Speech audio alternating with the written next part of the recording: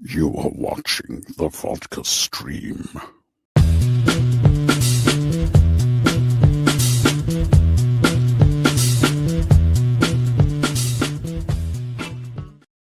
Yo, what's happening, guys? Welcome to another Vodka stream. We made it through another week. We got the World Series on it. It's tied at 2. Go Blue Jays. Yeah, I'm wearing my giant shirt today because why not? Actually, you know what? Obviously, when it comes to the World Series, I mean, it would be nice if the Blue Jays won because they haven't won since the 90s. But you know I got Dodger fans all up in my life, friends and family. So, I guess I could. It doesn't really matter. I mean, yeah, for my parents' sake, I guess you could say I should root for the Doyers, but whatever. All right, let's put on a little mood music right there. All right, good to see you guys. Welcome to another Vodka stream. All right, cheers. Got my drink poured, my little vodka sody. Good times. All right, who's out there? Talk to me. Should be a fun one tonight. We got David Periz from MovieTalkNOW. He's going to be joining tonight as the special guest, and we'll get to know him, get his origin story, and then naturally have some conversations about current topics. We'll get the panel on because we got some things to talk about. Unlike last week, though, I was like waiting. I'm like, oh, is Zach going to post like another crazy image? No, he didn't. He didn't do it. What's going on, Omega Swiper? Sean Patrick Thomas as Timothy Fox Batman. All right, cool. We got Ryan right here. And you thought, yeah. Shelby X. Yeah, I'm going to give my full review. I'm going to give my full review now that I've sat with it for a day. I'm going to give my full review of Shelby Oaks, which is kind of interesting, seeing the mixed reviews out there for sure. So, what's going on, Taladia? Good to see you. We got Monique right here. Hello, wonderful Friday to you all. It's $5 Friday, so we are beef short ribs from Safeway. Nice. Paired with oven-roasted Brussels sprouts and Dutch Gold Pee-wee potatoes roasted. Sounds delicious. And nutritious. I will say that. So, anyways, there he is, Mr. Movie Talk Now. Well, we get to know him in a little bit here after I talk shit for about a half an hour. What's going on, Arkham Knight? Hey, did you hear the video game console wars are over as Halo is coming to PlayStation? Oh, is that what I saw? I saw like people talking about something with Halo. I didn't know that was it because I'm not really in the space of the video games. I guess I should pay more attention to that stuff, but I had no idea that was happening. Wow, that's pretty huge. That is pretty damn huge right there. Crazy. Jay, what's happening? How was the movie? I'll tell you. I'll tell you in a little bit. I'll give my full review of Shelby Oaks. Like I said, you can see my first reaction. But of course, first reaction is just the first reaction. I like to sit with a movie for a little bit and kind of just you hear early. What's going on, Keyblade, Master Jeffrey? All right. Was there anything better? No, there's nothing better than that. Well, after yesterday with Fallout Day, with Todd Howard disappointing Fallout fans and Fallout 3 and New Vegas remasters, Microsoft decided to say, here's Halo for... That's crazy. Wow. Crazy what's going on. Hey, Mr. Jason McKenzie, thank you for the $40 super chat. Much appreciated, sir. Helping out the pirate ship. Cheers to you. Cheers to you, obviously. And yes, super chats are welcome, guys. And you can ask questions all right here in the top of the show. But during the panel, I don't really dive into any questions in the chat. But if you do a super chat, obviously, since you're throwing money into the pot, I always love it when people can get their questions answered. So if you do have a question for the panel, and you throw out a super chat, I'll definitely pick it out and we will answer it for you. So good times. We got Rational Skeptic right here. Hey, Dave, thoughts on a group of French thieves? Oh, yeah. This guy says construction workers pulling off an Ocean 12. Yeah, I saw that in the Louvre. That's crazy. 8 minutes. Yeah, man. You think that shit only happens in movies? Nope, it does not. Yeah, that shit happens in real life. It's crazy. Going on, Hunter? These Snyder Bros believe everything that Cosmic. Oh yeah, of course they'll believe anything. Again, this is part of the thing. I fought it. I've pushed back against Cosmic Book in the past. Like I said, that fucking douchebag Matt McGroin, who runs that little operation over there. I called him out. I don't know. I called him out a long time ago because he was putting out bullshit about the Snyder Cut. And there's a lot of people that were putting out bullshit at the Snyder Cut. And the sad fact of the matter is some of these dummies, they like to just follow because it gives them false hope. I mean, that's where you're in a cult, when you're listening to bullshit, just because it's fitting into your narrative, into your echo chamber. That's not good. It's not never good. But they hey, power to them. Like I said, they're going to be beating onto their keyboards with all this stuff until they're 90. Hey, what's going on, Stephanie T? It's been a bit. Yeah, go Blue Jays, right? Go Blue Jays. Yeah, beat them Dodgers. Chris Balga, good evening, Dave, and fellow film junkies. If Darkseid is not the baddie, right now, could they possibly build towards a Legion of Doom? Might just have one villain to... Yeah, exactly. There's a lot of villains in there. And it seems like they've already kind of laid the foundation when it comes to Salvation. And I think Lanterns with the center is going to that's going to be a little bit of something too, in my opinion. Abel, what's happening? I wanted to see the Army of the Dead sequel from Zack. Is that movie? I don't know. I wanted to see that too. I was all about the Army verse. Not as much as, the Rebel verse. I do want to see more of that too, but I was more invested. Army verse was more my bag than the Rebel verse, just because even though it's all of it's sci-fi, but you got sci-fi action, sci-fi horror over here with aliens involved, and I love that shit.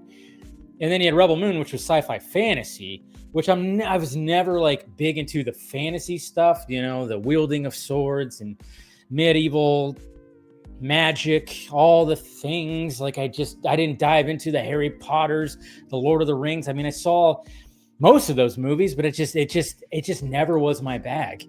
So yeah, it sucks that we're and I'm going to be talking about a little something after I give my full review of Shelby Oaks. I'm going to talk about a little something when it comes to Netflix and Warner Brothers, because why not? I'm just gonna give some more. I'm gonna give some more fuel to some haters out there that can. Hey, they're welcome to use my stream to talk shit. It's perfectly fine. What's going on, Danny? Any chance to get? Yeah, no, I should. I fucked up on that. I should have tried to get him on here to talk. That would have been crazy. That would have been crazy because, like I said, he was a heavy inspiration for me to start my channel. I was watching Stuckman when he in the early days, and then I thought, you know what, I like this, and I want to do something like this, and then it was, like I said, it was very surreal now that I was reviewing his first movie, and then I'm going to full on review his first movie, which is crazy. What's going on, Braden?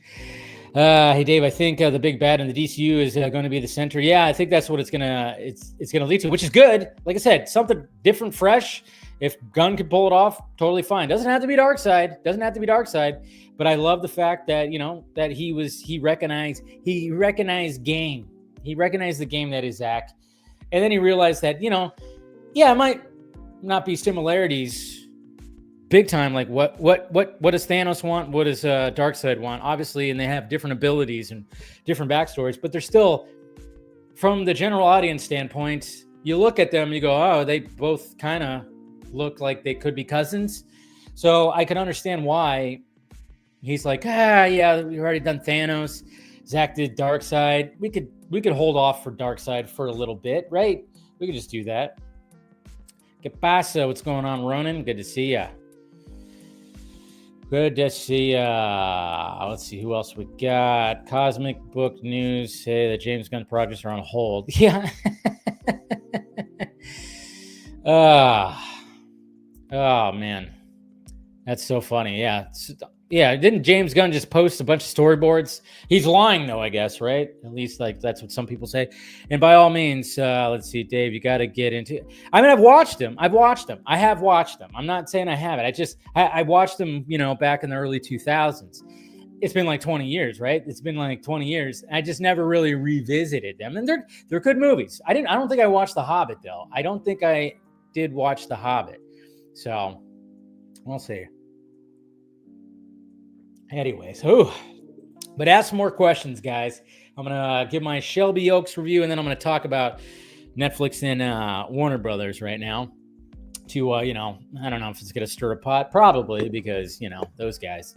Anyways, Shelby Oaks. All right, Chris Stuckman, and like I said, very surreal moment when I was doing my first reaction review, and it was surreal when I was sitting in the movie theater and seeing Chris Stuckman film. It was very surreal moment right there.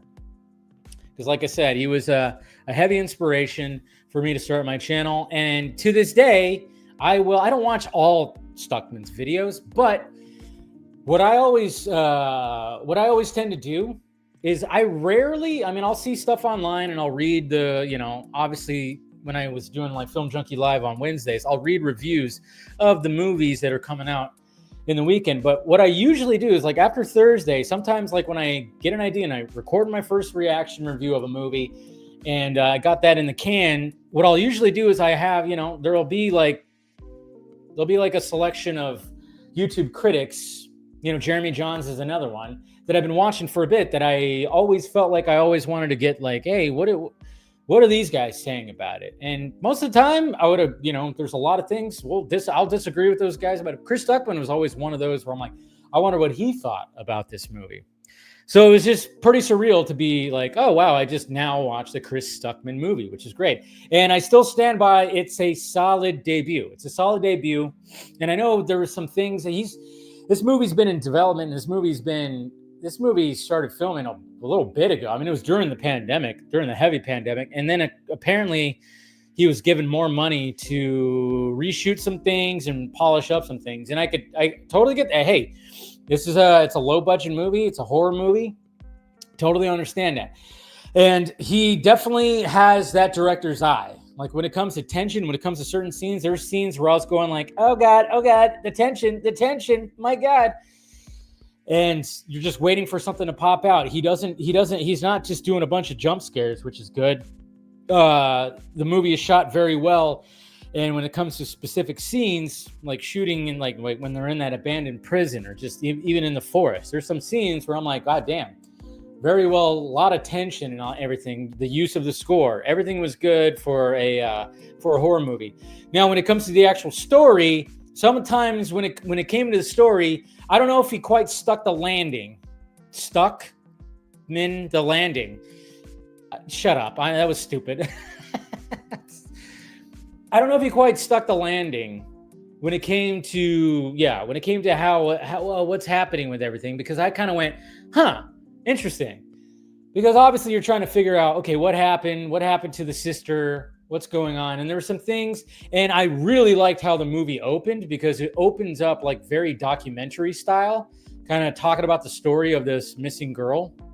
And I really liked that. And then of course you get introduced to the sister, and then you're finding out, it's about like 12 years later. She's been missing for 12 years. And then all of a sudden, like weird things start happening. And it's so funny too, because I know Chris Stuckman loves the movie Signs. So do I.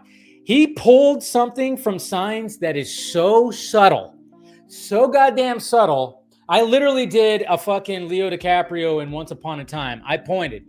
I was like, he did something. It's so subtle. If you might even miss it. It's just because I love that movie too. But he did something where I went, oh, he totally pulled that from Signs. It's something when you're here. It's something when it comes to hearing. Something when it comes to the scene, and you have to listen for it. You have to listen for it. And I went, oh shit, good job for Paul. I knew what you did there, Stucky Pants. But yeah, I just don't know if like the ending is a little. I'm just kind of going. Yeah, I might have to watch this again to fully grasp that, because there's some convenient things that happen, and then I was just like, I don't know. I didn't really like the ending all that much. Okay, I like certain things about it, but for the most part, I was like, I don't know if he stuck that landing. I just don't know. So. Yeah, like I said, go check it out. If you're a fan of horror, the spooky season, go check it out. Support these small movies. I'm kind of curious to see how it does at the box office. And I know it's, getting mixed reviews, but I'm like, I said, making movies are hard. And to go from YouTube critic to making your first movie, I mean, I'm sure it was like a big pain in the ass. It was stressful, all this kind of stuff. But, I think for the most part, he pulled it off. He had a solid debut. When it comes to Chris Stuckman. So, good times. All right. But yeah, go check it out. Get Stuckmanized. Go get Stuckmanized. Okay. Now, let's talk about this now. Let me let's go off on this a little bit here. Warner Brothers. Being a little stingy with those bids, huh? Man, they've now turned down Paramount how many times, to the point where David Ellison is like, what do you want? He's fucking Ryan Gosling in The Notebook. Like, what do you want? Seems like we're just hearing about bids from Paramount, and they're getting turned down. And then, of course, we see other things where it's like, okay, all these other studios are also interested. A lot of people are saying it should go, Apple should get it. Amazon should get Warner Brothers. And then, of course, there's Netflix that's in there. And, people are talking about Universal, and people still want Paramount. Apparently, the Trump administration, we want it to happen. We want it. Paramount and Warner Brothers would be good, would be perfect. It would be the best studio ever. Apparently, I don't know. I saw something with that. I'm like, why? Is it because the government's shut down? They're bored? I mean, they're just like, okay. You're redoing part of the White House, which people are freaking out about, which I don't give a shit. Why are you freaking out about that? Who cares? It's the White House. Let it be updated, whatever the fuck. But I'm like, oh yeah, the Trump administration is in favor for Paramount and Warner Brothers, but yet I don't know. It's really, it's like, why are you guys getting involved? Shut up. Get the government back up and, do some shit. Anyways. So obviously, there was always like the Netflix thing, and like how I always felt about, the Netflix thing, which a lot of people felt the same way when it comes to Netflix. It's just, that would be terrible for the movie industry. And I know because, I know like when I posted that, this article right here, or this, the information that was coming out from Ted Sarandos, of course, co-CEO of Netflix. Yeah, of course I got pushback for, again, I knew like, when that tweet was starting to make the rounds, and all of a sudden I was getting pushback from it, 10 out of 10, when I click on it, of course, naturally, they're retweeting stuff of sell the Snyderverse to Netflix. Shocker! I am so shocked. My shocked face, And obviously that they're probably, who knows, they're probably thinking like, oh, the only reason why I don't want it to go to Netflix is because of that very reason. No, no, I'm looking at it, I'm not in a bubble like you are. I mean, maybe part of it I kind of am like snickering about a little bit, because ever since the whole campaign of sell Snyderverse to Netflix came across my plate, I thought, no, that's dumb. That would never happen. That doesn't even make sense. Which was like, what, 2 or 3 years ago? It's been a bit now, right? It's been a bit now. But so we got this article right here that I wanted to bring up with Ted Sarandos basically poo-pooing the idea, for the most part, when it comes to Netflix and Warner Brothers joining with each other. So here's the article right here. This is very weird. I don't know what's going on with this background. That's a very interactive little ad background they got going on. Anyways, okay. So we could turn that. That is very strange. I've never really seen something like that. Netflix's Ted Sarandos reacts to Warner Brothers for the sale sign mostly deflects the topic. Okay, so let's kind of dive into this. Of course, Netflix co-CEO Ted Sarandos says the streaming giant has little interest, if any at all, in bidding for Warner Brothers Discovery. Nothing is a must for us to meet our goals that we have for this business. Of course, this is an aftermarket, he said during an aftermarket analyst call, of course, talking about all this. And the executive's comments came on the same day that the rival studio was talking about multiple parties being interested. Sarandos reiterated that organic growth at Netflix was preferred over big acquisitions. When it comes to mergers and acquisitions, I'm guessing, M&A, opportunities, we look at them and we look at all of them and we apply the same framework and lens that we look at when we look to invest. Is it a big opportunity? Is there additional value in ownership? We're predominantly focused on growing organically, investing aggressively and responsibly. Yeah, because you weren't doing that during the pandemic there, Teddy. Into the growth and returning excess cash flow to shareholders. None of those mergers are were a fundamental shift in the competitive landscape that we have also seen a wide range of outcomes from such mergers. So watching some of our competitors potentially get bigger via M&A does not change in and of itself, and at least our view of the competitive landscape. So obviously just blah, blah, blah, blah, blah, talking about all this stuff. And then the last thing that he says right here says, we've been very clear in the past that we have no interest in owning legacy media networks, so there is no change there. But in general, we believe that we could be, and we will be choosy. So there you go, because obviously when I posted some videos talking about, oh yeah, Netflix is out, obviously people that pushed back on it said, no, they don't want it because they don't want the legacy media. Sure, 100%. Why would Netflix want CNN or Discovery? Why would they want any of that? Why would they want any of that? They would want the WB library and the WB IP, which is bad. It's not, that wouldn't be good. There would be the reasons why is because, again, I know they're starting to branch out a little bit when it comes to theatrical, but how much are they going to? I mean, I remember Ted Sarandos saying many times that he prefers obviously streaming because that's what they do over the theatrical releases. And that's the thing. You're going to have Warner Brothers underneath like Netflix, and they're going to have limited theatrical releases or an even shorter window than what we're already getting, when it comes to some of these movies, or they're going to be shorter windows. They're going to own these IPs, physical media. What happens to that when it comes to physical media? I mean, to physical and what happens to when it comes to licensing, Warner Brothers IPs to other platforms and other studios and stuff. Like what's going to happen when it comes to that? I don't know. Is like a lot of the IP going to be disappearing from even like the TV model? I mean, the thing is, there's just a lot of things. There's a lot of things that it just wouldn't be good. It just wouldn't be good overall, and that's what's so funny when I get pushback from some of these guys that, of course, naturally, all it takes is about 2 seconds to visit their profile and see that they're all about, of course, the sell. They're all about that, all because of 3 fucking superhero movies. They would want this to happen. Personally, I don't want Warner Brothers to go anywhere. I want them to stay their own thing. They had a kick-ass year. They had a kick-ass year when it came to a lot of their movies. They had like 6 top movies. 6? Probably more than that. But I think it was 6. And like half of them were original, which was great. So, I mean, they've already established all that. And I don't know. But, I mean, I'd rather them stay where they're at. But, who Who knows what's going to happen? All I know is Zazie Pants is going to be on. And yeah, there's always a chance, guys.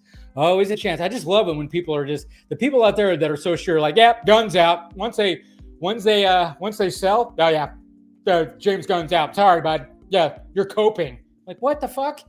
Like, how do you know this?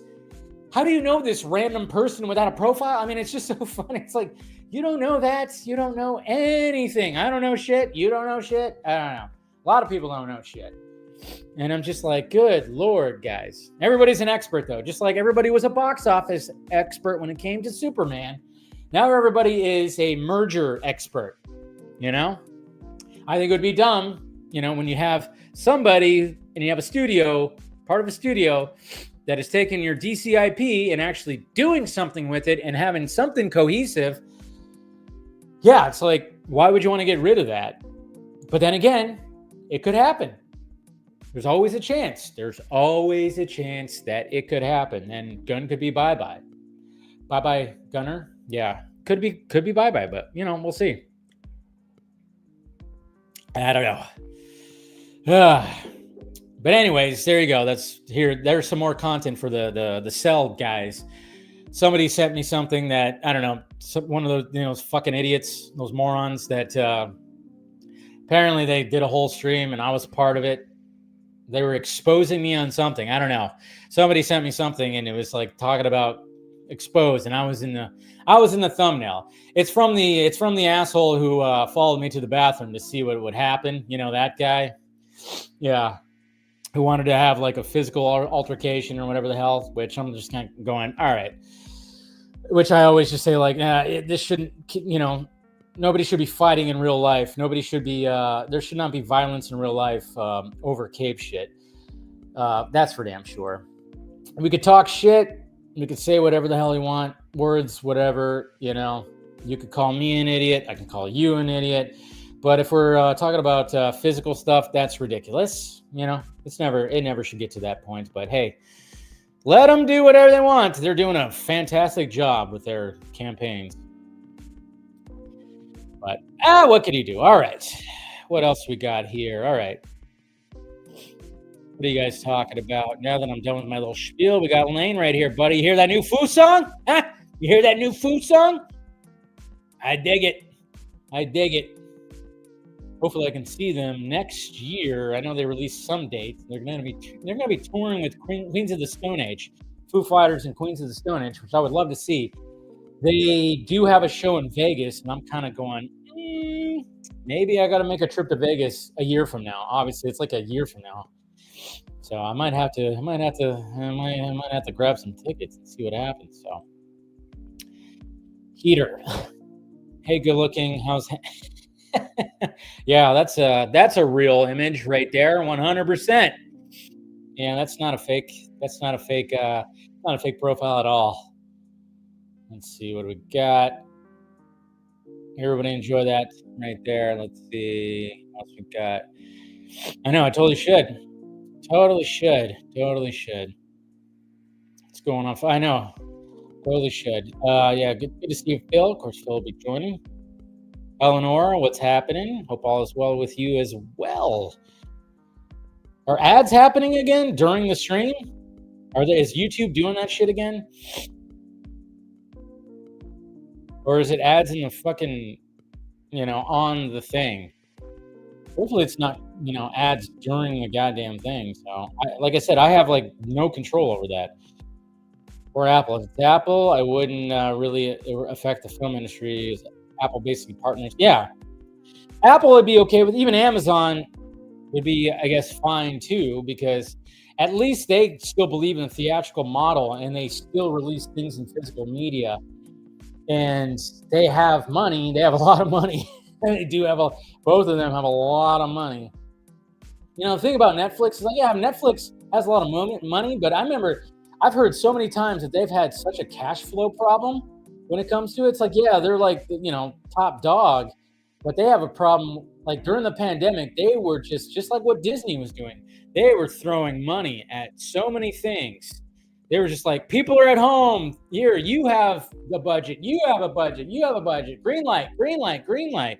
I was hearing that stuff, and they were not the cash flow was not good, and they're still hurting from that. So that's why I'm kind of going, yeah, I don't know why how are they going to be like bidding for Warner Brothers? So I don't know. What's going on, Kyle?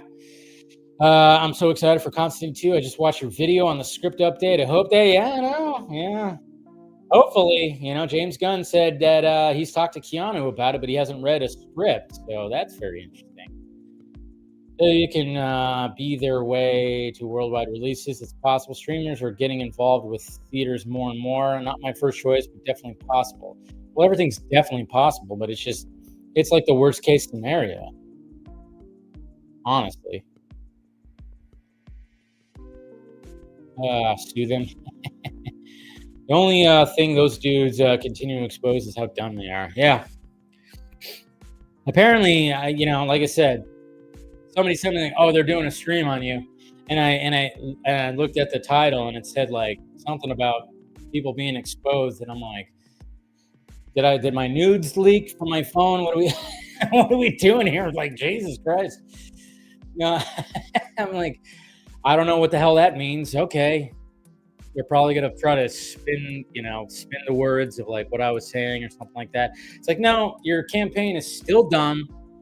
I've thought it was always dumb and still continue to think it's dumb. It's even dumber now. That's the thing. It's still dumber now. And I'm sorry that I'm one of those Zack Snyder fans that want to see him progress in his filmmaking career. Obviously, we got the last photograph. I'm really hoping that really shows people that he is, because sadly, some people just think like, oh yeah, he's the slow motion sci-fi action guy. Last photograph is going to be something so different, and then even the UFC movie is going to be something so different. It's going to be something different, not so different, but different than what Zach's ever done, and that's what I want to see. Yes. Hey, maybe, like I said, I even said this so many times before, 6, 7, 8 years from now, like he comes back to DC to make some Kingdom Come movie or whatever the fuck and gets the gang back together. Some of them come back, whatever the hell. Oh yeah, totally okay with that for sure. 100%.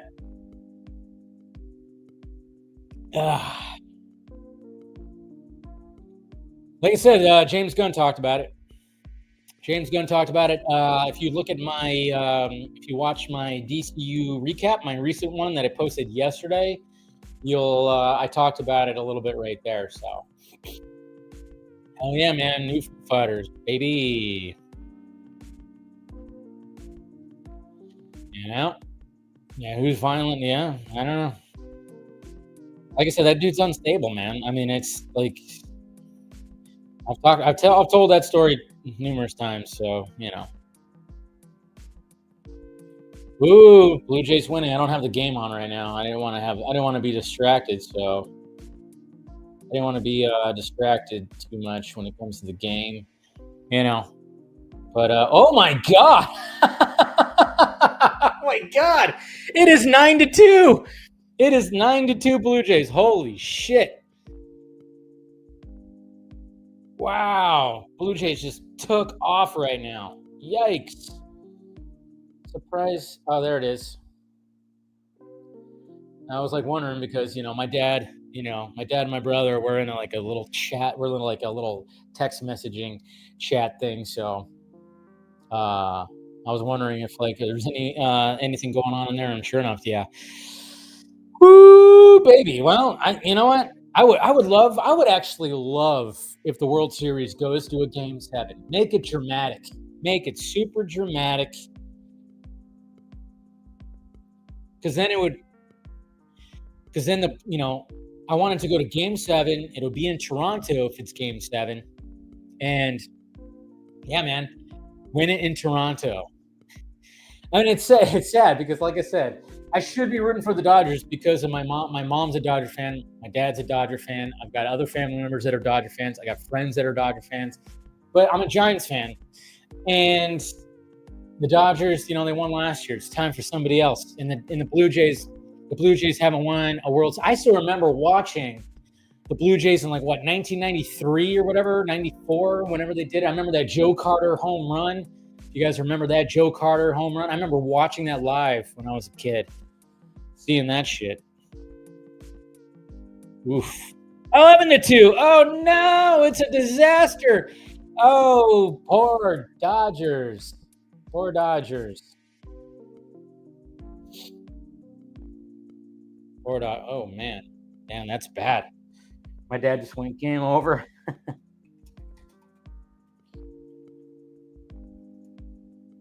All right. I think we got some trolls in here. We got some troll bots or whatever the hell.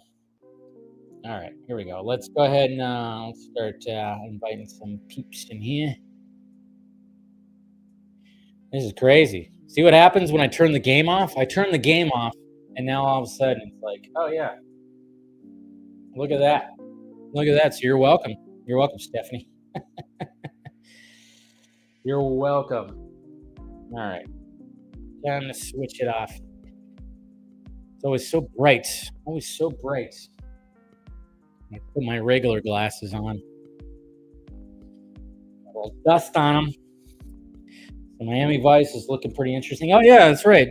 They talked about. It was confirmed that Michael B. Jordan is in talks to join Miami Vice, and it was confirmed that Glenn Powell was also in talks. But it was also brought to light that Austin Butler was also in talks. So very interesting. Dodgers are losing. Yeah, with Austin Butler. So interesting. I mean, yeah. I don't know. It's Joseph Kaczynski. So I'm just kind of like, where's Jose at? Oh, he's throwing a fit right now. He's throwing a little fit right now. I hope the Dodgers lose. They did what I needed them to do. They beat the Phillies. Getting more excited for the last photograph. Yeah, man. I know. That's the thing. And that's why one of the things that I keep bringing up when it comes to Zach posting DC images, because you got the people that don't like it are saying like, what the hell is he doing? He's being petty. He's doing this and he's doing that. It's like, no, he's not being petty. I don't think. Maybe there's a little bit. I don't know. I haven't talked to the guy about that. So I'm like, okay, maybe he's being slightly, but at the same time, I'm just kind of going, he knows very well that those DC images that he posts, they're gonna blow up. So every now and again, he's gonna pepper those in, but for the most part, he's posting from the last photograph. I think it's more marketing. I think it's more marketing than anything, in my opinion. I think it's more marketing. So I didn't watch that trailer. I saw the cast, but I didn't watch that trailer. I have to watch that trailer tomorrow, so I'll definitely do that. All right, let's go ahead and thank you guys for the questions. Like I said, if you have any questions and you throw a super chat, no matter how much it is, I'll bring it up. And if you have something for the panel or for the guests or whatever, if I see it in the chat, I'll definitely bring it up. So. And again, thank you, Jason McKenzie, for throwing out that super chat earlier. Thank you, sir. All right, let me get something going here. All right, let's do that. Should be good conversations all around. All right, let's go ahead and bring my guest in. What's going on, Mr. Periz? Mr. Dave, it's great to be on your show. I am a huge fan of this channel. And I just want to say one quick thing to some of the trolls in the chat. I've been watching. This guy actually is a Zack Snyder fan. Dave is actually a Zack Snyder fan. That's the thing. A lot of people from the ones that are really, really gung-ho about James Gunn, a lot of those commentators don't like Zack Snyder's movies. Meanwhile, this man knows Zack. He's met Zack. He's met members of the cast. The only reason why he knows so much about The Last Photograph and the UFC project and some of the other projects is because he is a genuine fan. So guys, when he's talking about when he's talking about the Restore the Snyderverse movement, it's not coming from a message of hate. It's not coming from an area where he doesn't like his movies. It's coming from a place where he enjoys the DCU. He's enjoying what James Gunn is delivering. He's excited for the future.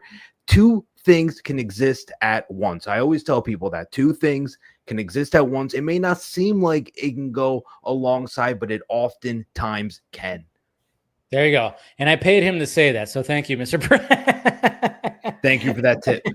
Yeah. You paid for dinner tonight. Yeah, yes. I'll Venmo you some money for that. No, I appreciate that. No, I appreciate that. But welcome. Yeah, I'm a fan of your channel too. Movie Talk Now. Let me go ahead and guys, please subscribe to his channel. Movie Talk Now, which is right here. Easy to find. Movie Talk Now. Yeah, very easy to find, and check out his recent videos. Obviously, talking about anything that's going on. Check out his shorts. I love the fact that we talked about this a little bit. I love the fact that people accuse you for doing like AI interviews, which was kind of crazy. That was like your recent little controversy that you kind of had that you were talking about. I have literally gone over a dozen comments. And here's the thing, for those some context, I went to New York Comic-Con as a content creator. Only a small number of creators were given that badge, and then you were able to go to all days of Comic-Con. They funded it for you. But that meant I wanted to create content. So I got my film equipment ready. Unfortunately, Comic-Con did not respond to my request for a staff member. So I filmed everything. I edited, do everything. I brought everything myself, and you know how that sucks, man. When you're literally there's thousands of people walking around. You have this camera. You're hoping no one is gonna knock it over. I'm trying to be in the frame. I'm trying to interview other people. I'm trying to make sure they're in the frame. I'm trying to ask questions and remember what I'm gonna say and follow up and be in the moment. But at the same time, remember I'm producing a segment. And then imagine after all that, someone comes in, and mind you, dozens of people have said this: AI slop, AI. Are you kidding me? Fucking AI. And it's like, really, of all the most authentic things you can do. You know what? I'm going to be glasses half full on this. I think it's the way that you shot this. It looks really good and professional. You know, Thank you. So maybe that was like part of it where people were going, "No, this is too polished. This looks too good." And I think that's what I took from it when I watched like the clip and when I was seeing like what all the hubbub was all about. I was going, I think they just think about it because this looks really professional, and the fact that you were there doing it by yourself. See, one of the things that that I haven't gone to Comic-Con, like especially since I've been doing this. And I want to, but then I just go, fuck. But just like you, I would have to have a crew. Like I'm like, it can't just be me, because I'm not going to be able to enjoy it as much if I'm just like trying to handle everything. So that's part of the reason where I just get a little hesitant. And I think I do want to make it to maybe next year's San Diego Comic-Con, but I want to make sure I have like, am I going to have some other people that maybe I can work with that could be like part of the early. That's what I learned, because I applied towards the tail end. Someone recommended me, so I applied. But you want to apply early, and you have a large channel. You're going to be just fine. You're going to get that badge. But yeah, you want to make sure you can get some staff members, because a lot of smaller channels than us had crew members, just for context. So, and I'm here like lugging equipment around. And at one point I forgot my tripod in the other building. So I ran, and it was just, again, when you're doing everything by yourself, and since I'm not AI, it wasn't easy. But if I was AI, first off, I'd be a lot more jacked. I'd sound a little bit more manly. I have a little bit more hair in my beard. I mean, if I was AI, things would look a little bit different. Okay. But since I'm not AI, unfortunately, I had to put in the work. So, and this too, Dave. We get comments, we get hundreds of comments a day, and literally no comments faze me. You can call me, Dr. Eggman. I don't care. Nothing will faze me, but me too. That got to me, being like, really? Are you kidding me? Understandable, because of what you had to go through to try to do all that. And then, but like I said, look at it as almost like a compliment, because, thank you. Looking at these interviews, it looks super polished and super professional. So, and the fact that it was just you and you didn't have a whole crew, that makes it even better. So really appreciate that. And I want to make one comment for everyone watching. I recommend going to my page and seeing some of those Comic-Con interviews. And one guy I had there, one of my friends, Charles Perallo, he basically shit on every franchise that I love, right? He shit on it. He said Marvel, the MCU needs to end. He doesn't like anything James Gunn has delivered, and the DCU. Star Wars can go down the toilet. Really, every franchise was shot down. But I consider him one of my best friends. I consider him basically family, and that's because at the end of the day, we can have disagreements about these subjects. And I feel like the fandom has gotten so vitriol, so angry at each other, and things have gotten so personal, and the fandom wars have heated up in such a way in the last few months, really since the new DCU, that it's not okay. We need to lower the temperature. Things are getting insane. We need to lower the temperature. It's pretty crazy, but I mean, that's one of the things that, when people, I'm sure you get asked this too, being a creator, is like, how do you handle this? I mean, I also, guys, I dropped his channel link and I pinned it to the chat. So please subscribe to Movie Talk Now, and check out those interviews, check out the clips, check out the videos. He's doing good work over there. And and also hit the thumbs up, on this video. Anyways, on this stream. No, but I mean, that's the thing. You have to develop that thick skin when doing all this stuff, of course, and especially when it comes to all these fandom wars. And like I said, I think we knew, going into this, when James Gunn got hired. I mean, I knew, once I heard that news, I went, oh boy, here we go. This is going to be something. This is definitely going to be something. And sure enough, it has been. But we'll get into more of that in a bit. But let's get your origin story, Mr. Periz. Okay. Let's first off, when did you start your channel?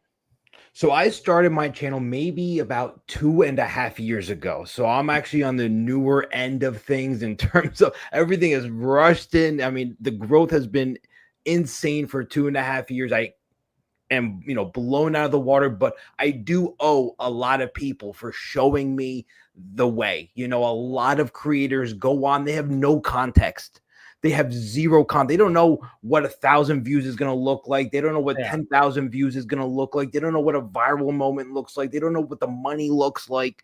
And I had a lot of those questions answered for me. So having context is really important. And I really believe in trying to give it back. So if anyone here in the comments or watching this feed, if you are trying to start on YouTube and you want just some free advice, reach out to me. I do this for a living as well. I run my own marketing business.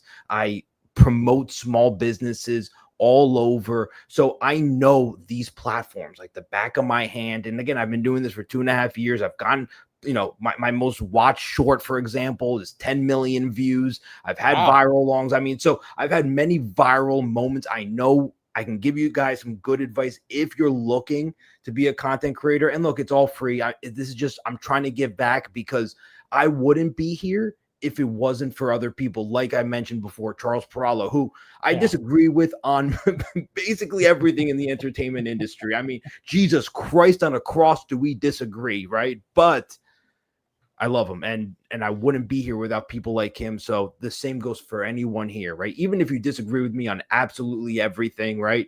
Feel free to reach out. I'm here to help. That's good. And you know how many times I'll get hit up in my DMs by somebody like, I'll help you grow your channel, or I get an email or something like that. And I'm just going, is this real? Like, what is this? When I look at their Twitter and I'm like, and you're barely posting anything, you're barely getting an engagement. What's going on with this? So the fact that you said that, and you said free, because obviously it's never free when it comes to all these other ones. And I always I get those emails and I go, no, I'm not gonna. No, there's so much information out there that is for free, and then when I see YouTube creators, it's always funny when I see the channels that is, their specific niche is to help other creators grow. And then, so they have a bunch of videos talking about it. And then all of a sudden they want to sell you on a course or something like that. I'm going, wait a minute. I'm like, you have a bunch of free content. What's going to be in this course that I have no course? This is not a loophole. This is not going to lead to a paid project. Exactly. I'm just saying that I wouldn't be here if it wasn't for others, if it wasn't for the community, even the Reddit community. The amount of questions that when I first started that I dumped on these people. I mean, my God, so there's no strings attached. Feel free to message me. I got you covered, honestly. There you go. What made you want to start the Movie Talk Now? So I build other people's dreams. You know, that's what I do in my own business with marketing. And, you know, I follow a lot of other people's direction, even though it's my art direction. And I said, you know what? It's time for me. I have so much to say, and I have so much that I want to create as well, that it was time for me to be on the other side of things and have 100% executive control. And, you know, for those that may know my channel, I do some original things. You know, I create motion comics. I try to tell original stories. I'm working on a short movie right now, Nice. creating some of those assets and some of the 3D building and learning a lot of the animation aspects. So this is just my way of just truly expressing myself, voicing my opinion, and adding value. You know, a lot of people say, what separates your channel from a lot of other channels? I go deep like Charlie Sheen in a prostitute's clitoris deep. We're talking super deep here in lore, in who these characters are, and a lot of details you're not gonna find by watching. You can watch a movie 20 times. I'm gonna go into details that are canon but may not be mentioned in the movie. Maybe this comes from quotes from the director. Maybe this comes from a canon novelization. Maybe this comes from a comic book tie-in. Who knows? You're going to be shocked by some of the things that I have to share with you. So we go deep. We go deep. That's good. That's good. I mean, yeah. I mean, I mean, when it comes to this space, it's hard to be unique. It definitely is hard to be unique, and you know, you got to find like some kind of uniqueness when it comes to this. I mean, I know sometimes I'm like, geez, am I being unique enough? But I think I'm trying. I think I got like somewhat uniqueness when it comes to at least how I put some news and opinions out there. But you absolutely stand out. And honestly, every person I told that I was going to be on your show, everyone knew who your show was. I mean, good. you are a figurehead in this space. So no question, just keep doing what you're doing. You got nothing to worry about. Yeah, I mean, it's just always, because every time it just seems like, oh, you got to try different things. And you know, what I've been really doing lately when it comes to YouTube is just, well, listening to YouTube because they give you so many tools to utilize. And I was like, you know, and before I was like, okay, they're there, but you know, maybe every now and again. But then I was going, you know what, I really like, you know, I really need to like start utilizing that. And I think YouTube appreciates that. And that's also going to be a thing. It's like, and you have to engage. You have to be engaged, you know, be more engaging. Like when it comes to, you post a video, hey, guess what? The first people that comment about it, talk to them. And I'm like, yeah, I should be doing that shit. Yeah, of course. You know, because obviously sometimes I know like oh, trust me, especially with some of the, you know, Zack Snyder videos and James Gunn videos. Oh yeah, the comment section gets messy. It turns into a war zone. But you know, I'm okay to like jump in there every now and again. And then, you know, at the beginning, when people start making comments, I'll be in there. And that's what I've told people like during the live stream. I'm like, yeah, you know, now that I'm not doing like a Wednesday Film Junkie live, I pulled back on that a little bit, but I'm going to be posting videos. But I'm like, hey, I'll be in the comment section, guys. If you want to, you know, talk, I'll be there. And I actually kind of enjoyed that. I don't know why I wasn't doing that more often. I would do that every now and again, but now I do it all the time, every day. I just jump into the community section, you know, in the channel and just look at recent comments and I'll respond, you know, and most of them are positive. We got to realize that most of them are positive. Believe it or not, you know, it's always what matters most in a video always changes. You know, sometimes it's click-through ratio, sometimes it's retention. But I've actually noticed that if there is a ton of comments on a video, I've had those videos perform better than some other videos with better stats. And I want everyone in the comments here, because you have such a large fan base, a large community that will follow you anywhere. I want everyone in the chat, comment, how long have you been watching Dave for? I'm very curious. How long have you been watching Dave? And do you remember why you started watching? I'm definitely interested to see your answers, because that is one of the reasons why you stand out, right? Is that connection with the fan base, and you have a large fan base. So I'm very curious to see, you know, when we look at the chat, what that answer will be. I think a lot of people will say like it's the Snyder Cut stuff, when it came to the Snyder Cut movement. I think like jumping on that, I mean, that was like such a interesting, because obviously when BVS was announced, that's when I really like pushed my channel and I was trying to cover that as much as possible. And that's when I started growing and growing and growing. And then when the Snyder Cut thing came out, that was when I was like, because I remember it was probably like a week after Justice League came out in 2017. That's when I started going, okay, now there's something not right here. And I started going off.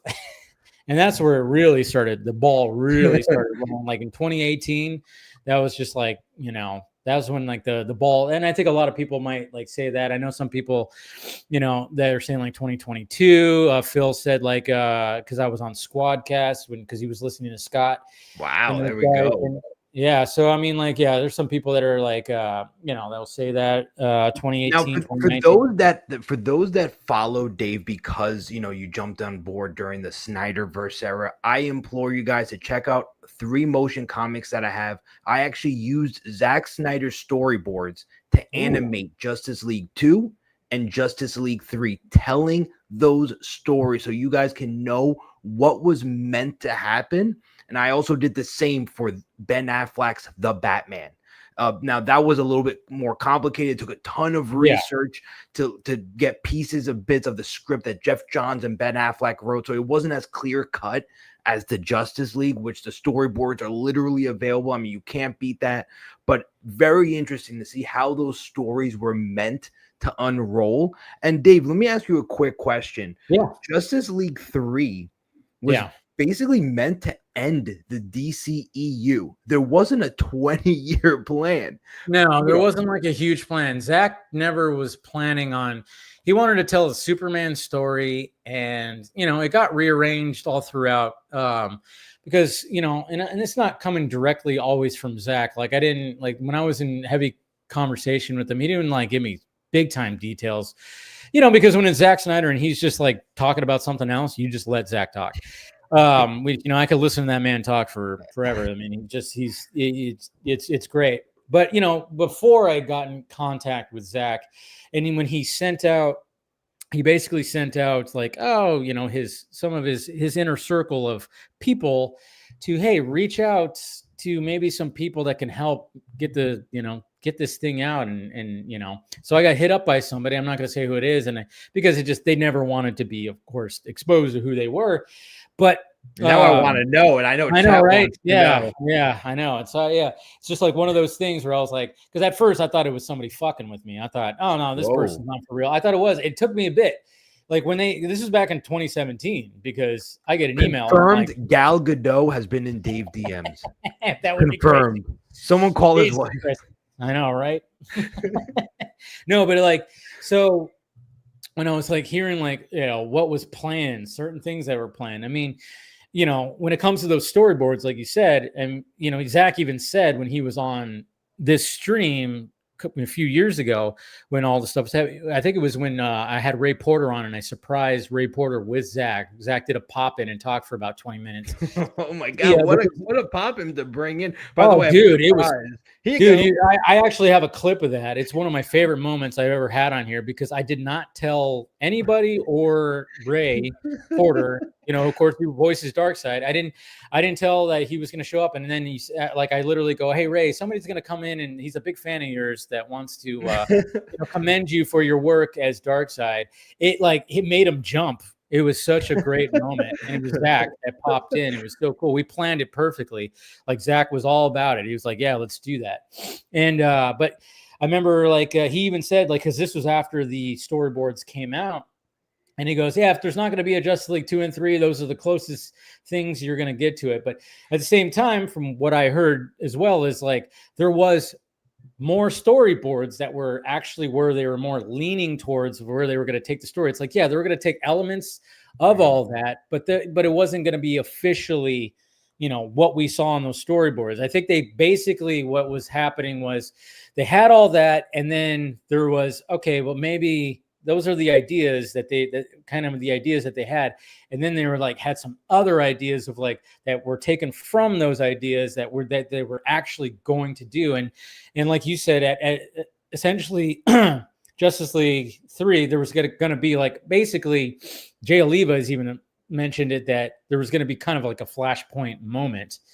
And we were going to find out that there was going to be like, yellow flash and, or reverse flash, yellow flash, reverse flash. But, there's like going to be like an element of him and everything in there. So, yeah, it's all kind of interesting because I'm still kind of wondering, like, as much as we got all that out, I'm still wondering, is there like other storyboards that Zack still has never put out there that is he eventually going to be like, fuck it.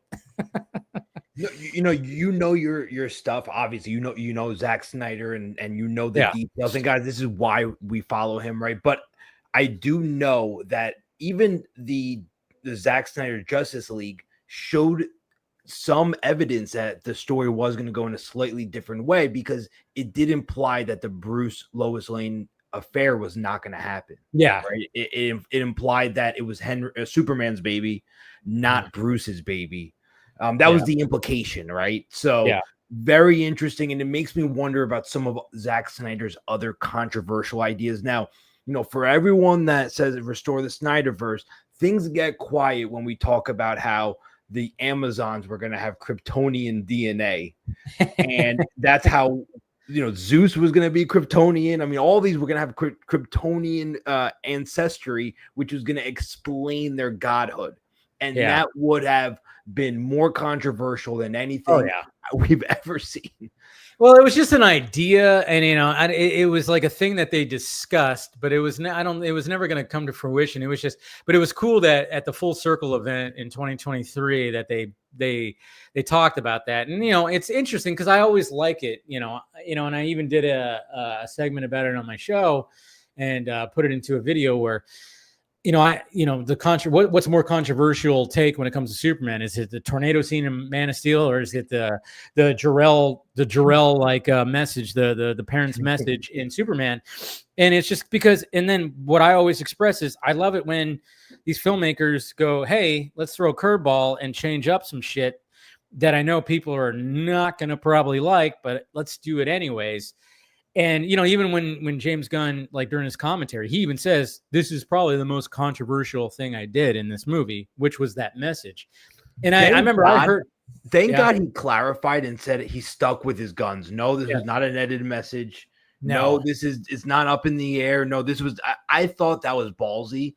And there's so many people, there's so many creators that will not have the balls to conclude. To make a conclusion like that. They're going to keep it open-ended to see where it could go, to see what the fans want, to let theories go on. And no, James was like, fuck you. No, that's what happened. We're going the Saiyans route.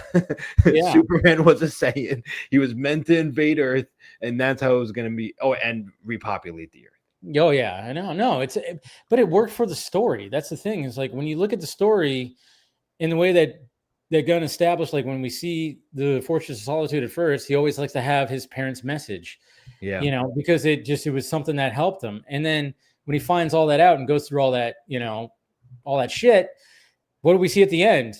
Now we get him looking at his Earth parents in all the home videos. And I'm like, full circle. Like that. I'm like, it really worked. It worked for the story, in my opinion. I thought that was a great way to justify that. But I know like the purists out there don't like it, even though it's been shown in the books where Jor-El wasn't exactly a fucking, he was a little bit of a tyrant, a little bit. There's been that's been shown, and like you said, I like it when I do appreciate Gunn sticking to his guns, and but I appreciate when the filmmaker does that. When the filmmaker does that and he goes, yeah. No, that's the way it's supposed to be. I mean, Zack did it too when he was filming Justice League, and he literally filmed two different movies. He filmed scenes what they wanted, and then film scenes what he wanted. Yeah. And because he was like, fuck that. I won't do that. I'm gonna do this. Oh, I want the black suit. They don't want the black suit. Well, we're gonna film it in a way where we could tweak it, where we could change the regular suit into the black suit without really too much visual effects or anything like that. And I just love that kind of shit. And I mean, I know like, when it comes to Gunn starting this new universe, I mean, all eyes are on him. He's under the microscope. I mean, he is, let's face it, he is. And I'm not, I don't like everything that he's done. I like most of it. It's all been entertaining for sure, but there's sometimes where I'm like, I didn't really like that, or I didn't like this, but I'm still on board. You know, I'm not one of those like, oh, I'm out, I'm checked out. Nope, sorry, but yeah, it's a crazy world. Things. One, you know, with the whole repopulation of Earth, you know, having Superman do that, there was actually a deleted scene. I'm not sure if you saw that showed that Diddy is actually Kryptonian, explaining all the Diddy parties, explaining all his behavior. It was wearing all all white, you know, just like them and stuff. Yeah, it was all for Krypton. But the second thing is, it's, you know, I did a poll and it had over 40,000 votes, and it was, are you excited for the DCU? And I thought this was a really pure question because, like you, a lot of my audience came from the DCEU content. Yeah. So I have a lot of Restore the Snyderverse people on my page, and I have a lot of people excited for the DCU like me. So I, you know, have a lot of members of my audience that come from all walks of life, and the Snyderverse people are so loud. You have to give them credit. They are loud. They are boisterous. They can get heard. But the poll was decisive. Okay, over 60% said they are excited for the DCU, and then the rest was divided between haven't seen a DCU project or not excited or undecided. So it was overwhelming in the I am excited for the DCU camp. So when you look at when it's all done and over, you know, we have Peacemaker season 1, Peacemaker season 2, you have the Suicide Squad, you have Creature Commandos, you have Superman. When it's finally set and done, a random sample poll with over 40,000 votes, the vast majority said they are excited for the future of the DCU. So it's so easy to jump on board and say, you know what, the gun misfired. And it's like, guys, Peacemaker season 2 was awesome. Yeah. You know, and here's the thing, there's a lot of season finales of shows that ruin everything that came up before it. Of course. And that's not what happened here. Now I've always said, look, the Peacemaker season 2 finale should have been marketed as an epilogue. I think there would have been zero criticism if it was marketed that way, but it wasn't. It was overhyped, and I do blame Gunn for that. You know, I do think I think if I remember correctly, he oversold it. Yeah. If I remember correctly, I don't blame him for that either. I almost don't blame him for that either, because he's still trying to sell a product. Yep. And it's like, yeah, he oversold it. And I think it was like a learning. He's still learning how to do this. I mean, I think in one of the interviews, he even said that he has more of appreciation of what Kevin Feige does now, because now, you know, and I'm like, yeah, I mean, it's not an easy job. And Kevin Feige's, you know, he's not directing the movies. You're directing this shit, and you're being on the creative side. You're luckily not handling the business side. Kevin Feige handles the business side as well as try to, you know, look over these projects. And, you know, and Gunn, of course, is not handling the business side, which is good. And I thought that was the smartest thing that they could have done. Like when it was announced that Saffron was going to handle the business side, I'm like, perfect. And I was like, yeah, have a filmmaker do this, you know. I was always on board, you know, and then, you know, with this first year out of the way, I mean, geez, who the fuck knew that he was going to go on some YouTube tour, you know, like recently. Out of nowhere. And I'm like, I think part of it probably is because of WB is, you know, the buyout and whatnot. Maybe that's a thing where it's like, hey, we're still, this thing is shiny and new, and we're still like pushing it out there, and it's still getting a lot of traction, a lot of this. I would not be surprised if that was part of the reason, and it totally makes sense business wise. But at the same time, what I keep on appreciating is the fact that Gunn is going on podcasts, going on YouTube channels, keeping the conversation going, because right now we're just waiting for the Lanterns teaser, like trailer, like where's that at? But you raise a good point, because at the end of the day, James Gunn is doing exactly what you're supposed to do in a time of uncertainty. And I'm not going to get political. I'm just going to be broad by saying there's been past presidents that have gone missing when times of uncertainty. And it caused so much. What are you talking about, man? and it caused so much upheaval, because people need to know that things are okay. So there was two things that happened, you know, in the last few weeks. Three things. One was Paramount made that first bid, and then we learned that they actually made 2 and 3 bids. And then WBD said they were for sale. And then, of course, you have a lot of people interpreting what Zack Snyder said as a battle cry. So, and a lot of people, and then you have Cosmic Book News and a bunch of other outlets making things up, being like tabloid trash and saying, oh, there's actually evidence that the Restore the Snyderverse movement is about to happen. And it's all lies. So I think during this time, James Gunn said, you know what? I'm going to do a few things. One, I'm going to make it clear that the story is moving forward. He showed us Man of Steel, a Man of Tomorrow. A lot of work is coming out. By the way, I was today years old when I found out that James Gunn sketches storyboard on top of everything he does right now. He's a madman. He's a madman, and I appreciate that too, because Zach does the same thing. And I'm like, I love it when these filmmakers they have that vision in their head as they go to shoot. There's a lot of filmmakers out there that do that shit, and I love that Gunn does that as well. Yeah, and on top of everything he does, I mean, it's just absolutely uncanny. And he said, you know what? I'm also, while on this tour, I'm going to give a shout out and I'm going to give a spotlight to some smaller channels. He went on some channels I never heard of. I've never even seen them. That's not a knock on them. They're literally small. You know, they're small channels. They don't get as many views. And he said, you know what? I'm going to boost your credibility up while I do this. I'm going to, by the way, I see you. I hear you. And he laid out the plan. And I guarantee everybody here, this is a prediction. I guarantee you we're going to hear soon Batman casting is happening because of the WBD for sale, because James Gunn will matter more when there's a base excited for Batman. There's a base excited for the future of the DCU. And I just said 2 days ago, I'm very happy the Arkham show got canceled. And people are going to be like, what are you talking about? Are you out of your mind?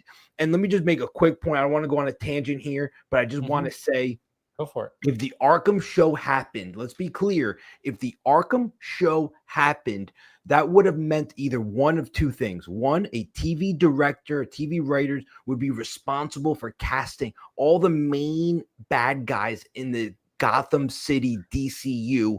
And who are they to do that? And why should they be the ones to do that? Why should they take away the creative liberty from future Batman directors to casting A-list actors? That would be a true shame. Or James Gunn would be the one casting all the villains of the Gotham City DCU. And I'm sorry, this is not a one-man job. This should be something that is really diligent, really careful, really thought out. And number three, if you were to cast all these people, how big is the budget going to be? It's not going to be enormous. So you're going to be casting B and C level actors when that shouldn't be in the Batman universe. So I'm happy the Arkham show got canceled. I know conceptually it would have been cool, but it sounded good on paper. Yeah, it really sounded good on paper. And one of the things that I took from that, I mean, I briefly talked about it when I did a video, but I didn't go into depth. But I'm glad you brought that up, and I did want to bring that up tonight as well. Is like, I mean, a lot of people go, you know, even people like in my comment section were like, well, we already had Gotham. We already kind of had like something where it was like, and I remember people saying that before, and I'm like, yeah. I mean, obviously it started off as a Matt Reeves project in his world, which would have been cool because it would have expanded that world. And then when it got brought over to the DCU, and it was like, okay. And then when Gunn said, oh, it just didn't work. And I'm like, I can kind of see that. And you're bringing up some good points of why it probably didn't work too, because it's like, well, it's like, who do you bring in? Which characters? There's so many. I mean, Batman has the best rogues gallery, for God's sakes. So it's like, who are we going to be for this? And then you got to sign them on, and then you got to do a multi-deal because they might show up in a Batman movie or in a show or something like that. There's like a lot of factors that maybe it's like, hey, can we already got Clayface going on, and they couldn't pass up that because you had Mike Flanagan just put a really good script, and cool. That's like, hey, that's an interesting way to start, you know, to bring Gotham into the world. But the next thing has to be, who is Batman? We got to find out who is Batman now. Like, you know, what's going to be happening? Let me ask you about Clayface. Yeah. Is he dead? I mean, I'm confused. He's not dead. No. He like have you seen the Feet of Clay animated episodes, the two-parter in the animated series? Have you seen that? Yeah. Oh, yes, I have, of course. So apparently it's like it's going to be very close to that. So he's not like, I mean, do you mean like is he like a dead person that is like? Well, no, I'm saying from Creature Commandos, you know, with how that moment ended. You know, yeah, that's why I wanted to specify. I wasn't sure what you meant by dead. Like, is he just like a walking, dead, mud monster? No, I don't. Yeah, that was I mean, because they did didn't Flag say something in Peacemaker where he broke his back. I don't think it happened. Yeah, I don't think Clayface is ever dead, because there's been times even in the animated series or even probably in the books too. Yeah, in the books where it's like you think that, oh yeah, he's just dissolved away, and then all of a sudden he returns. Somehow Clayface returned. So yeah, but I mean, so I don't think he's ever like, it's hard to kill Clayface. So I think you can fuck him up. You can make him like dissolve, throw some water on him, whatever the hell, and you can get him to a point. But he always ends up coming back somehow. Because I remember the last time we saw him when it was just Batman the Animated Series, he basically dissolved, and it seemed like he was gone. But then he showed back up in the New Adventures of Batman and Robin, the third season. And they kind of did like a recap of like how he came back and stuff like that, because he's just because he's not normal. He's Tim is just such a creative genius. He really is.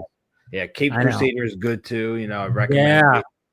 I totally hoping. I mean, we're getting the new season next year. Finally, we got some word on that. I'm like, where the hell's? I'm like, did they cancel that? Hopefully, I was worried that they canceled that. But let me ask you, so how long do you think this Batman has been Batman for? Because obviously he has some of his rogue gallery already, There's about Cape Crusader, or are you talking about DCU Batman? You talking about Cape Crusader or DCU Batman? Oh, I'm sorry, DCU Batman. I apologize. I would say, no. I would say he's been around for, I mean, it's so weird because with Gunn's recent comments about there was big changes to when they first announced Brave and the Bold. And obviously Brave and the Bold is supposed to be, supposed to have Damian. So you think, okay, this Bruce is going to be in his late 30s at least, right? So he's been around for 15, 16, 17, almost, getting close to 20 years, or I don't know, like if he started being Batman in his early 20s or mid 20s, then it would only be like maybe 10 to 15 years. I don't know. I would say that it's at least a decade, probably more. And if they already have a Clayface, there's probably already thinking this Batman will be like maybe a little bit older than Superman. Yeah, he'll definitely be older than Superman. Okay, I definitely think that. I definitely think he'll be older than Superman.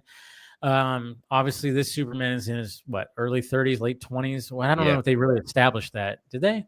They didn't really establish. I mean, we could just assume that Corn Sweat's in his early 30s. Yeah. But I always love that. One of the things I always love when people always bring up the actor's age to the character, it's like, well, he's this age. I'm like, that doesn't mean he's playing that age. I always hate that shit because this Corn Sweat looks like he's still in his 20s and he's in his 30s. Fucking Robert Pattinson still looks like he's in his 20s and he's in his late 30s. And I'm like, you guys realize that they're never going to play. I mean, that was like the big thing I remember I got when they were talking about Rick Flag Sr., obviously Frank Grillo, and then they were looking at the ages of Joel Kinnaman and Frank Grillo. I'm like, wait a minute, I'm like, guys, they're not going to be playing like the exact ages that they do. You can't do that. I mean, if they look younger, I mean, Frank Grillo doesn't look like he's 60 years old, no. But you frost the hair a little bit. I mean, of course, they really couldn't do that because of he had other engagements, but they wanted to make him look a little grayer. But it's like, but Joel Kinnaman, I'm like, yeah, he's in his 40s, but he could still pass off like he's in his 30s. And to further make your point, to prove your point for everyone in the chat who may be like, I don't know. Let me recommend Spider-Man 2002 and look at those students. Look at Joe Manganiello as Flash Thompson. I mean, come on. Even Toby was like in his mid-20s, I mean, Kristen Dunst was also in her mid-20s. Everybody was, that was the way it was always. It was always like that. I mean, you can't, Yeah, when people just started looking at the actual age, it's like, no, you can't. Tom do that. Holland. Tom Holland's like what? How old is he now? He's like in his late 20s now, right? Yeah, and he's gonna be playing basically a 19-year-old. Yeah, he's still gonna be. Yeah, he's gonna be. Yeah, but he still looks it. He still could play a high school student. They learned from Harry Potter. Instead of picking a teenager that was gonna age and look different in 5 years, they picked a young looking man who's not gonna age that much because he already hit puberty. Yeah. It was brilliant. It was brilliant. It was actually pretty smart, you know.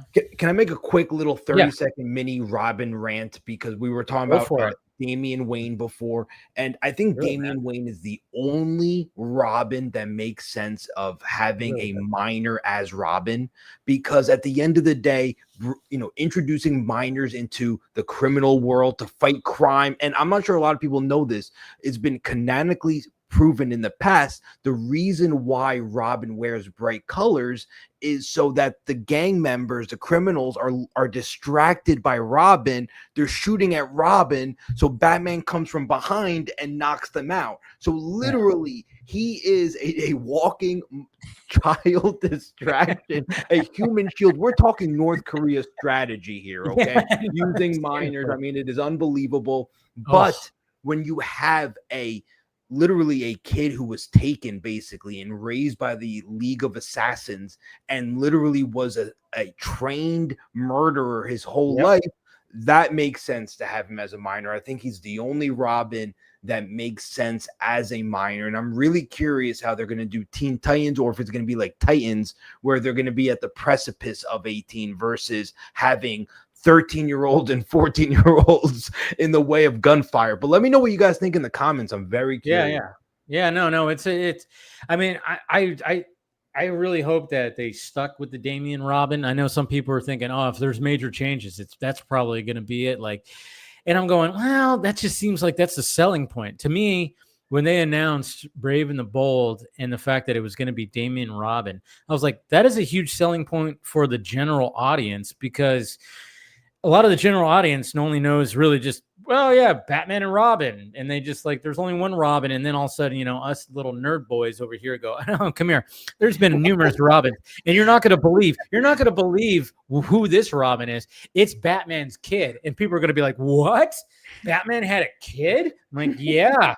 And he's an asshole. He's a fucking little asshole. And he was trained by the worst, well, not the worst, but by the best, to kill people. So now do you want to see this Batman movie? Yes. Yeah. And I'm like thinking that is like the selling point. So I really hope they did not change that. But I know a lot of people are like, oh shit, they probably got rid of the Damian thing. It's probably like a different Robin. I'm like, that would be disappointing, because again, you're exactly right. We've seen the Batman and the young optimist Robin so much. Everyone is seeing it. We want to see that little asshole kid saying, how about we end his life right here, Dad? I'm like, no, don't. We don't do that here. It would bring like a whole other, because when there's been so many live action Batman, you know, whether it's it's mainly just been in movies, but I mean, the fact of the matter is like, how are you going to bring something fresh to it, especially when you have another Batman already that's in another universe that's already going to have a second movie. So how do you distinguish this one? Well, let's make him, you know, obviously more fantastical. He's in a more fantastical world, that there's a Superman, there's a Green Lantern, there's other heroes. So you got to make Batman more fantastical. Like, you know, you don't have to like go crazy, but you know, let's show him just like on a ledge, perched up on a ledge, and then he's just swinging like almost like Spider-Man going through Gotham City. We can have some of that. We can have some of the craziness, you know, like some of the stuff we saw in like Batman Forever and Batman and Robin. Maybe, you know, pull it back a little bit, because Batman and Robin got a little too insane for sure. But you know, stuff like, you know, in Batman Forever when he's talking to Chase Meridian and he just leaps off the building and uses his cape, and then he just falls right into his Batmobile. Hey, that's kind of cool.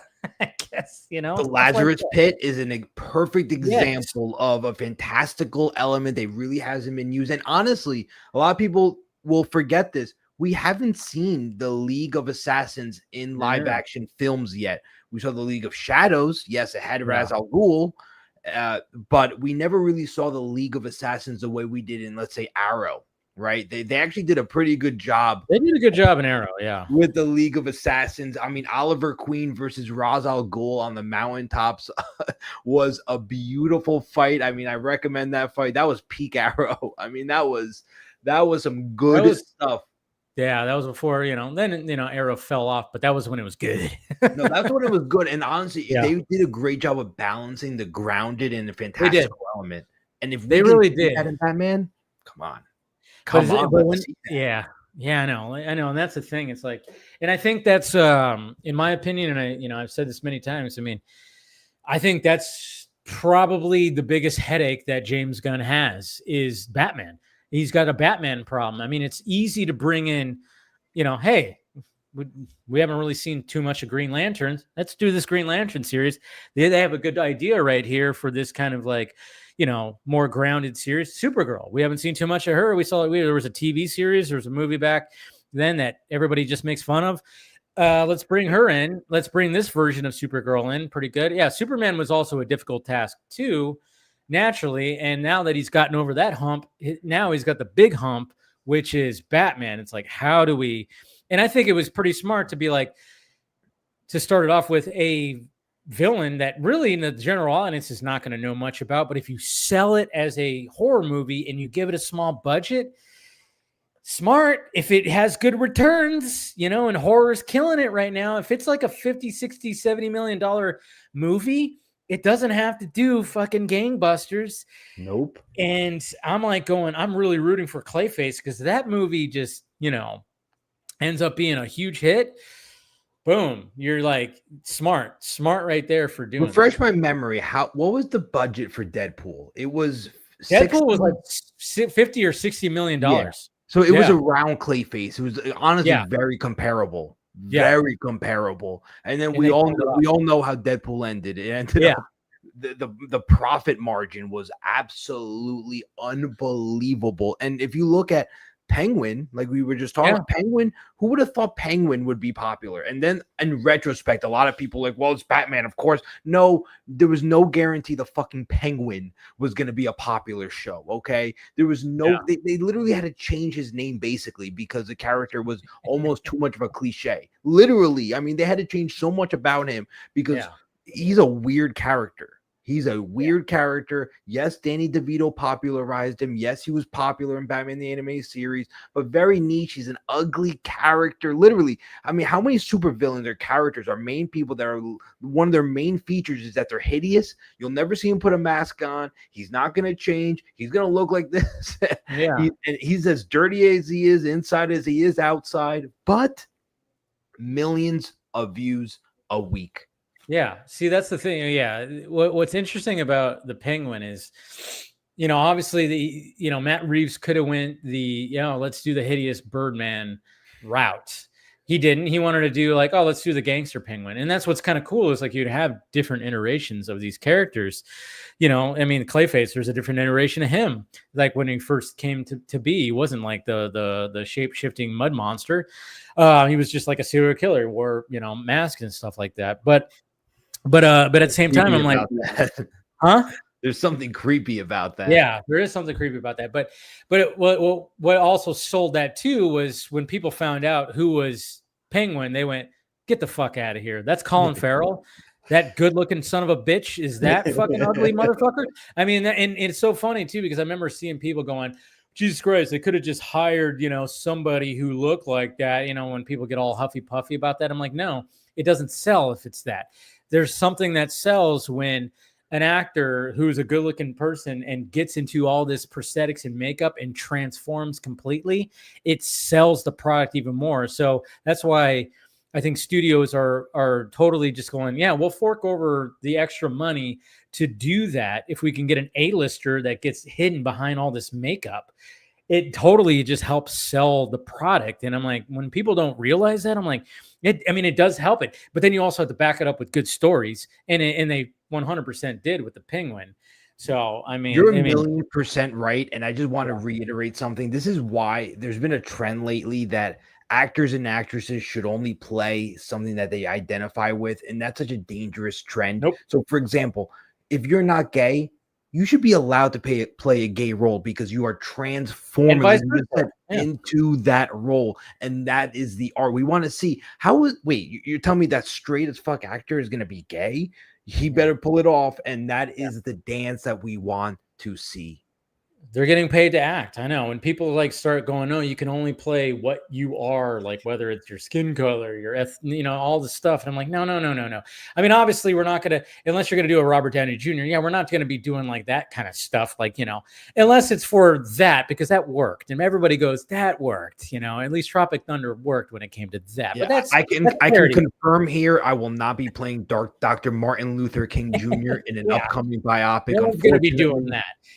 But at the same time, it's just like, when people start getting a little like, oh, wait, you could have just, and I saw a lot of that. We're like, no, they could have cast somebody who looked like Oz. And like, no, there's something intriguing about an actor as Colin Farrell, who's like this, he's always been this heartthrob type of actor. And he's getting covered up and being uglied. And like, you look at him. I mean, I don't know how many times I showed people in my real life. I'm like, guess who that is? Like when the Batman came in, I'm like, guess who that is? And I showed the picture and they're like, I don't know. I'm like, it's Colin Farrell. And they're like, no, it's not. They were always like, no, it's not. You fucking, I'm like, yes, that's Colin Farrell. And they were like blown away by it. I mean, and it won all kinds of awards. All the people who did that makeup were winning awards like crazy. I mean, there's just something about that kind of thing. And I mean, and that's what's intriguing about this space right here. But we're going to bring on some other people in here. David, we're going to get some people in here. We're going to get Taladia plays, and we got Ronan right here who's going to join the conversation. Great googly. Sorry for the foul language, everybody. Welcome, guys. What's up, muchachos? How's everybody doing? What's up? We're doing good. We're in heavy DC talk, of course, and good to see you guys. Obviously, you probably were hearing backstage us, basically giving an ego hummer to Colin Farrell, so and his great work and everything. So, but the more geekier we got, the impulse of some people to put us in lockers grew. Trust me. Yeah, exactly. Oh, just like high school. It's like high school. It was like home, it was like a second home. A pit stop. Yeah. But welcome guys. Thank you guys for coming on. Appreciate it. We're just kind of like diving into some DCU stuff. And the Batman problem. There is as much as like Batman is the big, I mean, that part of the reason why it's a problem for James Gunn. It's a good problem to have, mind you. I'm not saying it's a problem where it's like, oh shit, because he loves Batman. I mean, he's said it so many times. Who doesn't love Batman? Yeah. But the problem is like, how do you do another fresh take? And I think that's just kind of the issue that he's probably running into when it comes to his world, his DCU's Batman, the DCU's Batman, I should say. So I don't know how you guys are feeling about that. I mean, for me personally, it's like they're gonna have to adapt the New 52 run of Batman. Okay. And like because they're doing the dynamic duo. Essentially. Movie, right. Essentially, and that's got Red Hood and Nightwing already. Yeah. So that's already been well established. So in the New 52, I know Damien's already Robin by the time we get to him. So honestly, they could do Son of Batman. They could do something like that where they did an animated film. Take inspirations from, because the League of Assassins, League of Shadows were in that film, animated film, and also Deathstroke was in it too. So they could do something like that, and fantastical stuff would be Man-Bat. That'd be something cool. Dude, I know. I've always wanted to see like a live action Man-Bat. That'd be insane. Yeah. Man, and one of the things I was thinking about, especially after last weekend when Zach posted the Joe Manganiello Deathstroke image, which he's posted it before, but of course, when the whole discourse gets ignited when it comes to that, I mean, like it'd be the funniest fucking thing if James Gunn said, "Yeah, I'm bringing Joe back as Deathstroke." I would wonder what would that reaction be, because James and Joe are really good friends. They played Yes. Dungeons and Dragons together. Or no, is it Dungeons and Dragons that they Yeah, played? I'm pretty sure yes. he did one of his sessions with him. Yeah, I yeah. hope Joe is cast in something. He's a great actor. He's Yeah. And a great nerd. actor. And he's very intimidating looking. So it's like he could be a Vandal Savage, big time. He looks Definitely. like a Vandal Wow, Savage. that would be a Yeah.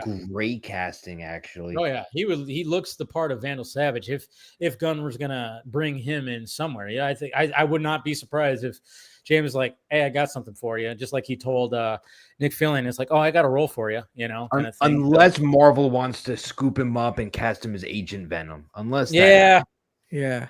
there's always that. Sony, But might be like. I have a feeling, right? Imagine Uh-huh. if Henry Cavill is Oh, I Savage. thought that too as Vandal Savage. Yeah, Yeah, imagine that. That'd be pretty cool. Dude, Make that it would- happen. Unite the fandom. Cast would- Henry Cavill. Should have been done already. Cast Henry Cavill. Cast Henry Cavill. Cast Henry Cavill. Oh, I mean, know, they that's did the talk. He did say like when they talked Yeah. about like, yo, I don't know why they told you to like post the stuff if you're back, but we're not going with that direction. But apparently he did say we offer him a role, but I also understand and respect that Henry was like, listen, it's too fresh of a wound right now. Maybe down the line, but like, and I think they're all left in good terms of just like, all right, maybe not right now, but oh yeah. I mean, Especially, imagine again- you're Superman and then you're all for like Calendar Man. It's like, you know what? I'm gonna wait. I'm gonna wait a little Yeah, bit. yeah, you know? yeah. Yeah, Condiment Man. Jeez, no, Because but it was Orion, like the New Gods character. I'm like, bring him Yeah, as one of those. Yeah. I mean, there's so many. I mean, that's the thing is like, I mean, that was a bad time. I mean, and that had to be. I mean, even Gunn, like in an interview, said, yeah, that was awful because things that were happening. Of course, everybody says, oh, James Gunn fired him. I'm like, it's not how it works. I always say, like, it's not how it works. He wasn't fired. He was brought back by other people in the promise of a contract. Warner Brothers said, we're not going that direction because Black Adam didn't do the numbers that we wanted it to. We thought maybe there's going to be something here. Didn't happen. The Cavill added scene didn't move any of that. And so they went, sorry. And it was just, that was part of the business, which sucks because, I mean, I did on Monday's Film Junkie Live, I talked about the Henry Cavill curse. And because he was considered cursed because he lost James Bond and Daniel Craig. He lost Superman Returns to Brandon Routh, and he lost Edward McCullen, whatever the hell, to Robert Pattinson. So big roles that he lost. But then, like this Twitter account that does movie history stuff, which is a really good account. But they were like, oh yeah, but once Man of Steel happened, the curse was broken. And then I quote tweeted, and I was like, well, the curse kind of came back a little bit because he lost Superman and The Witcher within like a year and a half of each other. I'm like, there's like a little bit of a curse. And then people were going, when was the last time Henry Cavill was like in a big movie? And people were like, Fallout, Mission Impossible Fallout was like the biggest theatrical. I mean, he was in Enola Holmes. Argyle, yeah. Argyle, But but that's barely. wrong. I wish he had a bigger Argyle role in Enola Holmes. His role in Enola Holmes was very small. I'll have to watch those movies. I haven't watched them yet. I heard. And from Uncle, I've always said like if they did more with him as That like, movie's Logan great. Solo, That movie's Yeah, great. It is.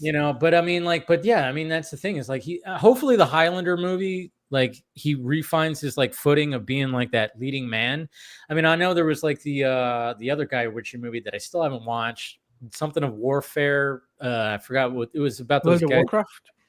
No, the Ministry of Ungentlemanly Warfare, right? Yeah, it's a long Yeah. title. Yes. Yeah, that's And a lot. sadly, Exceptional. that movie. Oh. Sadly, I mean, I hear it's great, but sadly, a lot of people, it didn't do gangbusters on, in the box office. So, I mean, I think he's really just trying to find his footing back. I mean, it sucks because, that whole time between when Justice League came out, and before the Snyder Cut came out, it was like Warner Brothers just had him there. It's like you guys could have just did something. He was game for just like. He wasn't all, he was all about what Zach was doing. And he was like, okay, yeah. But he's all about, hey, we could also do other things too with this character. I have ideas. He had ideas. He read the We know comics. the guy was he's a big dork. I mean, Yeah. good looking and freaking, as big as his shoulders are. He's a big dork. Yeah. He likes this nerdy shit. That's why, I mean, that's one of the reasons why, like, when you're listening to some of the stuff when it comes to The Witcher, he didn't like the fact that they were changing a lot of things when it came to the source material, to the book, not even to the video game, to the book. So, I mean, that's what clashed, and that's why he ended up, bouncing from that. You feel it in season 2. Yeah. Yeah. So, good for him, though, for standing his guns and look, I don't know if I'm going to be a leading man again. I hope to, but I'm going to walk out of this project. I care more about what this is going to be than just a paycheck. You got to give an actor credit for that. And that's why I'm not against the Cavalrine. Not against it. Cavalrine. Cavalrine. He looked good. He looked good. The way the comics had Old Man Logan on Earth along with the 616 Earth. I want to see Hugh Jackman, Wolverine on Earth as the elder Wolverine. Don't age him, just keep him naturally aging. And then you have Henry Cavill as the Cavalrine on the side, getting into the role slowly. And by the time Hugh retires, you have that new Wolverine, that leading man. I think it could work. I don't know. I liked it as a bit, but I think people were like, all right, Hugh is Wolverine. We did the whole 6-foot thing. Can we please get a 5'2" dude in here? Can we get a short king? Can we get a short king? We need a short king in there, man. Yeah. Someone who can do it for 10 years and still not have to worry that hard about buffing up and worrying about that his body might, take away. Because I think Dave talked about a lot of these folks who still do it, their bodies, they have to it's a very tight rope of walking, be able to still be in peak shape to bring this character's life, but you're older now. You're not in your 20s or 30s. You're in your late 40s, 50s, and it's just the body will tell you when it's had enough. And roids aren't good for you, right? Yeah. Yeah. That's the thing. It's like you hear about Tom Hardy. He's talked about the shit that he's done with his body. He goes, "Oh yeah, I fucked up my body doing different roles." Christian Bale, same thing. I mean, that's the thing. When you talk about some of these guys who Christian Bale. I mean, the fact that he went from the Machinist to Batman, and that's got to be studied. Going from 123 pounds to 200 pounds in a year, just doing that, and then having a slim, and then having a trim after that. You bulk up and then you trim. I mean, these guys put their doing Dick Cheney and becoming an obese man. God. Yeah, I mean, he's gone through the ringer and stuff like that. And then when it comes to Hugh Jackman, I mean, when it came to Logan, he was in shape, but he wasn't, shredded. It wasn't Wolverine, the Wolverine era. The Wolverine shredded. It was because he was old. It was old man. It was old man Wolverine. It was he's still in really good shape, but it wasn't. And then all of a sudden it's okay, it's yeah, Hugh, that's fine. You got in a good enough shape where it's that's fine.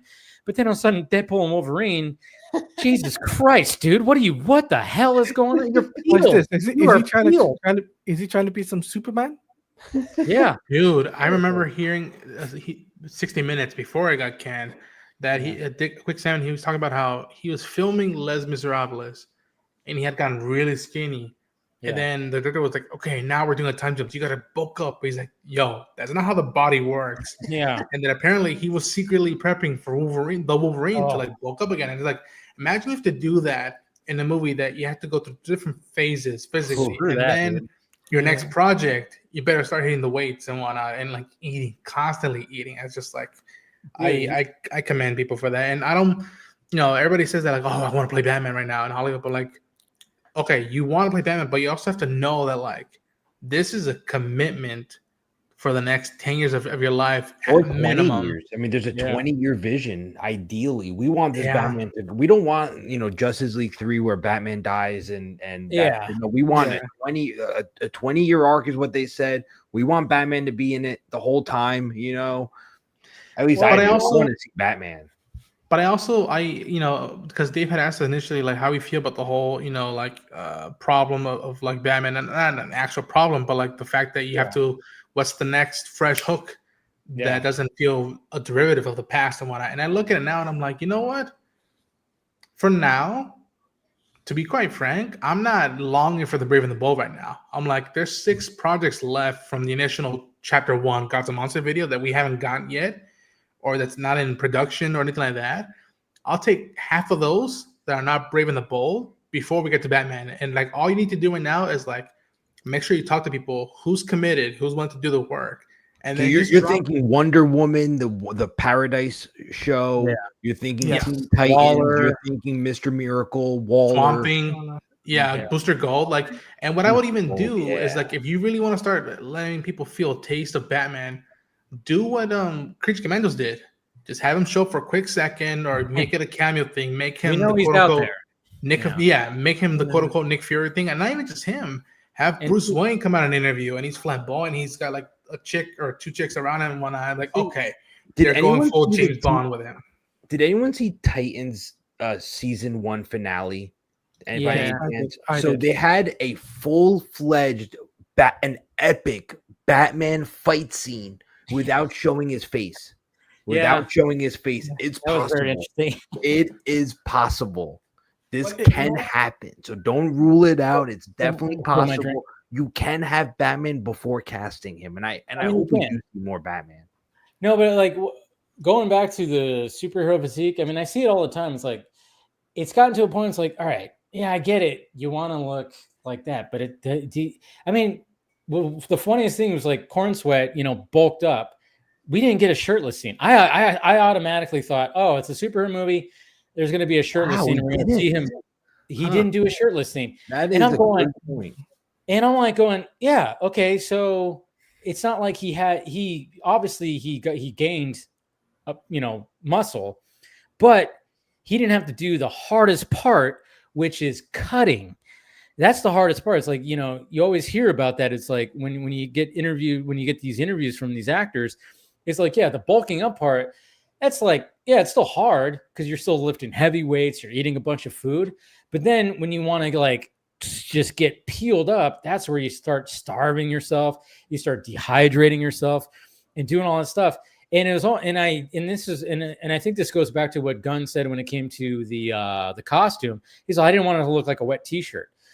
And I'm going, and then that's why maybe he doesn't even want to just have like, oh yeah, we're gonna have this, we're gonna have a shirtless moment where he's all oiled up and fucking, he's got a 10-pack going on and all this stuff. And I'm like going, it's like, yeah, we don't really. A lot of people talk about Hugh Jackman's physique in X-Men 1, and it's like, that's fine, that's still in good shape.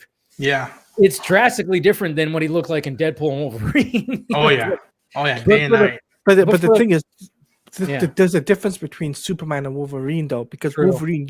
Wolverine, you have to show off your abs. That's a given. Yeah. Superman, not really. I mean, you're under the suit. But the one thing I will say about David Cornswell, we did not see the transformation between Clark Kent and Superman.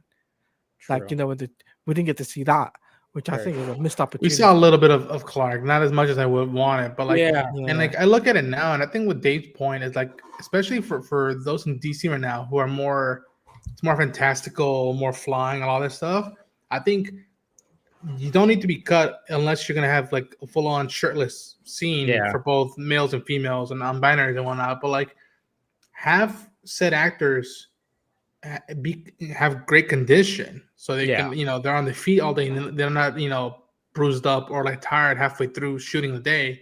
But also, especially for those who are heroes that are flying, like the Super Family or the Lanterns of it all, you got to make sure they're at least in shape enough so that way they don't hurt themselves and can stand being up on rigs and wires all day, because that's where a lot of the hard work comes out of this stuff. And that's why I've always, I've never heard Melissa Benoist, have a bad reputation.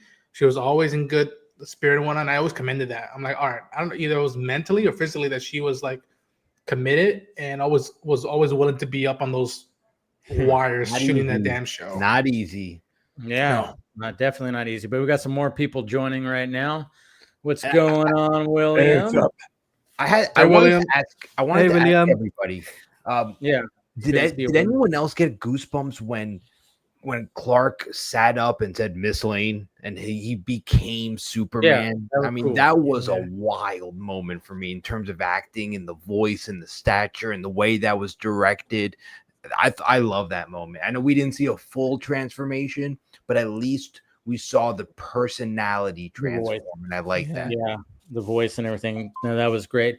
And then before we continue on, let me get Phil. Hey, Phil. What's up, Phil? Good to see you, buddy. Good to see you as well. Yeah. Yeah. Everybody, first meet Mr. Periz here, David Periz. Same initials as me, which is great. Interesting. Yeah. Very DP and interesting. DP. It doesn't mean double penetration. Yeah, it does not mean that. Although it's funny because if you say my first initial and my last name, Deep Benya, that kind of sounds like, like it could be my porn name, Deep Benya. Yeah. Okay. Yeah. All right. Oh wow, that's The only reason I know, right? And the only reason why I know this is because when I was a cable guy, and this was like 12 years ago, when I went to this one house, and these guys were funny as all hell. They asked my full name. Well, obviously I have my badge, and they're like, "Oh, your last name's Benya," and then they're like, "Oh, do you have a cousin named Allup?" And I went, "Huh?" He's Allup, and he was Allup Benya. I was like, "Oh shit!" And then yeah. So I was like, "Oh wow!" I'm like, "Oh yeah, you can use my last name as that." And then when I went, "Oh man, my first initial," and oh shit, yeah, we had a big laugh about all that. It was funny. Hey, Dave, I also have a porn name. I'm Cuban, and my porn name is Cuban Missile Crisis. Nice. Okay. Wow. Mine's a boring name, but hey, real quick, Dave. Yeah. What's up?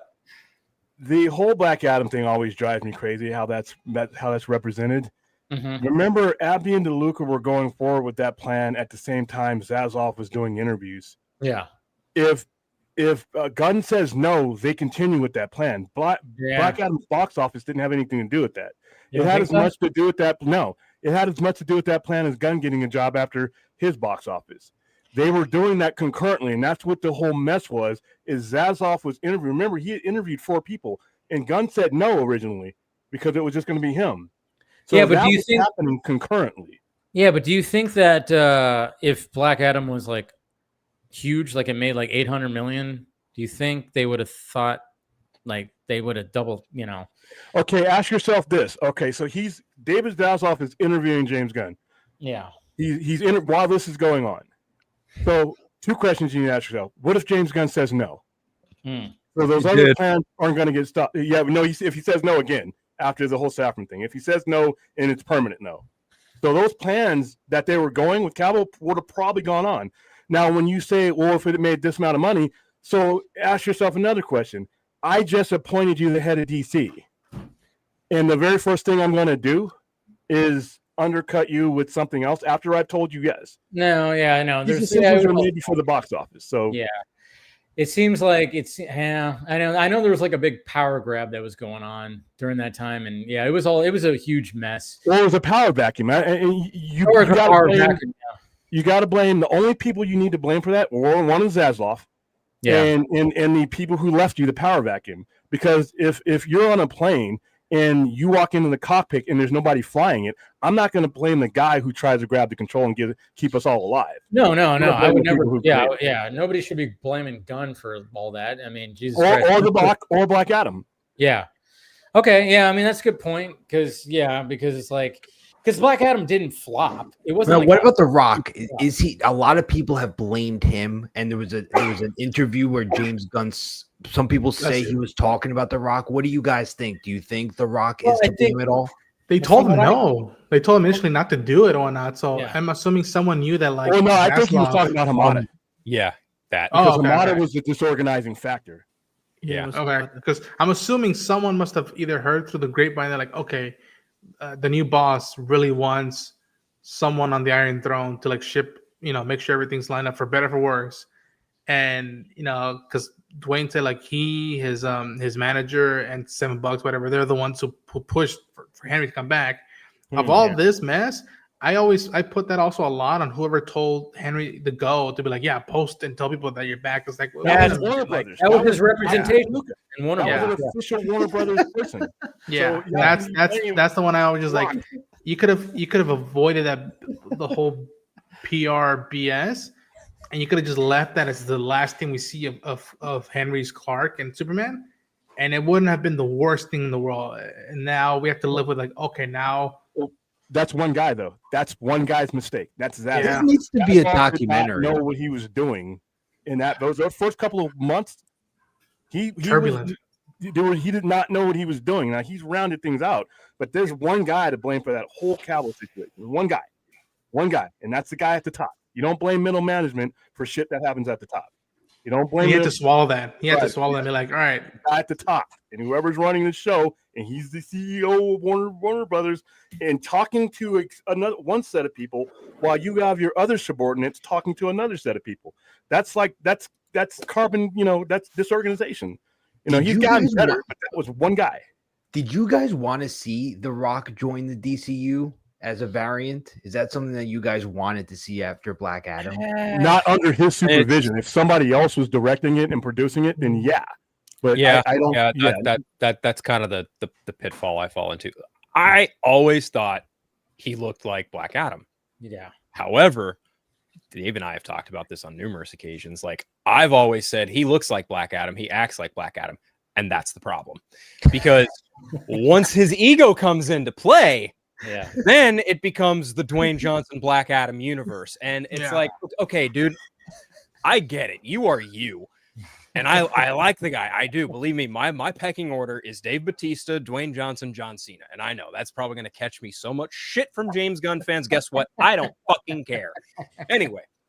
That is canon. It's canon for sure. But listen, like, when it comes to like Dwayne Johnson being the head of his $7 being the head of DC, I kind of think about that idea and I'm like, it's pros and cons, man. That's just show business in general. We would have gotten something akin to what Snyder was going to do, maybe, because DeLuca and Abdi, they wanted to do another Justice League movie with that same cast. So I think the intent was there to at least try and resolve whatever they were going to do before whoever their new boss was going to, or whoever the boss of DC Studios was going to do. They wanted to wrap up whatever they could in time. And I think that's why The Flash even ended up the way that it did. Because they were even then just trying to be like, can we even make something out of this mess? No, not really. Let's just make it kind of a big epic one-off. And it's like, you can't make a big epic and a one-off in the same fucking movie. That just doesn't fucking happen. I'm sorry. But overall, when it comes to like Dwayne Johnson being in the DC, yeah, I like that idea. But to William's point, if he actually shuts up and pays attention to someone else telling him what to fucking do. Phil, I never met you before, but you have a really good voice. You could definitely be a DJ. I could definitely see it. I used to DJ at my local high school. Yeah, I used to radio at my local high school. Yeah, totally. Yeah. Can you give a line? Can you give us a line that you used to do? Weird show already, and I've only been. Come on, we need to hear it. Four names that have been bantied about, and now we're going back to Phil's DJ. You're being filled. Or if you were DJing for Dave's show, how would you introduce him? Oh, he's prepping. He's prepping. I gotta get some of the milkshake in my house. Because Dave's milkshakes bring all the boys and the girls to the yard. Oh gosh. Et cetera. Follow the Vodka stream. There you go.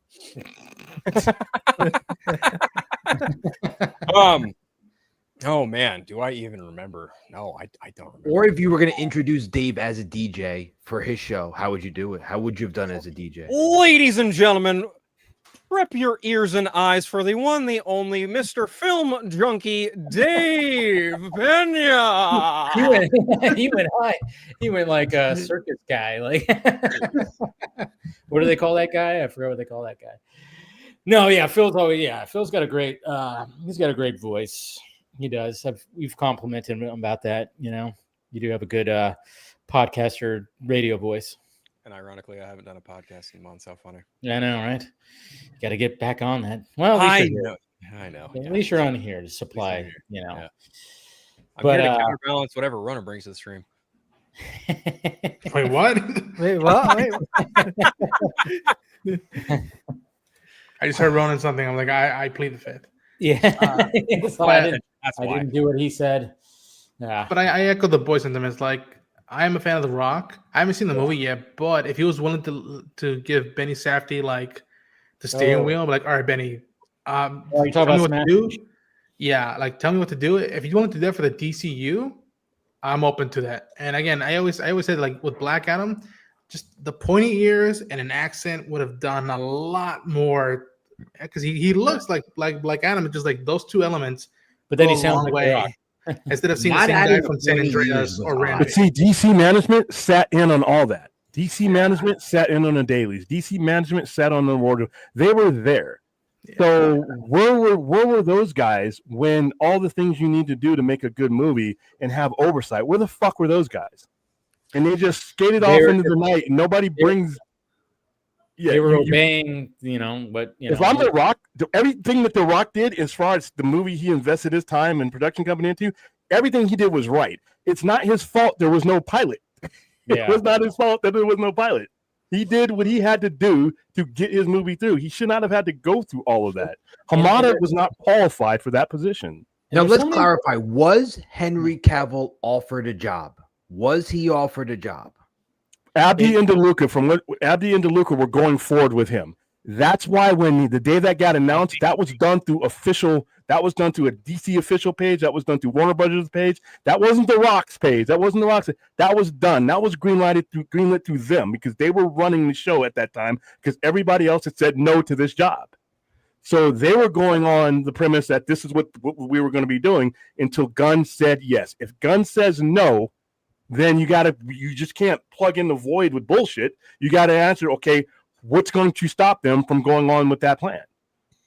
We're going to say, Phil, clear your hand up. I think that. How could you guys say no to this job? I mean, my God, who are these people? But I want to meet these people. I have questions for them. Anybody that had any common sense at the time. It's a commitment. To the job. It was a commitment job. It was a disaster. It was a disaster. We're talking about who would say yes to taking the job at DC. Yeah, I mean, who would say no? I think there's a million people that would say yes. Look, I don't care if DC just came out of the toilet. It is poop covered. It smells bad. It literally couldn't even be flushed. It was so bad. So clogging up the pipe. You want to get all that shit on you? Well, I'm still leading it because it's DC at the end of the day. You know what I mean? Here's the thing. I look at the other contender who was most talked about, and that would be Dan Lin. And the reason he did not, Dan Lin, the other contender, the other big contender that was talked about the most, Dan Lin. He was the one who was a front runner. THR, Miss Siegel ran her fucking bullshit nonsense. Oh, didn't you talk to Snyder? Blah blah blah blah blah. Fucking whatever, all that bullshit. Anyway, he talked about it, and it ultimately thought things broke down because his production company wasn't gonna get a stake in it at all. And it's kind of interesting to think about because who's running DC Studios now? Well, James Gunn and Peter Safran, obviously. What shows up at the end of the credits for Creature Commandos, Superman, and Peacemaker? I'm assuming because I haven't seen a single episode. Safran Company Productions, the Safran Company. Again, guys, it's money, show business, as William always loves to remind us of. Show business. It is show business, not show friends. Correct. Correct, Mundo. And it was a messy, weird time. It definitely was a messy, weird time. But and I don't even really like even seeing Peter Safran talk in interviews. I'm not overtly fond of the guy being co-head, but at the same time, it's just like thinking about all the trials and tribulations of him as a producer having to work with the people at WB above him or people who were telling him on certain movies, be it Aquaman, Shazam, Fear of the Gods, for fuck's sake, because we all know what power he had over that. And then, of course, Aquaman and the Lost Kingdom, which allegedly him and Jason Momoa had to fix, whatever the fuck that means. I don't know. I just think about like what he did now with Superman as like here, basically like here's what I can do without other people telling me what to fucking do. And I'm still looking at the Superman movie like, well, I don't fucking like it, but a lot of other people fucking like it, and that's totally cool. That's what fucking matters right there. That's the fucking that's the thing. That's what fucking matters is that everyone likes the new fucking Superman movie. Doesn't matter that I don't give a fuck about the new Superman movie. What matters is that it made a fuck ton of money. People fucking love it, and they want to see more of it. There you go. And that's where money talks. Basically, that's what it is. Yeah. And Dan Lin now has the harder job of being the head of fucking films at Netflix. And don't forget, Superman is back on the Nielsen ratings. It is still having momentum. It is ranking high. A lot of people, the amount of people that said Superman is forgettable. Once it's gone, it's going to be gone. It's one of those movies that no one cares about. But for some reason, We keep talking about it. Oh yeah, Keep talking dude, about it. you know how many people are said that watching after it. It's going Yeah. high, and now there's the new argument. Well, it was meant to be streamed. It wasn't a theatrical movie. The goalpost keeps moving. And at first, no one was going to watch it. Then it was going to be forgotten, and now it's well, you know, it's a streaming movie. That's what was going to happen. Oh, come on. But we've also the goalposts haven't really moved, but they have receded in the fact that that success that that Superman would have gotten people fired 7 or 8 years ago. Yeah. So we have to put it in the context that we're in 2025, and so a lot of people are going with that math. The money that Superman pulled in under different circumstances would have gotten the names changed at offices. So I don't think the goalpost has been moved. I just don't think we are, as a society, are bright enough to realize that we shouldn't be comparing these things to begin with. To be honest with you, they're different eras. That's what, when it came to the whole Man of Steel comparison, I'm like, dude, it's a totally different different world. It's not even the same thing now. I mean, an intent. And the total movie audience, in total, literally half the total movie audience. There is no superhero fatigue. There's blockbuster movie fatigue. Literally, less people are going to the movies. There wasn't a single $1 billion summer movie. Not a single one. Yeah, not going to be $1 billion movie this year. Not even Minecraft made $1 billion. Guys, movie theaters are in trouble. Movies are in trouble. It's not just superhero movies. Superhero movies are, if anything, they're still keeping the industry alive. It's one of the few things that people are literally talking about months beforehand. Outside of the Odyssey, there's very few movies talked about. Good Boy was talked about. No one is talking about Avatar. Yeah, it's going to do well, but the talk around Avatar is not long lasting. Avatar is going to be an interesting test to the movie theater because because I did not think the second one was going to do $2 billion, and it did. And I was like, oh yeah, because obviously it's selling the experience of going to the movie theater. How many times have you watched Avatar at home? It's just you lose a lot. I saw the first movie one time. I don't need to see it. I haven't watched the Way of the Water. I haven't watched it a second time. I watched it in beautiful IMAX 3D because it's like you're high. You're just going, what the fuck? You're like looking at this thing going, Jesus Christ, this is just amazing. But if I'm gonna watch it on my standard TV, I'm like gonna be like, okay, it's fine. But I'm like worried, and because when I watched the first Avatar, I was like, oh yeah, it's a fine movie, but man, that experience when you first watched it. So I'm kind of curious. How is Fire and Ash going to do? Is it going to still? I think it's still going to do well, but I don't know I don't think it's going to do $2 billion. Not $2 billion, but $1 billion is happening. Might do $1 billion. Might do $1 billion, but it's going to be. If it does 2 again, that would be insane. A lot of these theaters aren't going to keep it in there long enough because the benefits for a company, the people who put the money, the people who put the money forth. What's up? We don't know that they're not going to keep it in theaters for long. Remember, I'm just going based on what's been going on. I hear you, but understandably, this is also James Cameron and Disney, and it's coming out at Christmas. So and he will let people know, like, "Yo, I'm fucking." Okay, so regardless of that, let's say if I'm a family of 4, and I'm broke, they can keep it in there till fucking January. If I can't afford to see it anywhere but streaming, I gotta wait. I hear you, but at the same time, how much of that applies to 8 billion people on the planet? I'm talking about America. I'm not even talking about the 4 markets anymore because you can't. I'm talking internationally, worldwide. I'm talking just standard and that's financial dynamics. That Avatar has done $2 billion. That's great. And if I had a TARDIS and I could spin back to that era, that'd be great. I'm talking about the situation financially that we're in right now as far as family per capita income. The second movie came out post-pandemic. 20. No. Forget about the pandemic. I agree with you there. I'm talking in the last 15 months. I'm talking about the financial risk in the financial life. When you don't know when your next dollar is coming from, you're very hesitant to spend that other dollar. It's just unfortunate. It's unfortunate. If the shutdown remains, I think that will also. I forgot about And I'll say this: kudos to the rest of the world. They're lining up already and be like, "Oh, we're doing fine. James will be there. You want to watch 3D IMAX? Fine, we'll be there." Now, correct me if I'm wrong, guys, but after Avatar: Way of the Water, $2 billion, a month later, no one was talking about it. Am I wrong? Yeah. No, it It's again, Avatar is just like such a weird thing because it doesn't get talked about like the superhero genre or the horror genre, but people flock to it because it's an experience that they have. Yeah, but you're right.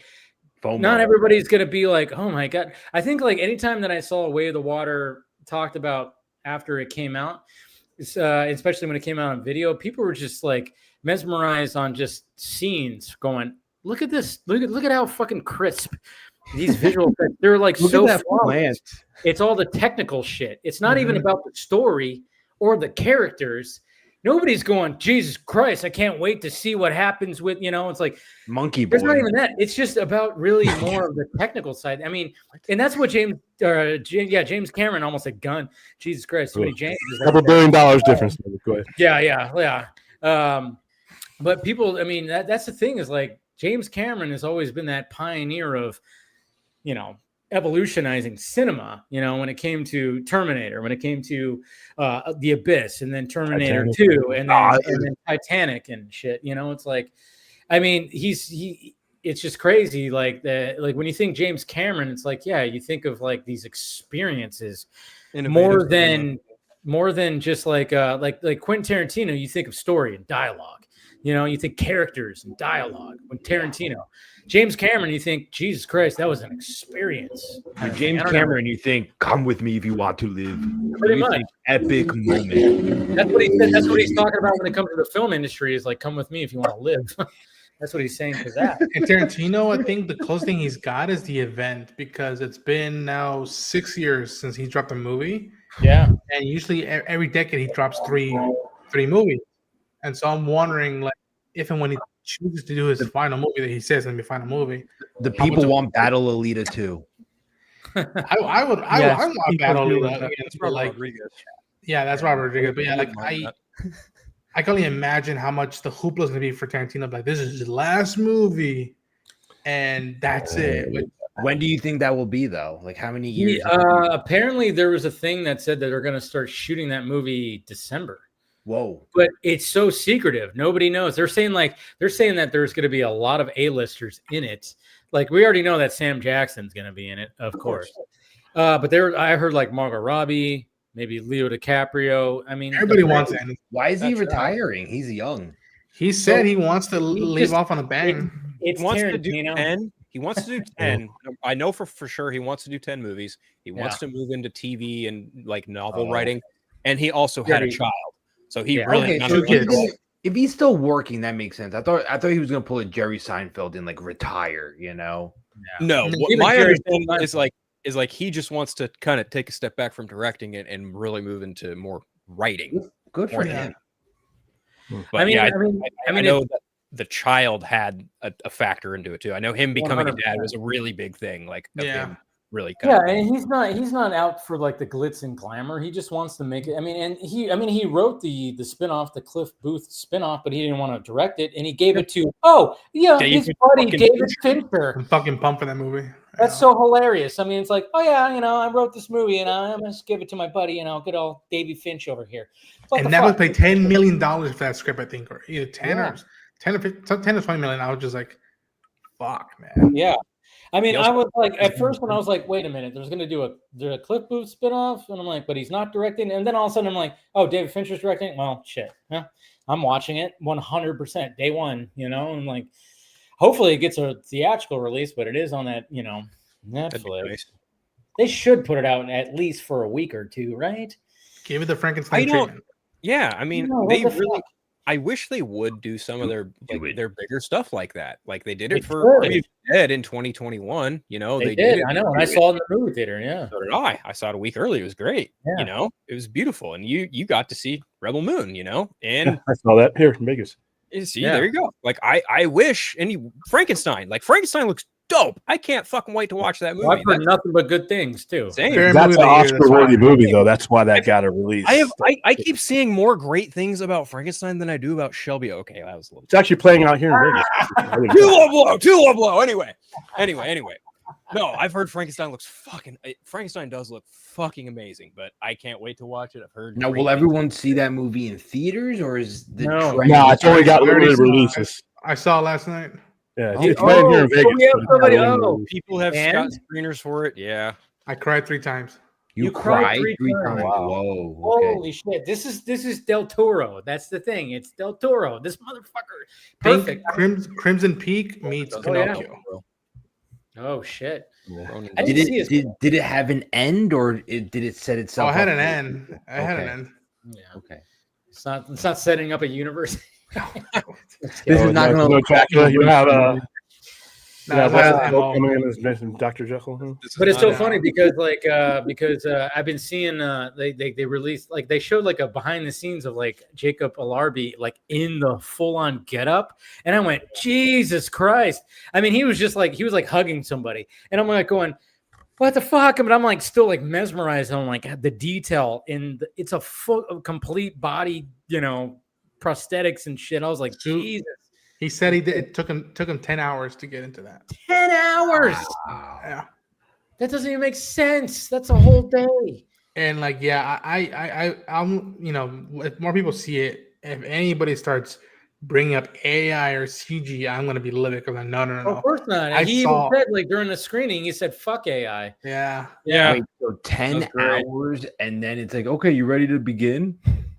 And he only had 4 weeks to get ready because initially Andrew Garfield was going to play the creature, but he had to step away because of scheduling conflicts. And then Secret Wars. Jacob Elordi was free, and he was like, "All right, you got 4 weeks," and it's just like Doomsday, actually, fuck. Doomsday, not Secret Wars, Doomsday. Doomsday, No, but, excuse me. Yes.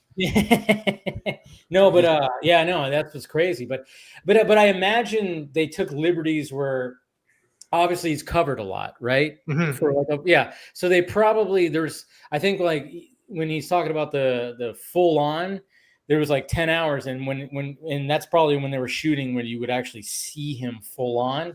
So I imagine that maybe it didn't take as long where it's like, oh, we're just going to do your face because you're going to be covered most of the time. So they probably, I don't think it was like 10 hours all the time because that would be insane. You'd probably lose your mind sitting in the chair going for that long. But I would imagine like there's probably like we're just shooting you. You're going to be covered. Only your face is going to need to be, fully. So like, but I imagine like the days where they had to show him like fully, it was like 10 hours and then probably like a 6 hour. But shit, dude, the dude was probably up for 24 hours. You imagine you're 9 hours in and then you have to do a number 2. It's like, I wonder how they did all that. Jeez.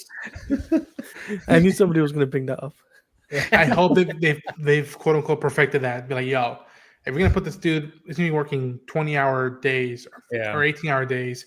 Give him something easy in case he has to go on out because I mean it varies where you're at in the movie where like he's either standing the whole time or just sitting down or like in chains, which it does happen. But I can't wait to see it.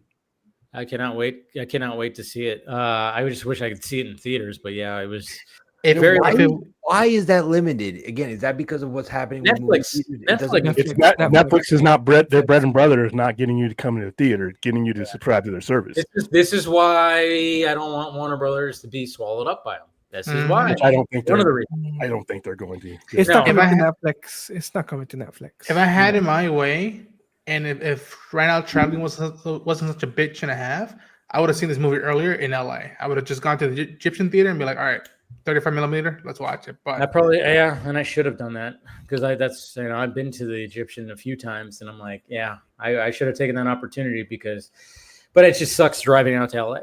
Yeah, playing at the Palms here for a couple of days and then it'll be on streaming the next week. So I might go see it. I was going to go see this afternoon, but I got caught up. But it's only playing in one theater in Vegas and one in North Las Vegas, and it's limited engagement, and that's so that it can qualify for Oscars because you have to have so many amounts of screens and time, and once that's done, it's going back to where they intended it to be, which is their streaming service.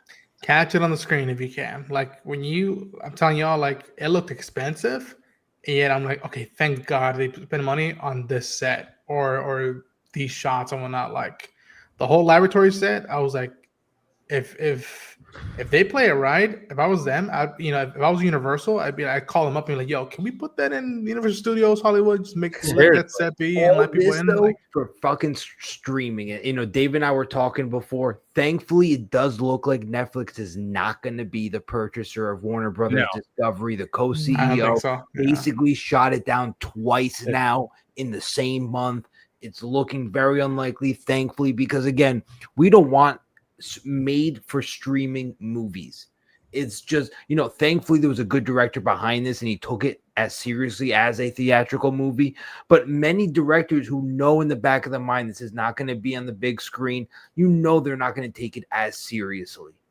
And that experience. And that's what, like when it came to Zack signing on to Netflix when he got that deal, it was cool, but I think a lot of us in the back of our heads going, are we going to be able to see this on the big screen? And luckily, like I said, I saw Army of the Dead, and I was lucky enough to, get invited to the Rebel Moon stuff, and I got to see, part 1 and part 2, and then I saw the director's cuts. And that movie was meant to be seen on the big screen because you could tell they put a lot, behind it, and it's a beautiful movie, regardless of I know some people are like, they didn't like the certain elements of it. Fine. But at the same time, it's it seems like Frankenstein also, it's just God damn it. I just wish it just had more of a wide release because it was not anywhere around me. I would have had to drive to LA. Like I said, it's and I hate driving to LA. I've said that many times. I hate it when I get an invite. Sorry, I didn't mean to cut you off, but I was like, no. I'll get an invite. I got an invite to something recently. I forgot what it was. It was a movie I want to see too, and I can't remember what it was. Monday at 5:00 in LA. I'm going, are you kidding me? Yeah. I'm like, I'm not going to, on a Monday, I'm going to drive to LA. It's going to take me 2.5 hours to get there. You could drive to Vegas. An hour. You never do, so. It took me an hour to go watch Frankenstein. Now, guys, if the movie did get a theatrical release, do you think it would have performed well? I think it would have. If it was worldwide, Yeah. I think during spooky season. And I think the fact that horror movies have been doing very well. I mean, not all of them. I mean, but Black Phone just recently came out. It's doing well at the box office. Shelby Oaks, we'll see. I don't think it's going to. It's a little bit of a smaller movie, but everyone's talking about Good Boy. Good Boy, yeah. I don't know. This weekend is packed, y'all, because you have Frankenstein, you have the Bruce Springsteen movie, you have Shelby Oaks, and then you also have Chainsaw Man. Which right now, animated, that's a whole nother beast of its own. Of people wanted to go watch this movie, especially the hardcore fans who waited. Now it's been 3 years since season 1 dropped of the anime, and it's we're finally getting the movie now, and that's a whole. Never got into it. I've heard good things, but I never got into it. So good. That's what I hear. I should probably check it out. No, but it's what's so interesting about these months, because in summer blockbuster season. And that was insane. Obviously, July was insane with the big movies that came out in July. And we were all wondering what the fuck was going to happen with that. Obviously, Jurassic World Rebirth was the big moneymaker in that.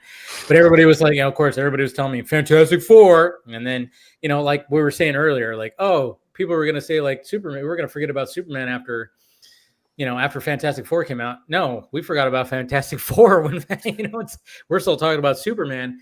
And it's nothing against Fantastic Four. It was still a decent movie. Well, there's no controversy around it. The rigmarole surrounding Superman. There's a lot of talk about Superman that had nothing to do with the movie Superman. A lot of the wars and the scars and the My Superman shit. And the fact that it's even the plot points, though. Even the plot points. Yeah. Batman's Superman's parents. We're all talking about it still months later. Rick Flag, the connections to Peacemaker season 2.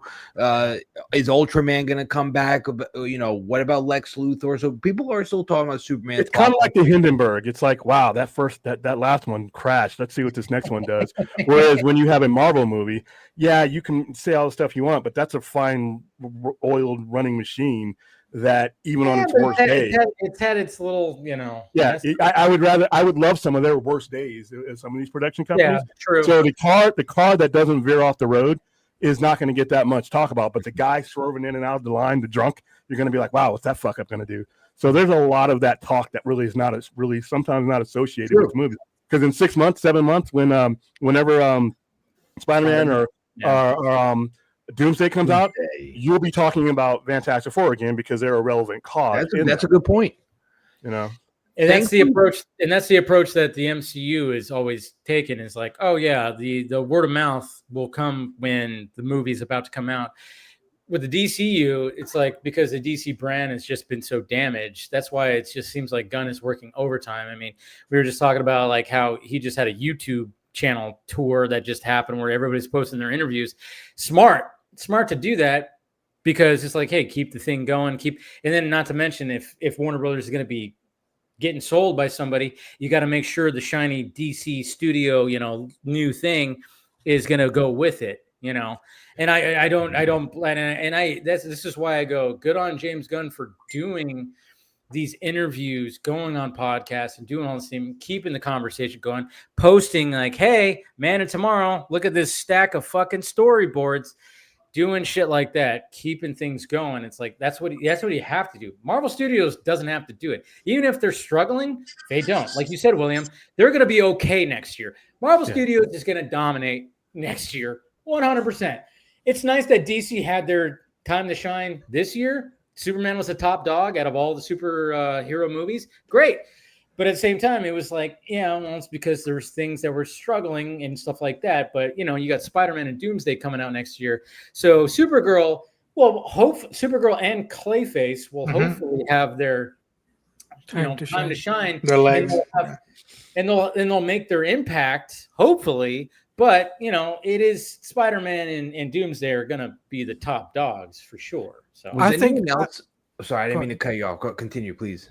No, I was going to say, I think personally, Clayface is the one to look out for. I hope so. It's the cheapest, too. It's the cheapest, too. And it's a horror film. Horror fans will go to horror films. Yes. So considering that, you might get a lot out of it. So. Yeah, $50-60 million. You don't have to pull. You don't have to get $500 million or $700 million, something like that. You don't have to. Yeah, if you're making 300 plus, you're good. You're golden. You're making returns. So, what were you gonna say, David? Was anyone else upset that Thunderbolts did not profit? I mean, I loved that movie. That movie had a good word of mouth. People were talking about that movie for months. It's kind of interesting. Yeah, it just did not bring people into the seats, and that was really upsetting. It became the new Avengers. People were talking about the Sentry, my boy John Walker, who did nothing wrong. We have great ensemble, and then what happens? It ends up bombing, doesn't set up. I don't know about bombing. No, it did what the way they think about these movies is different than the way we think about these movies. They're looking at a mosaic. We're looking at one movie at a time. They're looking at where these movies fit in momentum and in the several platforms they had. There's no way in hell they could have thought that Thunderbolts, a movie of Z characters from Z shows, was going to do the job. I thought it was the best comic movie of the year. I love that movie. I agree. But there's nobody that was sitting in the office thinking that $1 billion, anything for like that. When they put together, it seems like they put together their plan with patience, and they don't really panic because they know at some point at one of their platforms you are going to refer to this movie, whether it be on physical media, Disney Plus, anywhere. You have that, and they're going to make money off of so many different angles. Because Thunderbolts, in my opinion, was the best movie, but there was no draw. It's just like Captain America. Now, Captain America: A Brave New World wasn't a very good movie, but even if it had been, I still think it would have hurt financially, because Captain America, to the general public that they've trained since 2011, is Steve Rogers and no one else. And I think when you have a legacy character like that, whoever's at the top of whoever you've trained to believe that is the main character, if that person is not there, you're probably going to struggle. Whether it wasn't a good movie, but that was the biggest problem, that Captain America. Just like if you did another Iron Man.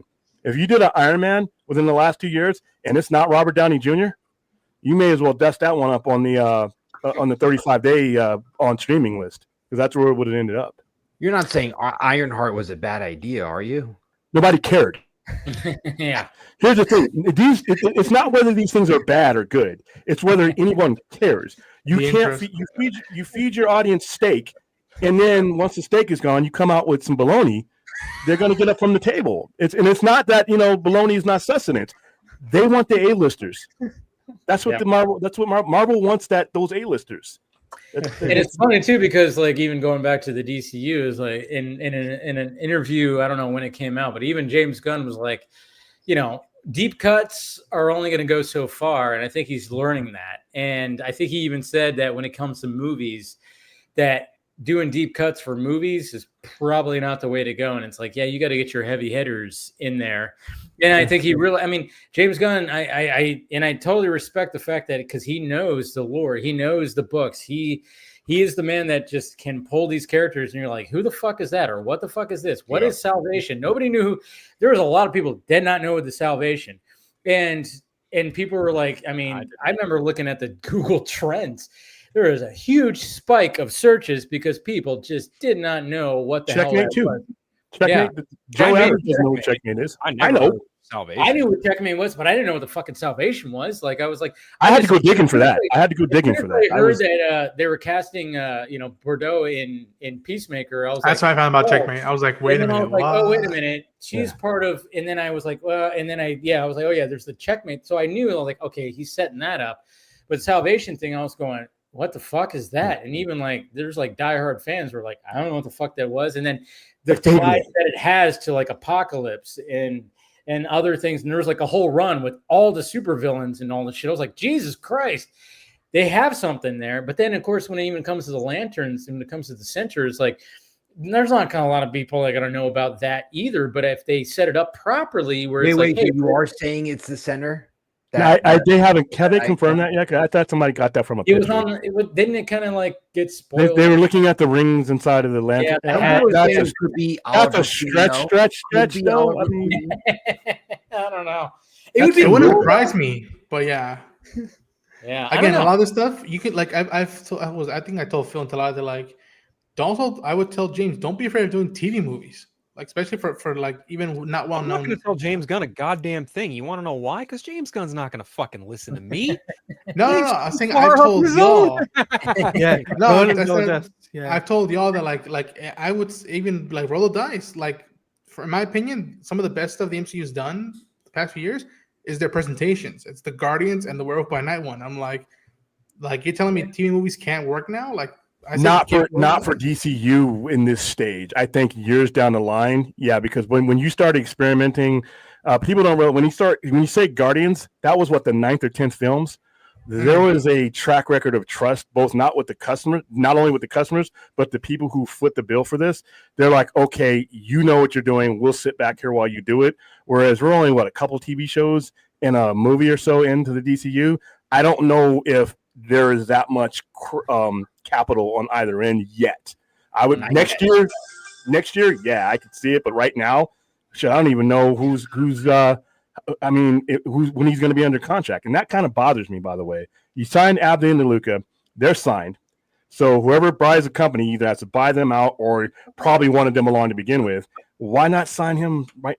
If there's a 10-year plan, where's the ink? But the problem is right now is that the WGA and the DGA, I believe, are trying to block the WGA. Oh yeah, they don't want the Paramount thing. Right? They don't want to. It's not a good idea. It's not a good idea. Really I think it's going to happen, but he got his job long after they got there, so his contract doesn't need to be renegotiated right this minute. Good. When is it up though? When is it actually? 4 years. Is it next year? He had a 4-year contract, right? Yes. Yeah. I feel a lot better with. That's why. Trust me. Mark my words.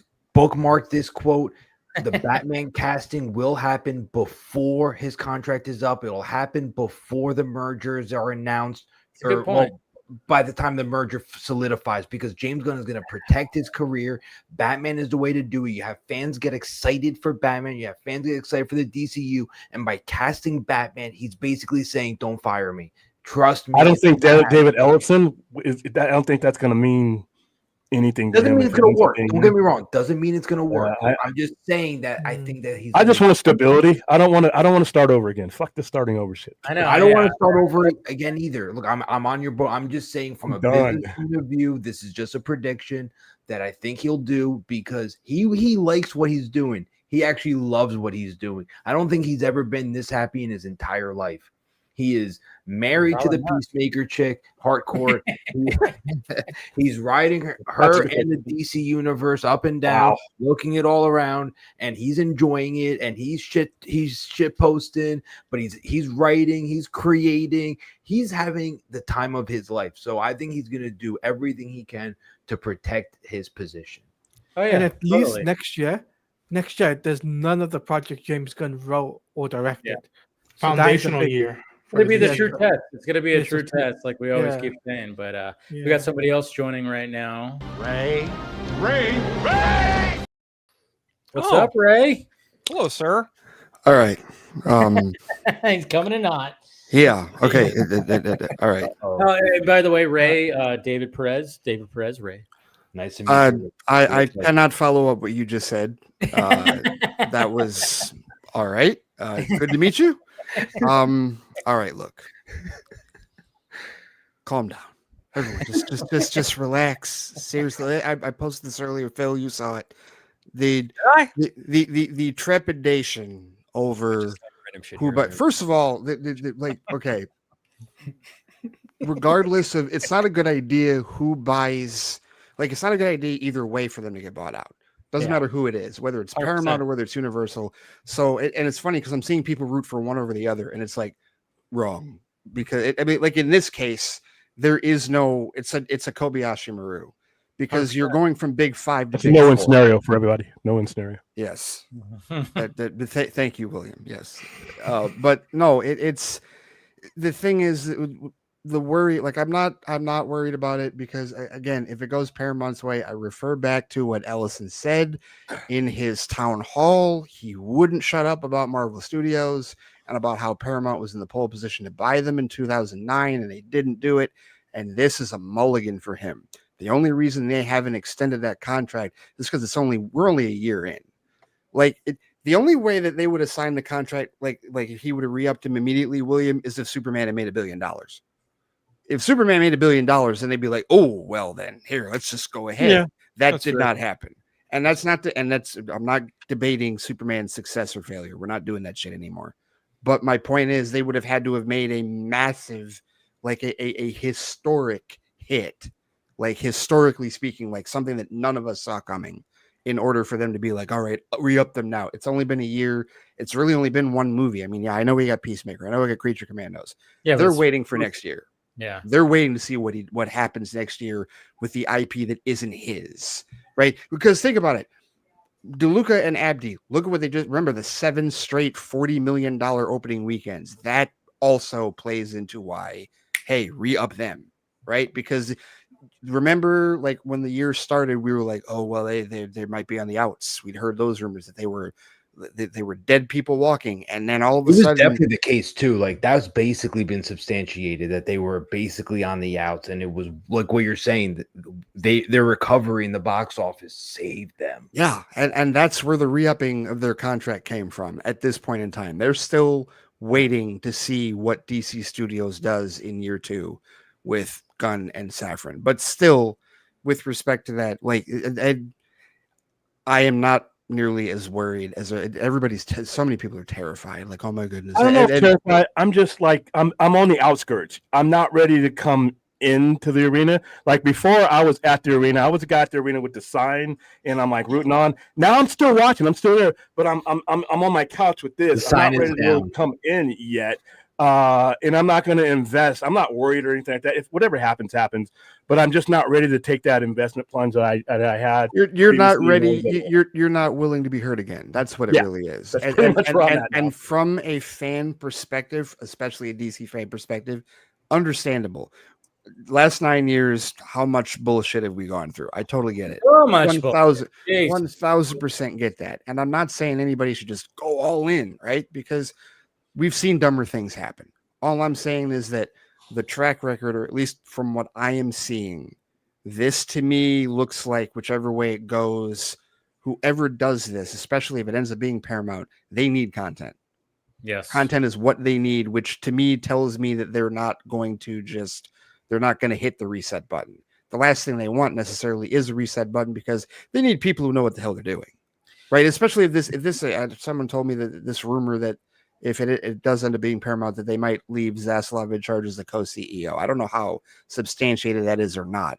But I think he wants to escape. I think he wants his money. He gets 500. No, he's going to retire. He'll retire. He wants to spin out of it, definitely, because basically what we speculated about him 2 years ago is pretty much turning out to be true. He was going to spit polish Warner Brothers, get them a little bit closer to the black than they are, than they were when he took over, and then when it's all as shiny as he can possibly get it, flip it, right? Which is why I'm not willing to count Universal out as far as like who buys this, who ends up getting this, because it's really about who wants that library better. And the thing I heard the other day is that they've already rejected 2 of Paramount's offers at like 20. I think the highest one was like $24 a share, and allegedly the Ellisons are reluctant to pay anywhere near $25 a share for it. And if that's the case, then it's just going to come down to whether or not Universal outbids them, if that ends up being the case. But I think it's between those two, truthfully. And the thing about it is they're overpaying. It's a $19, $20 a share stock at its highest in the last couple of years now. And you must really fucking want that company, because not only are you overpaying, you're assuming their debt. Right. And that's the thing, Paramount. And the other thing I would caution people, like with the whole Paramount thing, remember, it's not only just the Marvel Mulligan thing that I believe is happening. It's also the fact that they have openly stated, David Ellison has said publicly, he's targeting Netflix. Now, whether that works or not, I don't know. That remains to be seen. Targeting Netflix. He wants that market share. He wants to chase Netflix. So a lot of what Paramount is doing is actually technology based. It's not necessarily like they want to come in and change the scope of everything, like politically or whatnot that they're doing. They're trying to chase Netflix for the streaming dollars and for the streaming reach. That's why, Larry's the CEO of Oracle. Like, so much of this deal, if they go through with it, is technology based. So a lot of our concerns about content, I feel like they're going to leave a lot of that alone. I really do. And they're just going to let it run on autopilot as long as it is successful. That's the only caveat. Next year has to be successful for the DCU in order for them to continue on autopilot. But there's no reason off of this year to upseat everything if the purchase goes through. I'll also say this. It won't help if HBO Max prices keep spiking up, like I've been hearing that they are, and I'm like, that just. Oh yeah, they just rose another dollar. Another dollar. It's like $1 here, $5 next year, and it's just like, come on, y'all. Netflix is doing that too. They've been doing that. Yeah, and the only thing I'll say about that is, streamers are going to go up. They're all. That's just the nature of it. They all go. All of the Disney Plus has gone up significantly in the last 5 years. Hulu, all of it has gone up. And here's the only thing I will say about that. And Dave, you're right. Netflix has done that. The only thing I will say is that Netflix, being the godfather, they can absorb price hikes better than anybody else, because seriously, every time Netflix has a major price hike, I hear the same thing. Well, that's it. I'm done after this. And half the people that say they're done forget. Don't cancel shit. Or the ones that do cancel come right back when Stranger Things comes back or when the next season of Squid Game comes back. No, Netflix is insulated. The amount of people I hear they're going to return for X show or Y show for Netflix is astronomical. The amount of people, like you're saying, like the amount of people I know that have said, "Oh, I'm coming back for Stranger Things" or whatever it is, they don't cancel for long when they do. Netflix, if they cancel at all, half the time they forget to cancel. Yeah, a lot of times they don't even. Netflix knows what they're doing.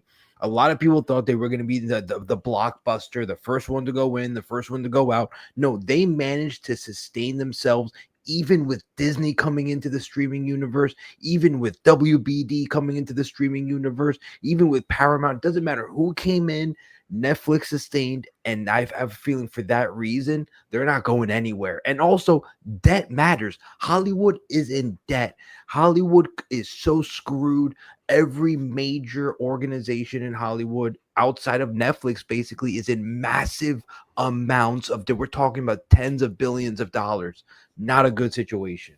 I've even heard that, even Netflix was having problems too. Because they put out so much. Obviously, when it came to the pandemic, it was like, hey, everybody's home. Freaking, you get a green light. You get a green light. You get a green light. It was like there were just green lights everywhere when it came to that. When it came to Disney, and that's the thing is like, but some of those, it didn't, quite create the cash flow that they wanted. Yes, it's the big streamer, of course, but at the same time, it's always going to hold their own. But at the same time, it just didn't do that cash flow that they thought it was actually going to do. Because, you know, sometimes people are just like, I can't find anything to watch. It's a lot of slop. Then they put a lot of slop on there. They did. It was a lot of slop. But they've put some good things on there, and that's the sad part about it. It's like when you get something like Frankenstein, and you go, yeah, glad that they made the movie, but can I see it on a big screen that's not, 126 miles away? It's hard for me to imagine Frankenstein with it opening with the Netflix logo when I think of the quality of that. It's weird to see it on a big screen. I've seen it. It's so weird. I don't know. It doesn't add up to me. Like the juxtaposition is too much, and I don't think Netflix when I think the quality of that kind of movie. It's true. It's a mirror. I mean, that's why there are a lot. People say they're in debt because all right, we want Fincher, we want Scorsese. You want all these people, and I wish I would have seen The Killer in the big screen. Me too. When it was out, but again, The Irishman was okay. Another one I wish I would have seen in the big screen. I bought it on Blu-ray, but that it's okay. And I'm like a massive Martin Scorsese fan, and to me, that movie felt like because remember the studios wouldn't do it. The studios were like, no, and he had to go to Netflix, which was crazy to think of at the time. Martin Scorsese going to Netflix.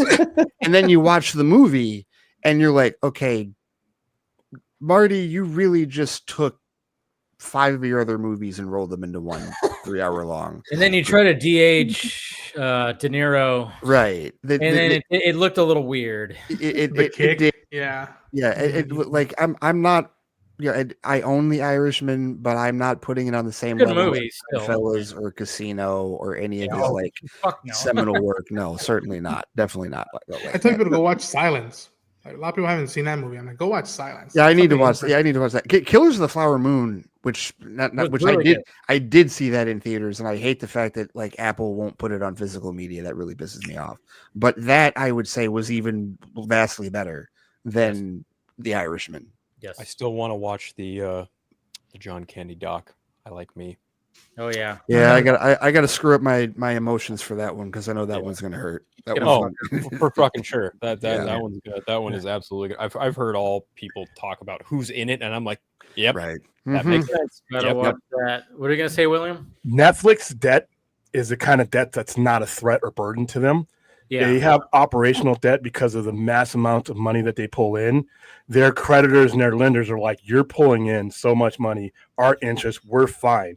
Obviously, you don't want to operate for any length of time with any amount of debt, but the debt that they have, their credit is good. They're not like Netflix debt is not like Warner Brothers debt.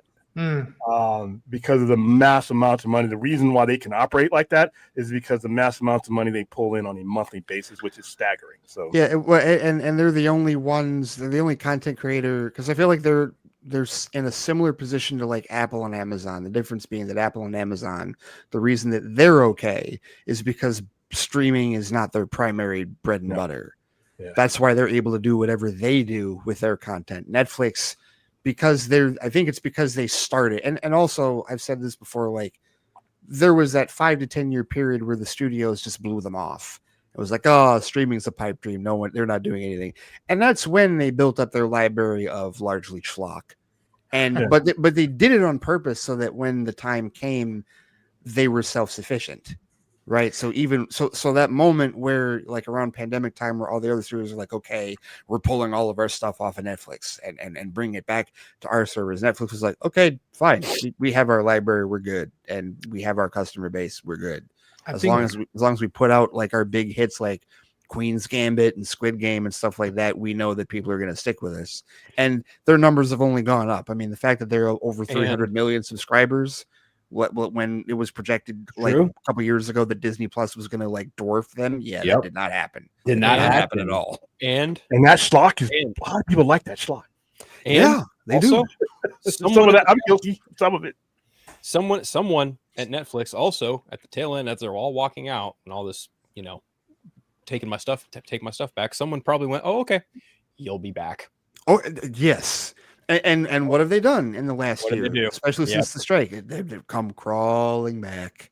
Yes, absolutely. I know Fincher was one of the first big ones to like look into Netflix, because I remember Robin Wright saying that like that was part of a pitch to do House of Cards. Was like Fincher was like, "This is the future. We got to do a show on this streaming service," which then led to, I don't know if Mindhunters came before House of Cards or afterwards. And then look at Mindhunters came after House of Cards, and yeah. it needs to come back. It has a following now, and people be like, "Yo, we want another season, or we want a movie, and whatnot." And it's like, and right there is like my favorite thing about David Fincher. What I love about Fincher is that he is an old school filmmaker in a new school paradigm, because he has the thing about like being a filmmaker. When people talk about the difference between like using photochemical film and digital, it's like, no, a lot of it, most of it is the person behind the damn camera.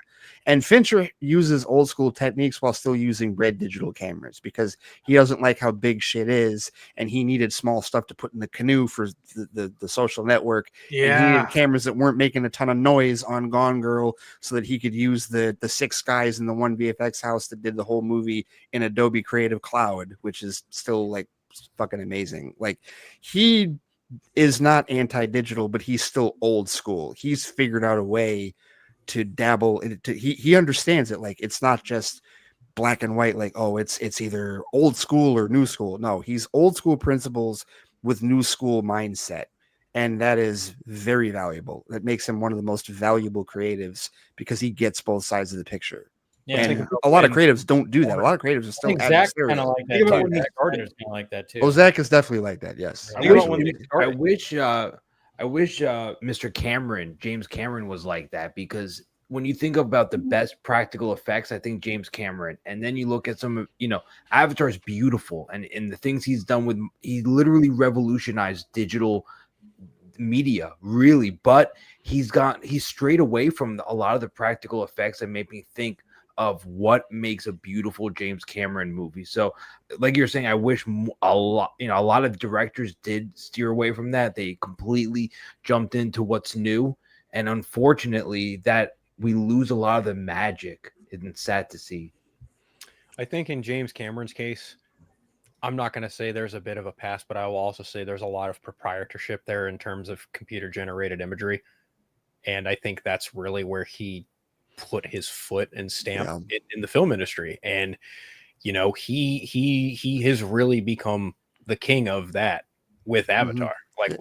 That's ultimately, I think, why a lot of people truly go and watch those movies in succession when they're in the theater, because they want that visual fucking just sedation to their brain. That's what is it? Serotonin? What is it? It's the other one. Yeah. Dopamine. Dopamine. There we go. Yeah.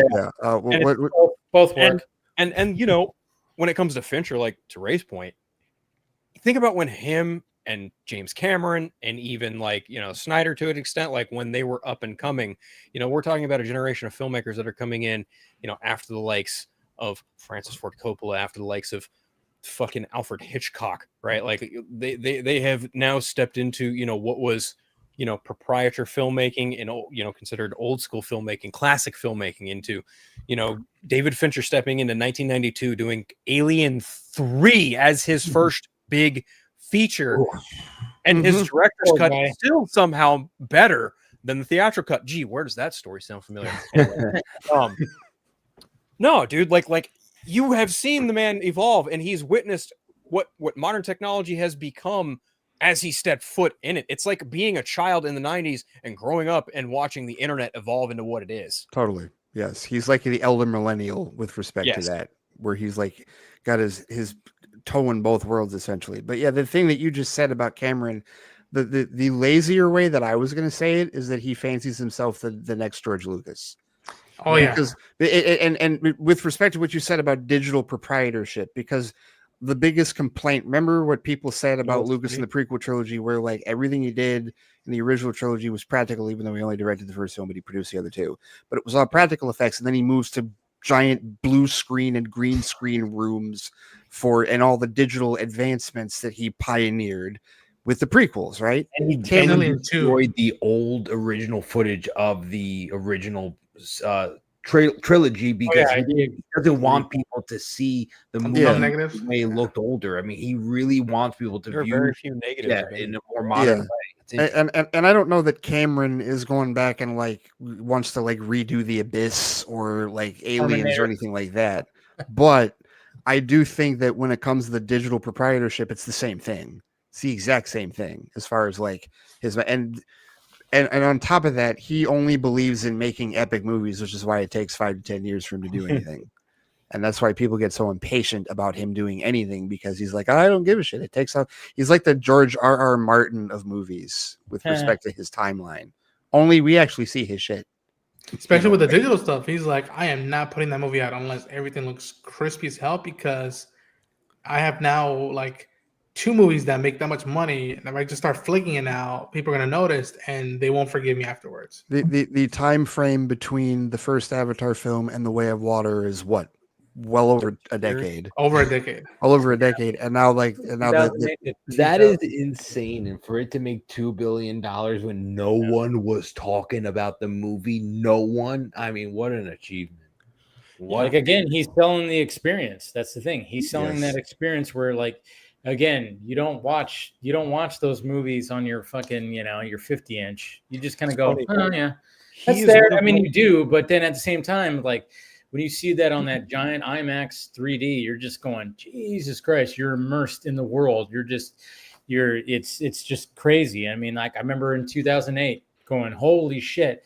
And then back in 2022 or whatever the fuck it was, 2023 maybe or whatever. Yeah. But I was just going the same thing. I was going, Jesus Christ, this guy just outdid himself. Like, what the fuck? Like, how does this even like this is crazy. Like I don't like to watch movies in 3D, but these movies, Jesus Christ. I don't like watching movies in 3D either, but his are the exception. His are definitely the exception. I told my retired dad, because he was like, oh, we're gonna see Fire and Ash. I'm like, we're gonna have to go to a different theater, right? The normal one we can't do. We got to see it in IMAX 3D. So, are you serious? I'm like, yeah. We're gonna have to see it in 3D IMAX. My dad's the same way. Those are his jam with those movies. And he was kind of hesitant. I'm like, Dad, we got to see it in 3D IMAX. That's the only way you see these movies. I mean, that's why they make a fucking $2 billion, because you have to see them in a certain way. If you watch it any other way, you're gonna think the entire time, I should have watched it in IMAX. Exactly. Yeah.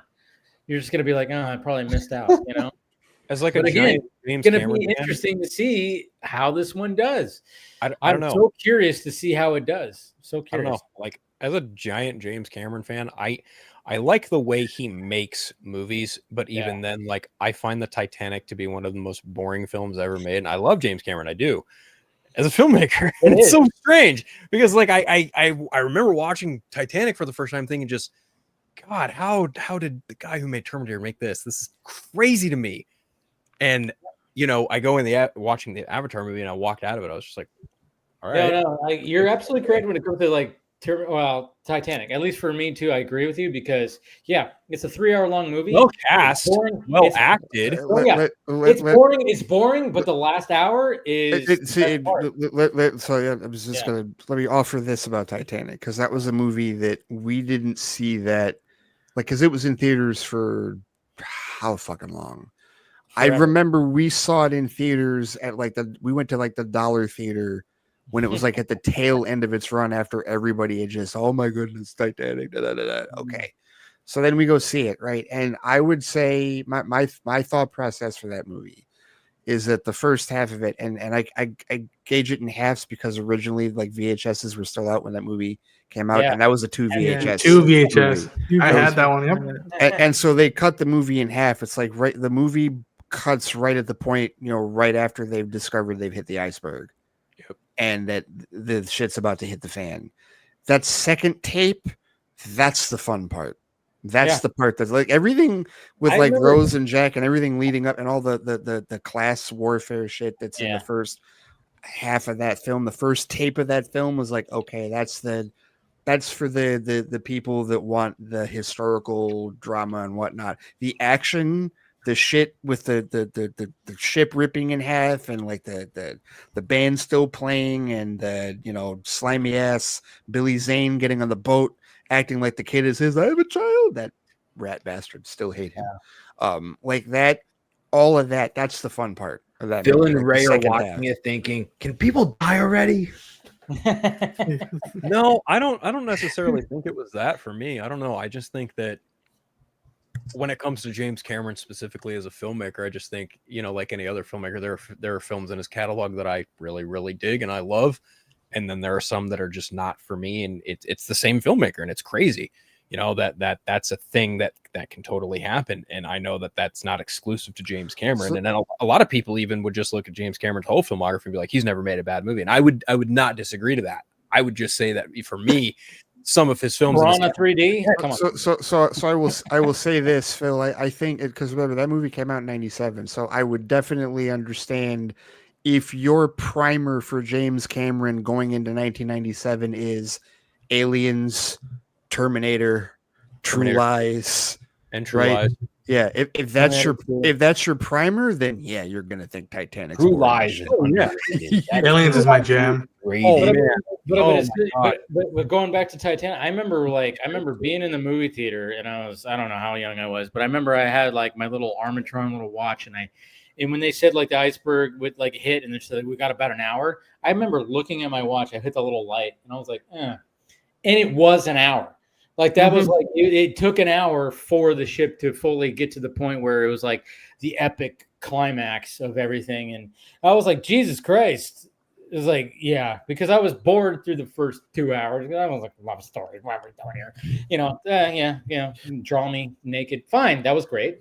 But at the same time, it was like, at the same time, I was like, you know, you go there, you're waiting for the epic, you know, this is why we're watching this. At least some people, you know, I will say story was like a big draw for a lot of people. I'll say the other part of it for me though was like, because you know, growing up, we all knew about the disaster, but there were definitely aspects, and yes, of course, it's a movie, but there were definitely aspects of the disaster that we weren't aware of. Like we didn't know people froze to death.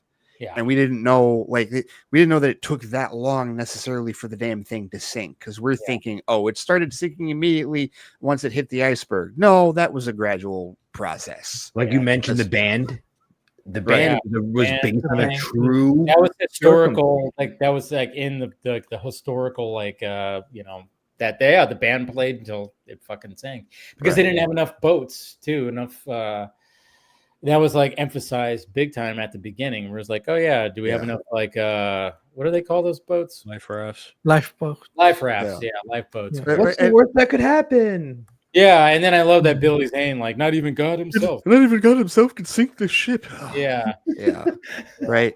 You know, and then there was like the emotional tear jerking stuff. Like remember, like there was that old married couple that decided they were just gonna die there. They just falling in the bed, you know, and then there was the one like when it got to the like the ballroom level, there's the woman floating already dead in the ship. It's like, oh, okay, all right, here we go, we're going. They were hitting multiple emotions at that point. No one offed themselves with a gun. Not one person. I would have attacked the security guy. No, the one guy did. Because he shot the one dude that was in the steerage dude because they were trying to bum rush their way onto a boat, and as soon as he shot him, he just took himself out. I forget what the guy's name was, but yeah. That was the faster way. Everyone else froze, had a terrible death. Yeah, what a terror! Yeah, God, especially when like they there's that scene where Rose is like gonna try to like jump off the back of the boat or whatever. She's gonna drop off, and then this is where they first meet her and Jack, and then he talks about like, oh yeah, if you hit that water, and he starts explaining how it's gonna feel. I mean, good on the storytelling because it's like you're doing a lot of foreshadowing. Of like you know, and that specific scene, it was a good scene because you know he saves her from that, and that's all that whole story starts. But he's talking about, oh yeah, it's like once you hit that water, it's like a bunch of tiny needles hitting your skin. Yeah, and then all of a sudden he's just explaining like what's all going to happen, and and when you actually start seeing that, you know, during that end, and again, I don't care what James Cameron says, they both could have fit on that door. What did you recreated the circumstances. He did. I know. And you have to give him credit because you know what he proved?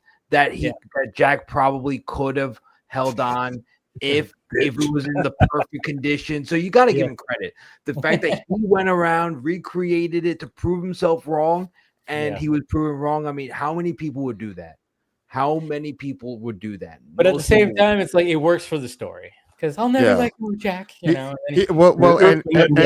I'm letting go. And he saw, and you got to think about that. That's like the ultimate marketing opportunity. Everybody will forever talk about that movie if for no other reason than to be pissed at Rose for not letting Jack live on the damn. Get rid of that dinosaur. On the damn chair. Yeah. Right. But the insurance policy was good. Right.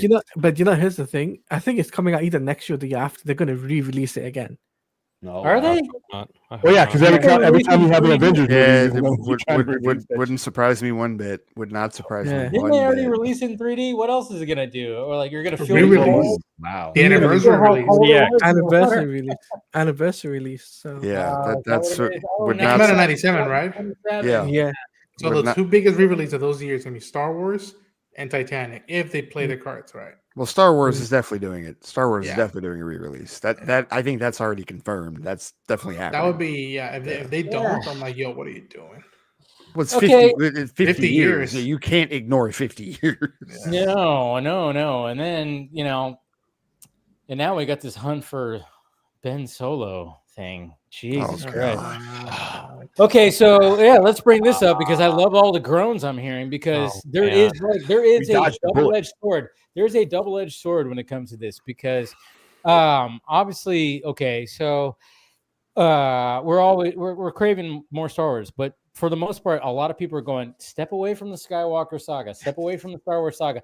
Then we get Adam Driver going, oh yeah, we were trying to do a another movie that was going to be the hunt for Ben Solo with Steven Soderbergh of all people.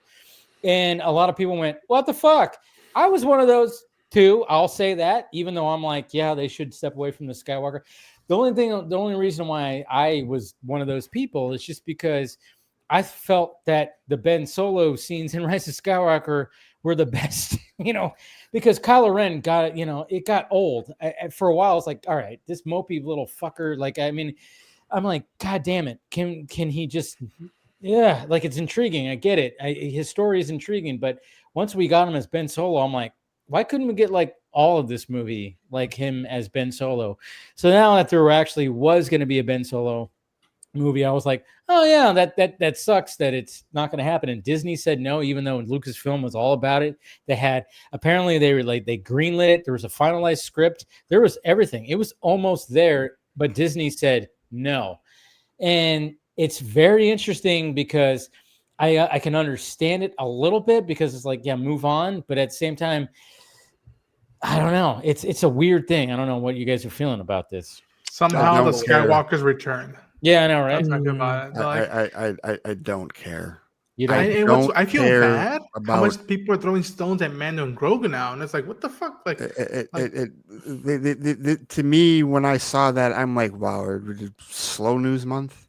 Seriously, why do you think that they're testing and like they're like this information's going out there because maybe they're going like, hey, let's test it out. Maybe the next day they need new people then because it's time to go.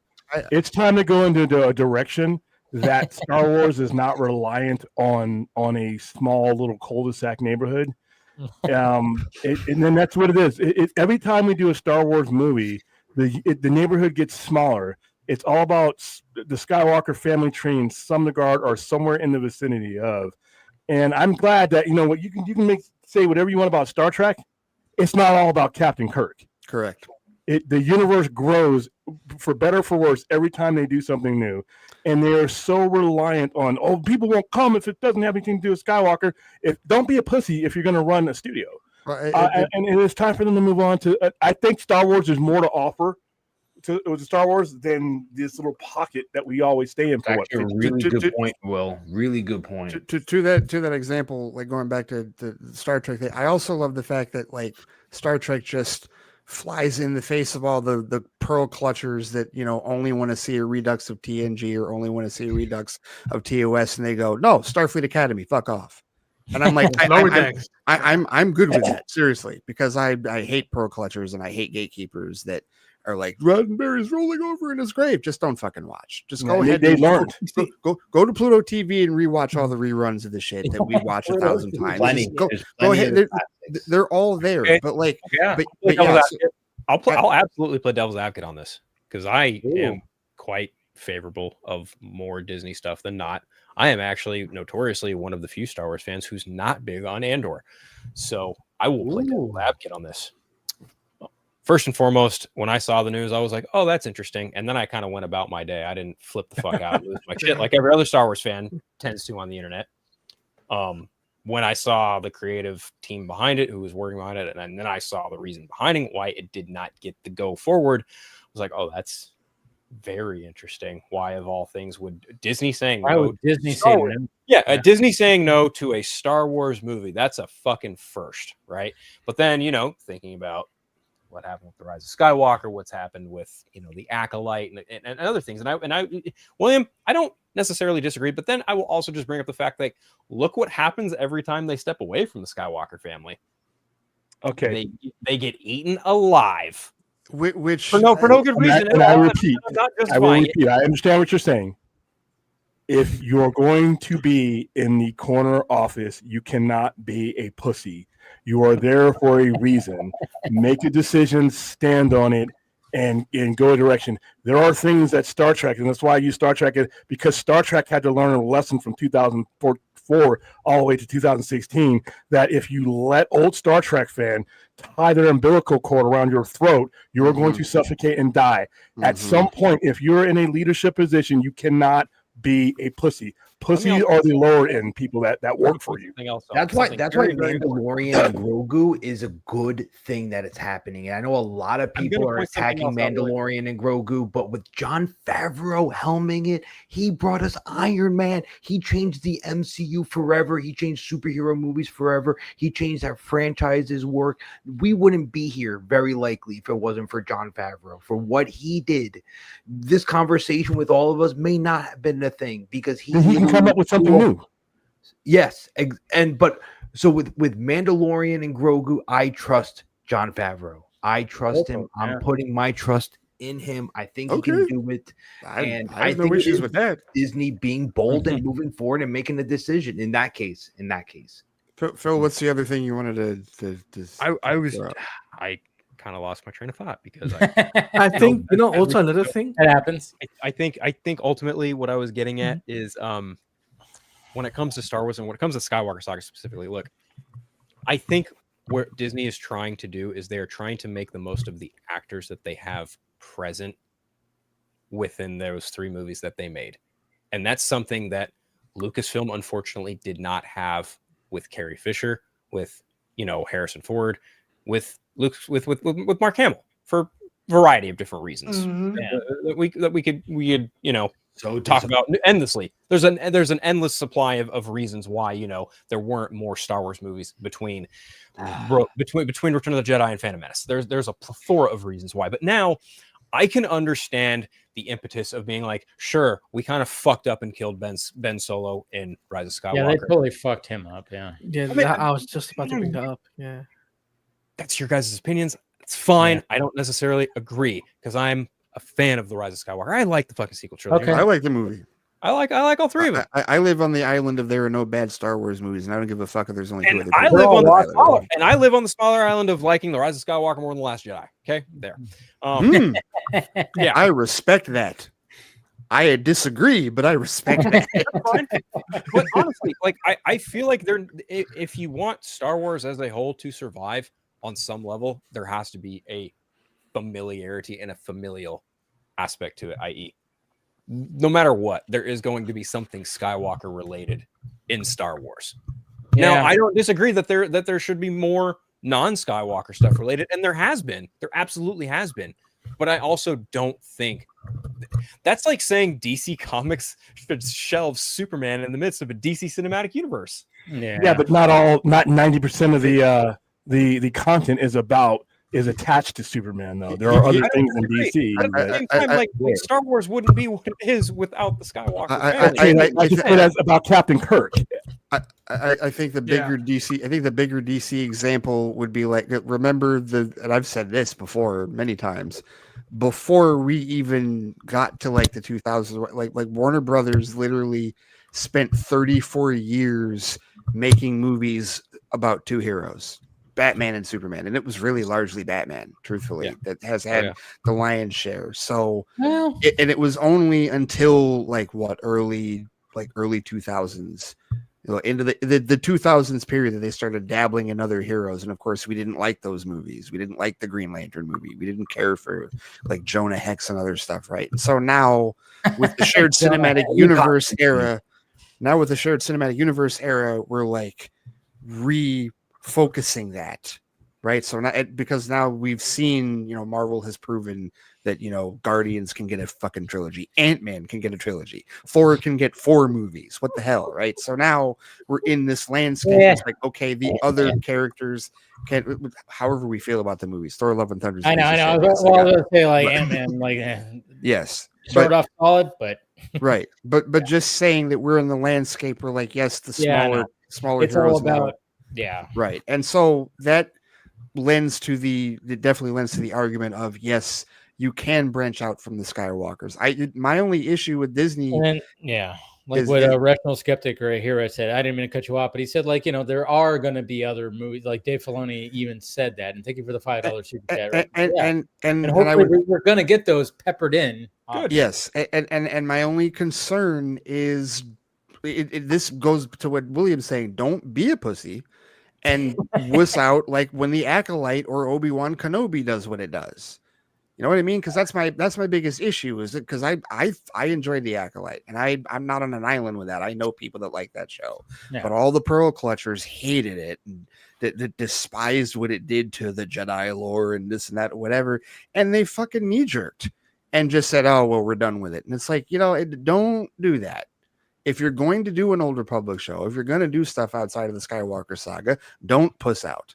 Stick to a plan, whatever your plan is. Rey Skywalker is the future of this Star Wars. And she's still going to be in it. Yeah.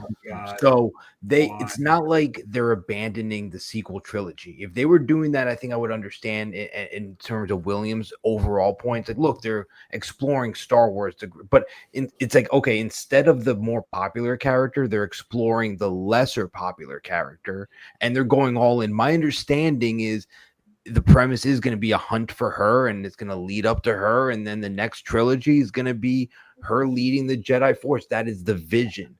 I'm not excited for that. Okay, they need to get some lenses that go deeper than this, because what's the brand? Is the brand Skywalker? Is the brand Star Wars? Even you're dipping your toe into these little things, and like I said, that's the pussy mentality. You jump in. You're being paid to come up with new ideas. Yeah. Not be afraid. Oh, I don't know if they'll like that.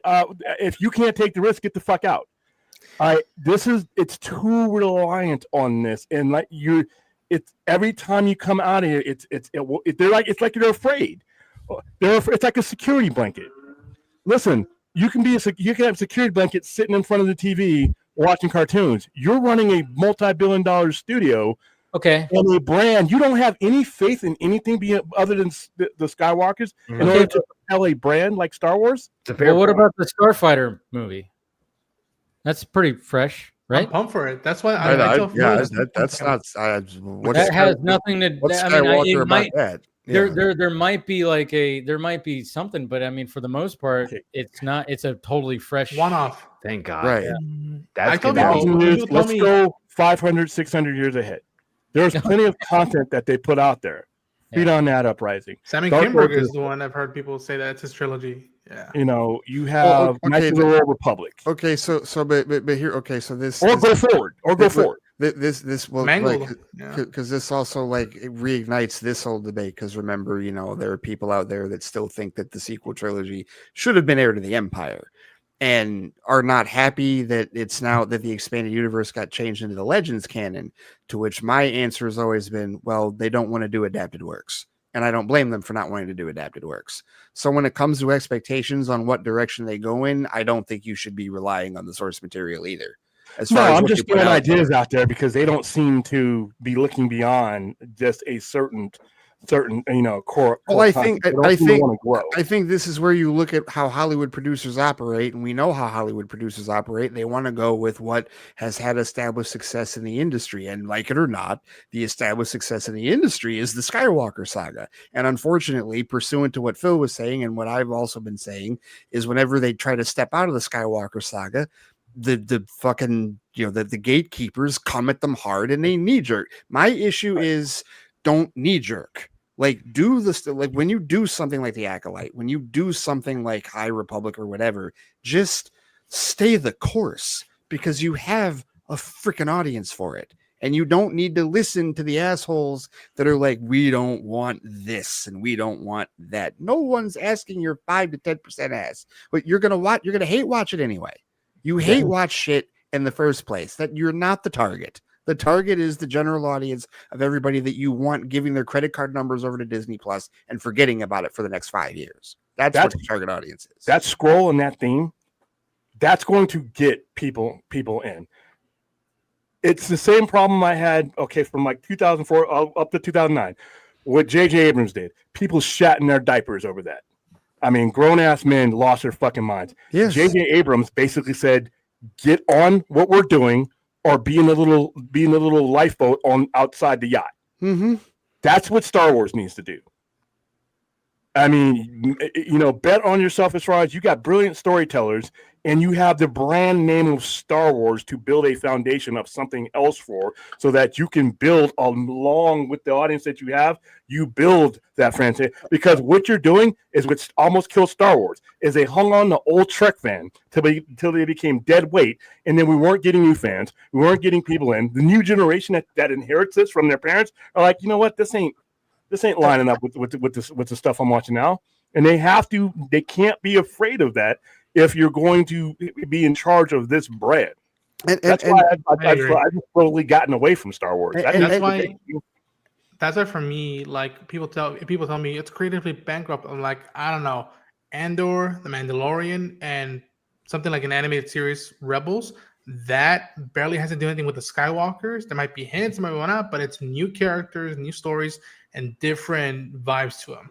Tell me how this is creatively bankrupt, because it's not. It's not completely, but it's still in the same era. That's like the difference between Jean-Luc Picard not being in the same fucking 20-year backyard as Captain Kirk. See, but I don't have a problem with it being in the same, because Lower Decks is in the same era. Like it's like in that little wibbly wobbly, like after TNG, before Picard era, right? I'm fine with that. I don't give a shit if it's in the same era. Pursuant to what he just said, Agreed. Like Rebels is Jedi.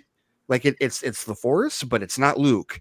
It's not Vader, right? I mean, there's an adjacency there because of the connection to Ahsoka, but it's not the primary story. And I'm fine with it not being the primary story, but still being adjacent. If you have references here or there, the primary story. That's but you can't get around. I mean, Rebels was supposed to take place during the uprising of the Rebel Alliance. It leads into Andor. Like, that's part of the fucking lore. Like, I don't have a problem with that. It's just like how what you were talking about with the Kelvin timeline. The Kelvin timeline, which, by the way, the only reason the Kelvin timeline existed is because Paramount and CBS were divorced, and Paramount didn't have the rights to be able to connect their movies to any of the TV series. So they had to create an alternate reality and do it legally a different way. That's the only reason they made those movies as differently as they did, but they found an opportunity to update them. But what did they do?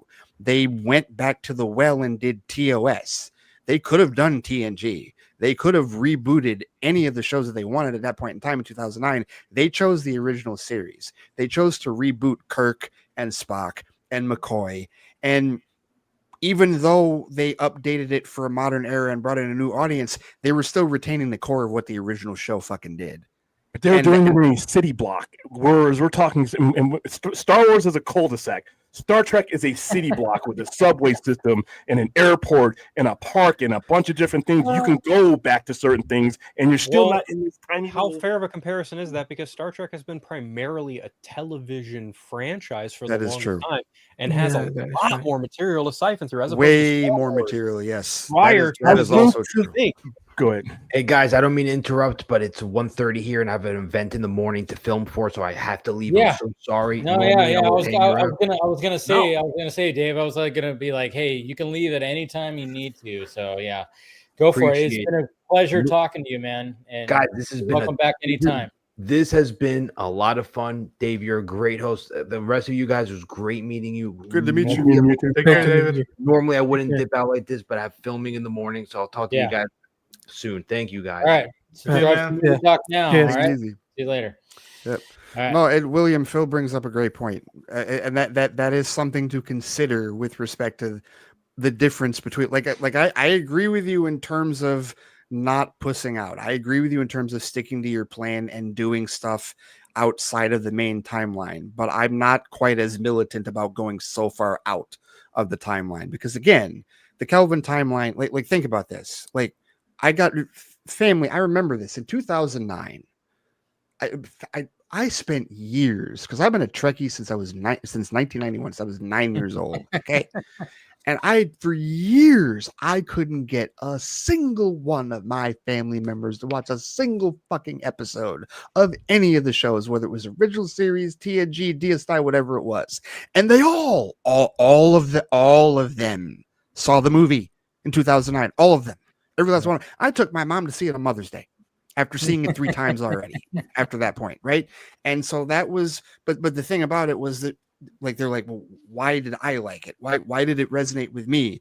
Because as I was watching that movie, I still saw and felt the original series in that movie. Yeah, it was updated. Yeah, it was made new by Chris Pine and Zachary Quinto and Carl Urban and Zoe Saldana and Simon Pegg and John Cho and Anton Yelchin. May he rest in peace. Yes, it was all updated, but it was still at the core Kirk and his crew. It was still at the core what they had in 1966. They just updated it. And that's why those movies were as fucking good as they were, in my opinion. They basically, Paramount did to Star Trek what DC did to the universe with New 52.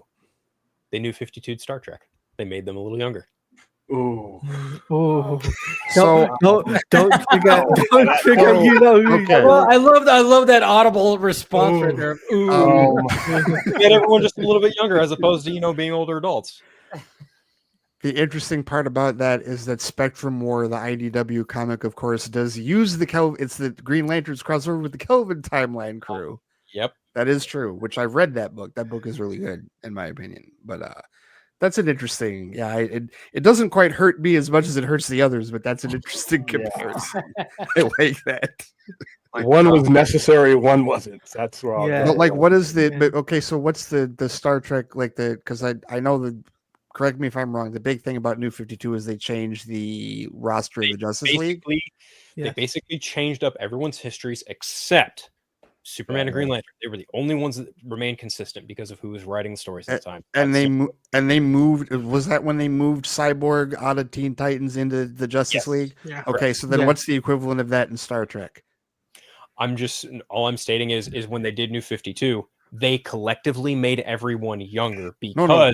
I agree with you. I'm just asking. I'm looking for a 1-to-1. I want to know, humorously, what that was. Like, what was the? I wouldn't know because I'm trying to think. The only thing for you, not me. That'd be for you two to figure out. Not me. Yeah, you know what? You're right. I try not to mention the New 52 because it nauseates me, and I ate today, so I don't really want to throw up on the stream. So. I don't have that kind of connection to it. I've barely read any because I did not come into it during New 52. I've read more of Rebirth than I have New 52. So yeah, I don't have quite the same feelings with respect to that, but no, I get the comparison, and no, a big part of why I love the Kelvin timeline is because it finally made the franchise mainstream. Star Trek has been a cult franchise for the vast majority of its life. The first time it became mainstream was 2009. And holy shit, was it such a route. Star Trek never was a summer blockbuster ever until all those movies were released in November and December and made no more than $100 million. I'm not even joking about this. For decades, the first 10 movies of that franchise, I think the highest they got was Voyage Home, might have been like 150 million, something like that.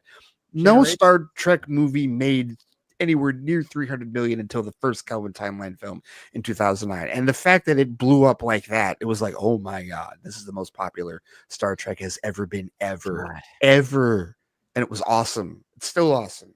No, it is, man. I still remember, like, what was the sequel called? Darkness. Into Darkness. Star Trek Into Darkness. Oh, dude, the Pearl Clutchers. Oh my God. Oh, dude, it was so funny. Khan, I remember that. It was so funny because like my dad's a Trekkie. You know, I never got into it, but you know, I'd watched episodes, you know, with him and stuff like that. But I never got into it as much as he did. I was more of a Star Wars brat.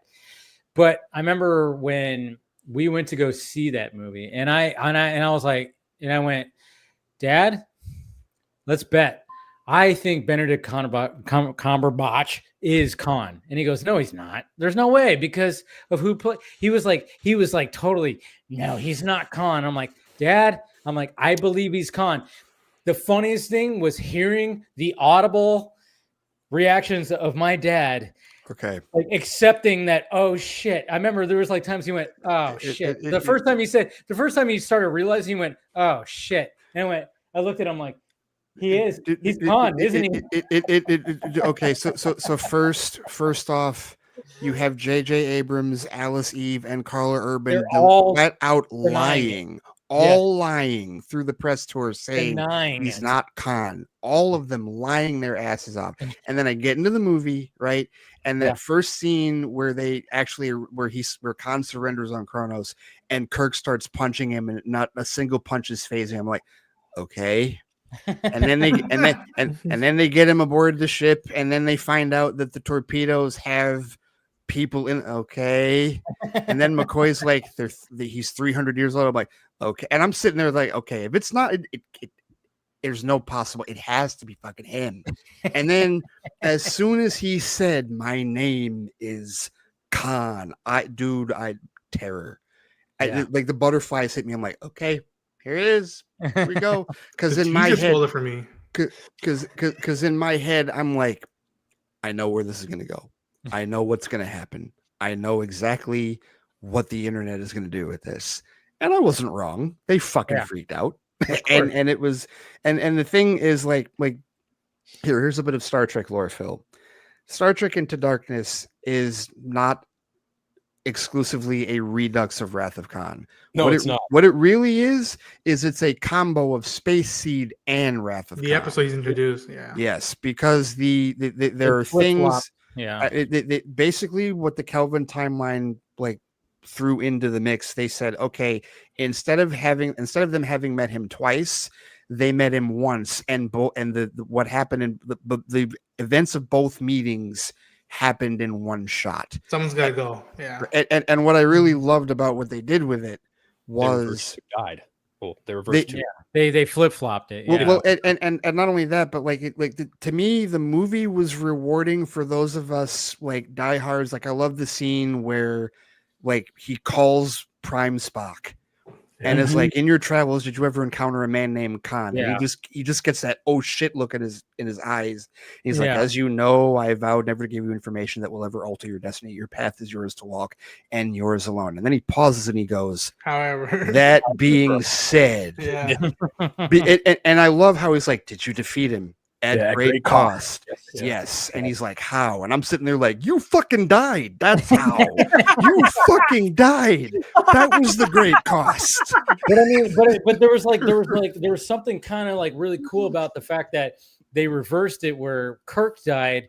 And then you saw Spock, who is supposed to be, lose his shit. Because Dave, this is what was actually fucking brilliant about the script, because the whole point of the movie is like a subplot of the movie is that Kirk and Spock are trying to understand how the other one operates, because Spock had that moment where he was going to sacrifice himself. The good of the many outweigh right, that deal, right? And Kirk can't figure that out. Spock can't figure out why Kirk is so emotionally attached. And so when it gets to that point where it's the reversal and he's on the other side of the glass and he's like, you use what he wanted against him. That's a nice move. And Spock's like, it is what you would have done. And Kirk says, this is what you would have done, because it's what he fucking did in the Prime timeline. It's exactly what he fucking did. And then and people forget Spock is half human. Yep. So the idea, not only is he half human, but Vulcans also are not unemotional. They've just chosen to repress it. When they get emotional, But when he goes cut, yes, and it really, like, I will throw this at every fucking purist. The line, like when the speech that Kirk gives when you see Khan get frozen, and he says, "There are always those who mean to do us harm.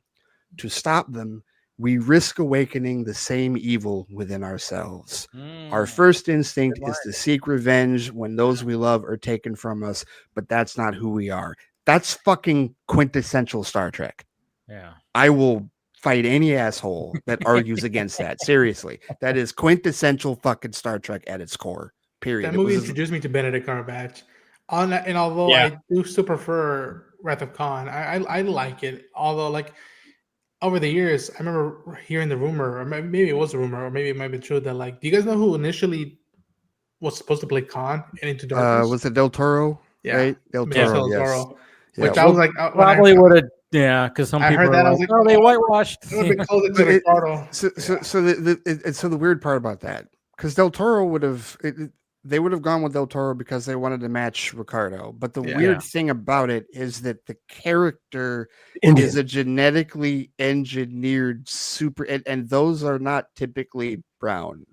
Yeah, they just aren't. Right? Cumberbatch. I love Ricardo. Listen, Ricardo. Well, of course, he did great. Yeah, and I agree with you. Wrath of Khan is better. Yes, I do agree with that, because it really, Into Darkness owes half of its existence to Wrath of Khan. Right? Totally under. And yes, there are points, for those of us who've seen Wrath of Khan so many times, that we know the lines. We know exactly what lines they lifted from the movie for Into Darkness. We know. Not just the Khan thing, but they're like the whole thing where Scotty's like, "You better get down here, better hurry." Yeah. And then when he won't open, he's like, the decontamination process is incomplete. You'd flood the whole compartment.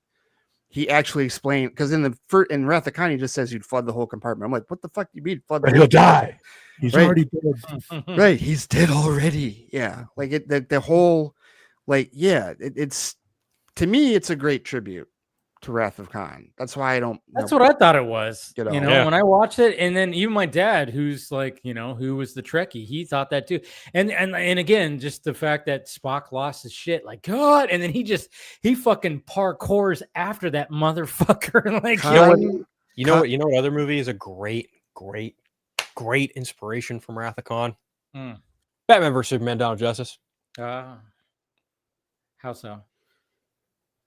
Superman, yes, elaborate. Superman dies at the end of the movie, saving his. Yeah. Okay, so I see what you're saying. Okay, yeah. Okay. So Batman is Kirk. Are we saying though? Okay, so all right. So most here. Let me throw this into the chat. Because obviously they all both end with the same tune that carries the character. Yeah. In fairness to Star Trek, Kirk does get resurrected before the movie ends. Yeah, so there is that. But I meant more Wrath of Khan and BVS than Into Darkness. Yeah, okay, I gotcha. But here, let's throw this in here. I'm gonna make William's head spin here.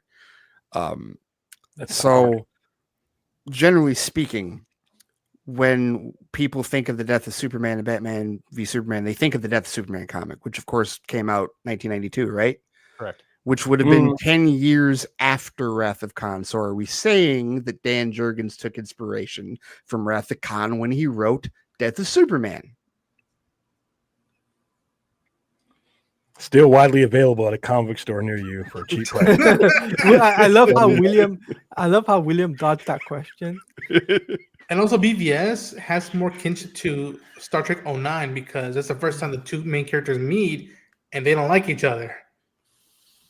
That's how Kirk and Spock are. They're like, they meet each other, like, fuck this guy. All right, fuck you. And it's like, all right, it takes a whole move for them to be like, all right, we got to work together. And that is a canonical change. Well, especially now with what they've done with to add to their backstory in Strange New Worlds, because Kirk and Spock they've never really been that adversarial in the Prime timeline, not to that level. So that was a change that they did make for both the 2009 and Into Darkness in that regard. The most I remember in the movies, in the OG movies, was in 6. Undiscovered Country when like Spock tells him, "Yo, the Klingons, they're dying," and Kirk's like, "Let them die," and he gives him this look of like, "Are you fucking kidding me? Like after all these years, you want to let these people die?" Like. Well, it was especially after David, you know, after what happened. Especially after that, for sure. But yeah, no, customarily, but that's also the one thing about the Kelvin timeline that I'm glad they 1000% respected, which is the fact that Spock and McCoy despise each other. And see, again, there you go, like right there, like that dynamic was an absolute holdover from the original series, and man, it was delicious. It was awesome to see that animosity between the two of them still preserved in a totally other timeline. Green-blooded hobgoblin. In fairness, also that also comes down to Carl Urban and Zach Snyder stepping into the shoes of Kelly and Leonard Nimoy and Forrest Kelly. Forrest Kelly was the one I didn't remember. Yeah, Nimoy was the one I had in my head. Right. But yes, that is also largely in part to those two too. Absolutely. Really yes, those two.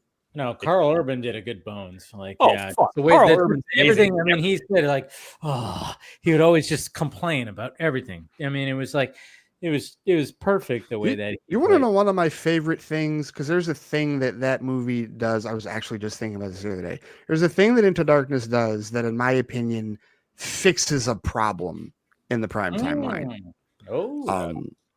And that problem is specifically how the character of Lieutenant Uhura is treated. Star Trek 6, there's a joke in Star Trek 6 where they have to trick a Klingon listening post into believing that they're a Klingon ship, and they can't use the universal translator because they'll know that they're using a universal translator. So it's the whole bridge crew pouring through Klingon dictionaries and books so that Uhura can speak this broken Klingon with wrong words to them so that she'll sound authentic, which is ridiculous. And she's a xenolinguistics expert, right? So then that's her job. So then go to Star Trek Into Darkness, and there's that point where they're on Kronos, and she says, "You brought me here because I speak Klingon, so let me speak Klingon." All and three she goes dialects out, or whatever. and she goes out there on her own, faces down 8 Klingon soldiers, and speaks perfect fucking Klingon without the use of any help because she's a fucking xenolinguistics expert. Yeah. Period. No, you're right. You're right about that. Yeah, because I remember Star Trek 6, that part, and then I remember I totally forgot. I remember that from Into Darkness. Yeah. But I haven't seen Star Trek 6. I've only seen I've seen them all. I've seen up to 5. Undiscovered Country, man. It's one of the better ones. You've seen up to 5? It's actually pretty good. My controversial opinion is that 6 is the best Star Trek. I can see that. It is about Christopher Plummer quoting Shakespeare. Yes, Phil, I would put Klingon, it original Klingon. Yeah, I would. Yeah, 6 embodies why Starfleet exists. I'm often the reason I ask more often than not, a lot of Star Trek fans often. You know what's Wrath of Khan is the best. Oh, absolutely. Wrath of Khan is the popular pick. Yes, then the second popular pick is like First Contact. Then the second, Wrath of Khan and First Contact, but then also Voyage Home. A lot of fans like Voyage Home. Oh yeah, people like Voyage Home because definitely. So and there's it's all subjective. There's no right or wrong answer. Yeah. But for me, pound for pound, 6 has so much. Christopher Plummer, like I watched that movie the day he died. Wait, is like 6 I had the to. one where Kirk ends up on a snow planet? Yes. With I have seen this. I have seen this one. Yeah. Okay. Yeah. Okay. Because that's Ruapente, the Klingon prison. Yes. You know what's funny? It's funny. It's like when they released like the box set of the first 5 movies. Like if you lined them up on your shelf, it showed the Enterprise. Yes. Yeah. And then Undiscovered Country came out, and they just had they were like, oh shit. So if we wanted to fit in that box set, it's just extra space. So like I remember my dad had that like on his shelf, and you had like the Undiscovered Country, and it was just space. It was just stars and stuff like that, just because they were like they already had the full on like Enterprise, but they were like, oh, we want to fit it in there, so let's just put like it's space, but it looked off centered. See, like that. Yeah. I'm missing the box for you're missing like one, but I mean, Undiscovered Country, they just put like the side of it was just stars and space dust and clouds because they were trying to fit it in, but it was like they already fit the whole Enterprise. It's because the release of the VHS set was like too close to Undiscovered Country, and back then it would still take like 6 months before you saw it on VHS after theatrical release. Yeah, I just remember seeing that on my dad's shelf, going like, it's a little off, but I get why they did that, because they didn't know they were going to do another movie, and they did another movie, It was definitely a lot more volatile back then, especially because they had like TNG was in like season 3 or 4. Actually, it was going to season 4 or 5. And so like they were fully engrossed in like because they'd gone over their hump. Like they'd gone through their first year or two of the fans hating it. This is bullshit. This is what we signed up for. And now they had a fan base. They're like, okay, we're going into it. They were about to launch Deep Space Nine in '93. So like they were moving forward. And so, that was the last voyage with the original crew in '91. And that's how they advertised it too. They actually advertised it and promoted it that way. Yes. And then Generations. Yes. Well, and they made you think I like Generations. I like Generations. Okay. I like the passing of the torch. I like that. I hate Kirk's death scene. That's almost as bad as the death scene's not that great. Here's the thing about Generations. Generations, it's aside from the flagrant false advertising of the poster, because the poster leads you to believe that Kirk is in the entirety of the movie. No, the fuck he's not. He's in the beginning and the end of the movie. Yeah. 2 captains, 1 destiny, my ass. There's 2 faces. That's the only 2 faces on the poster. Right. No, that was flagrant false advertising. That movie is a 70 to 80, is an 80 to 90% TNG movie with a little bit of Kirk. Like at the beginning. Guinan's in that movie more than Kirk is. Who is? Yes. Yes, Guinan. And if you're going to make it a TNG movie, cool, but just don't advertise it like that. Don't put, that was such a marketing thing. Like put Shatner and Stewart. Oh yeah, totally. Okay. You have to. Oh yeah. There's no way you're gonna. Well, they could have made a better movie. I'm okay with that marrying up those 2 icons. That movie was so underwhelming, and I don't think about it much because 2 years later, actually no, a year and a half later, was First Contact. Okay, let me ask you this though: what was more underwhelming, Generations or Insurrection? Insurrection. Thank you. Insurrection, because it came after what I considered one of the top 2 Star Trek movies ever made. Better than Generations. First Contact is the best TNG movie without question. Yeah, and you had an Academy Award winner in that movie with F. Murray Abraham, and that movie still was kind of lame. Yeah. Well, because it was just a 2-hour long episode. That's all it was, which was fine. I don't hate it. Yeah, after First Contact, it wasn't. Though once you show me that's what I need to see. That Nemesis didn't do it for me, and neither did Insurrection. It was here's my thing with Nemesis, because Nemesis is I know a lot of Trekkies hate Nemesis, but for me, Nemesis was my first Tom Hardy movie, and he's fucking great. That's right. That's a young Tom Hardy. That's a 2002. That's a baby face Tom Hardy, yes, but he was still really good. He was like that was when he was still modeling. Yes. That was before Bronson. It was way before but he was really fucking good in that movie. He was like for what that movie was. I don't hate those movies. It's just like when you match them up against First Contact, it's like, ugh. I don't even. That's like that horse draw thing that they draw with the horse is all doodled, and then there's like a real painting of a horse in the middle. That one, those last 2 movies of the Next Generation one, just were really good episodes. I would have sat in front of my TV and said, like, "Wow, that's great. That's a great 2-parter."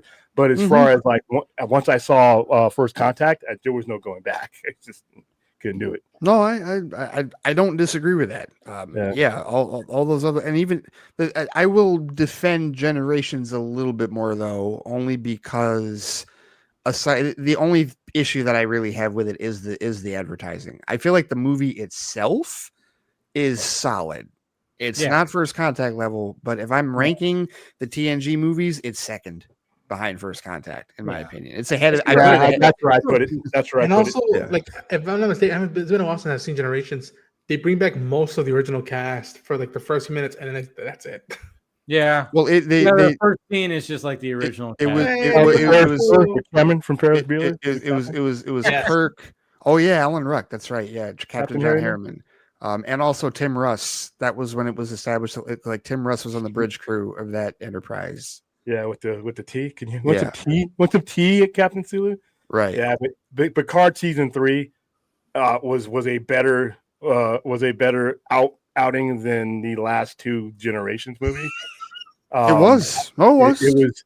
It absolutely was. Some of the best Star Trek I've seen since I've been around. Well, I love the fact that, and this is, do people care about spoilers for Picard season 3? No, go for it. No, go for it. Well, they absolutely retconned the destruction of the Enterprise D, which I fucking hated that. There were people in tears. When I was watching it with a group of people, they were in tears. Okay, here's the thing, William. Like, okay, so like when they were when they first found Journey to the Fleet Museum, and there's that one scene where Jack is naming all the ships, and then they keep bringing up Hangar 12. They keep bringing up this hangar, and I'm like, I know what's in that fucking hangar. I think I know exactly what's in that hangar. And then when they needed to leave the ship, and Geordi's like, no, I've got a better idea. I'm like, I know where the fuck he's taking them. I know where this is going, and I'm not ready for it. I'm not ready for it at all. And as soon as the doors opened, and before the lights even came on, you just saw the silhouette. I'm like, motherfucker, there it is. Grown ass men making YouTube videos of themselves crying over that one. I didn't, because I don't cry at fiction, but I do, and I do without shame. Seriously, if I were going to shed tears about and happiness for Picard season 3, it was when they introduced the new Enterprise G.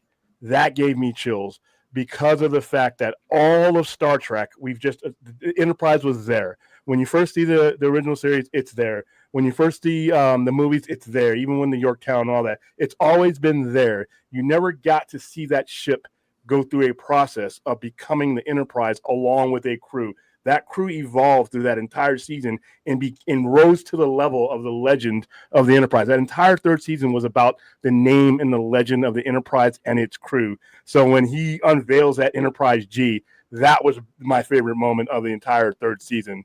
When Picard and Jack are sitting in there, and you see Enterprise G, you see the Titan, the hero ship, become the Enterprise. A lot of people are like, well, this should have kept it the Titan. No, Star Trek is, the Enterprise. You have other ships, but that crew that you're talking about, Picard, his son, that legacy, that all those Enterprises in there. That season, not Star Trek as a whole, that season was about the legacy of the Enterprise, and I love the way they did that. And I really hope we get a show. I mean, it'd be malfeasance if we don't get a show. So you do realize that what you've just done is you've just defended the idea of sticking with the Skywalkers. No, I knew that was coming. I knew that was coming. No, I knew that was coming. And here's why. That's why I threw in that not all of Star Trek. Yes. Star Trek has already proven that they are not just about the Enterprise, but that season is true. Of Picard 3 was about the Enterprise, not all of Star Trek. So, if it would have been Voyager, if it had been Janeway and Chakotay or something like that, and we're seeing a new crew become the new crew of the Voyager, that would have been significant to that group of people. Mm-hmm. So that's why it was Picard. Picard is synonymous with that ship. Kirk is synonymous with that ship. And you saw all of those ships. So that one season was dedicated to that. Not all of Star Trek, though. So that's why I think it was appropriate. Well, and I also like that it was a blend, because, you had all the TNG crew back, and that was, before even getting to the Enterprise D, like just having all them back was. I guess Michael Dorn's not going to age, by the way. He's just going to fucking. No, he's. Yeah. How did he look the best out of all 7 of them? They had to age him. They had to make him look older. Right. Like they had to make him look. Yeah, that's insane. Wait. Who looked better? Michael Dorn looks exactly like he did in anything else you've seen him in. He's got that Bernie Hudson gene going on. Yes, he does. But no, but I like that it was a blend between like the Picard legacy, but also like the because Seven and Raffi. Like those two, and that's why I wanted. That's why the people who want Star Trek Legacy to happen. And I'm okay with Star Trek Academy, because I'm okay with that. I don't need you to not do another project in order to do another one. Right. I will buy into Star Trek Academy just like I bought in every. So I will give all Star Trek, but you got to give me that, because that ending with Q. When he's like, I'm like, you tiny humans. And that's like Encounter at Farpoint. Right? He's starting over with the fucking sun. Yes, exactly. Which tells you there's a connection with that Picard bloodline that Q is riding. So, yep. I have a question for the Star Trek guys here. So like, what happened in 2009 when they revamped, the original crew? When when do you think, like, eventually, do you think eventually they'll do that to the Next Generation crew where they go, here's a little reboot of this little storyline, and we're going to see a little more of this, and then we're going to have another actor playing Picard and Riker, and not after season 3 of Picard, not yet. I think it's going to be 15, it's going to 20 take a little years. more, but it will. Do you think it will eventually happen? I have my doubts only because the reason I have my doubts is only because, like I was saying before, literally the legal reason the Kelvin Timeline exists is because Paramount, Viacom, and CBS were divorced. They split up, and legally. That whole mess. Legally, Paramount did not have the rights to connect anything in that movie to anything that happened in the Prime timeline, which is why they had to split it into a different timeline. So now that they have remarried, and now that not only have they remarried, they're forever linked. Paramount Global is just one now, right? There is no separation of CBS and Paramount, so there's no need for them to stray away from the Prime timeline at all. They can just continue on and build out from the Prime timeline. So I think you're way more likely to see new stuff because here's the other thing to remember, Dave. Remember that Starfleet Academy is the sequel. It's the spinoff of Discovery, which is 930 years after the TNG era. Okay. So there's a lot. I didn't know that. There's a lot of time. Because I've always just kind of wondered, like, because I don't know, I haven't watched any really of the new stuff, but I always kind of went like, are they ever gonna, what if they decided to make like a movie series about the Next Generation crew, but they show like how they came to be, kind of thing, After Beyond and X-Men Apocalypse, they kept asking McAvoy, so you've done Bald now. Are you gonna do Jean-Luc Picard young? And see, there you go. People were like, come on. It's so funny because he doesn't really look like him.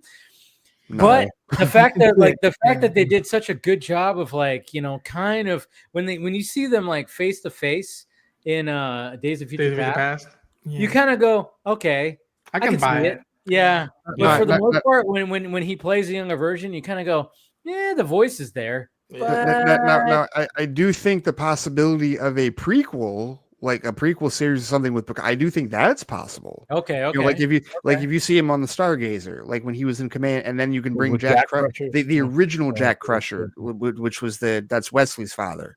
You could because that's how Jean-Luc and Beverly know each other, because Jack was his first officer on the Stargazer. Okay. And he died in a accident.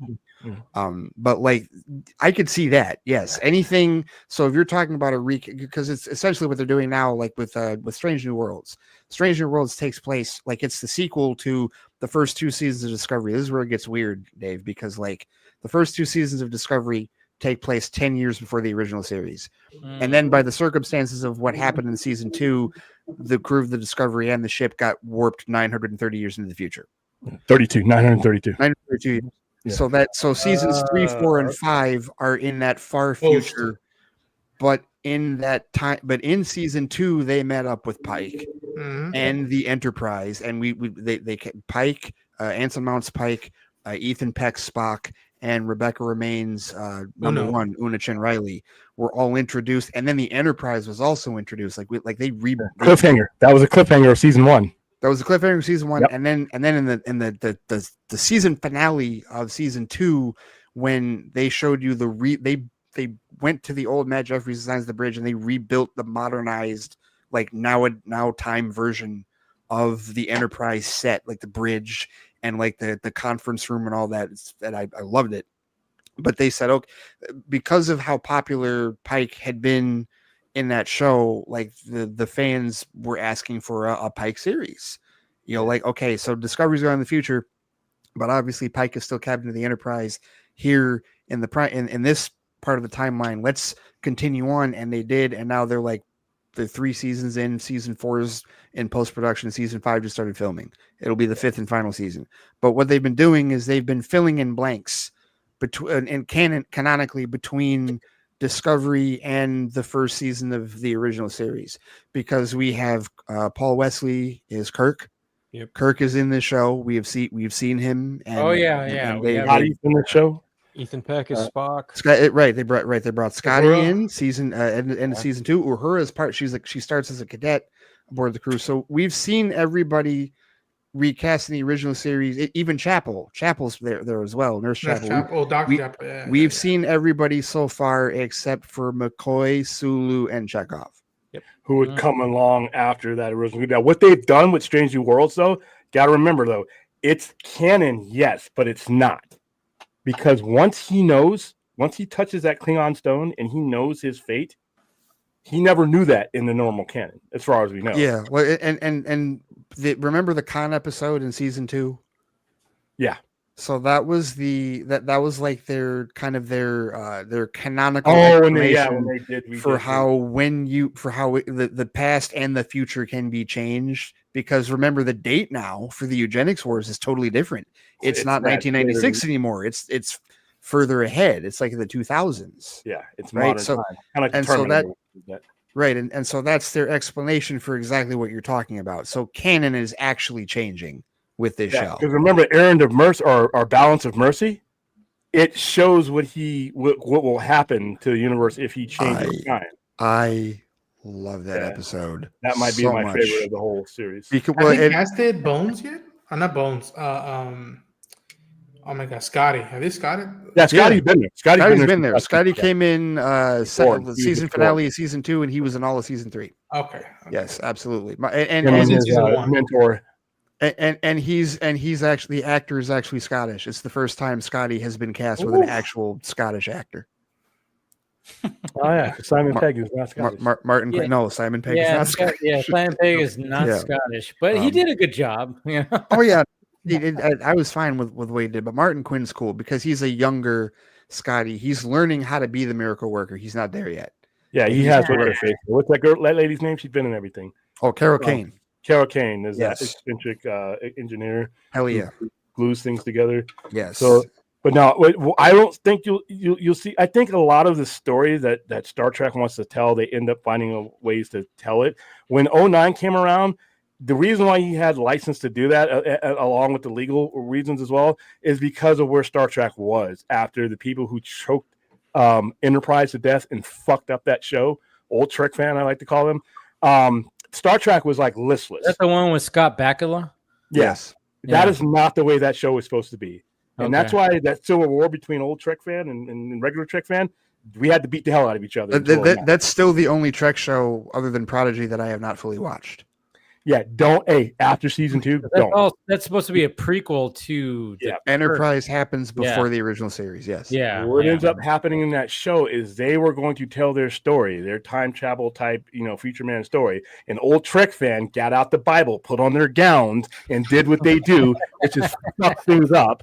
And UPN was such a weak network at the time. It and another failed network would become CW. They were on their way out too because they were just years away from becoming CW anyway. Yeah. So the network was like, oh no, the Cathedral of Trek must be against us. We must be doing those are the loud motherfuckers that just do nothing but fuck up Trek. Yeah. So they changed it and they added all this stuff to it. That last episode of Star Trek Enterprise, there should have been people incarcerated over that episode. I've actually seen bits and pieces of that episode, and I'm like, yeah, that's a terrible final episode. And that's a terrible final episode. And after that, nobody wanted to touch Trek because they didn't want to deal with old Trek fan. It was like you inherited an uncle that you just really didn't know you were related to, and now here he is. Yeah. So nobody wanted to deal with this. So moral of the story is that there's a long history of stupid gatekeeping fans being listened to by studios every time. Yes. Every single time. Mm-hmm. People talk about DC. I'm like, no, you weren't there for for old Trek war. So, anyways, Hunt for Ben Solo is gonna.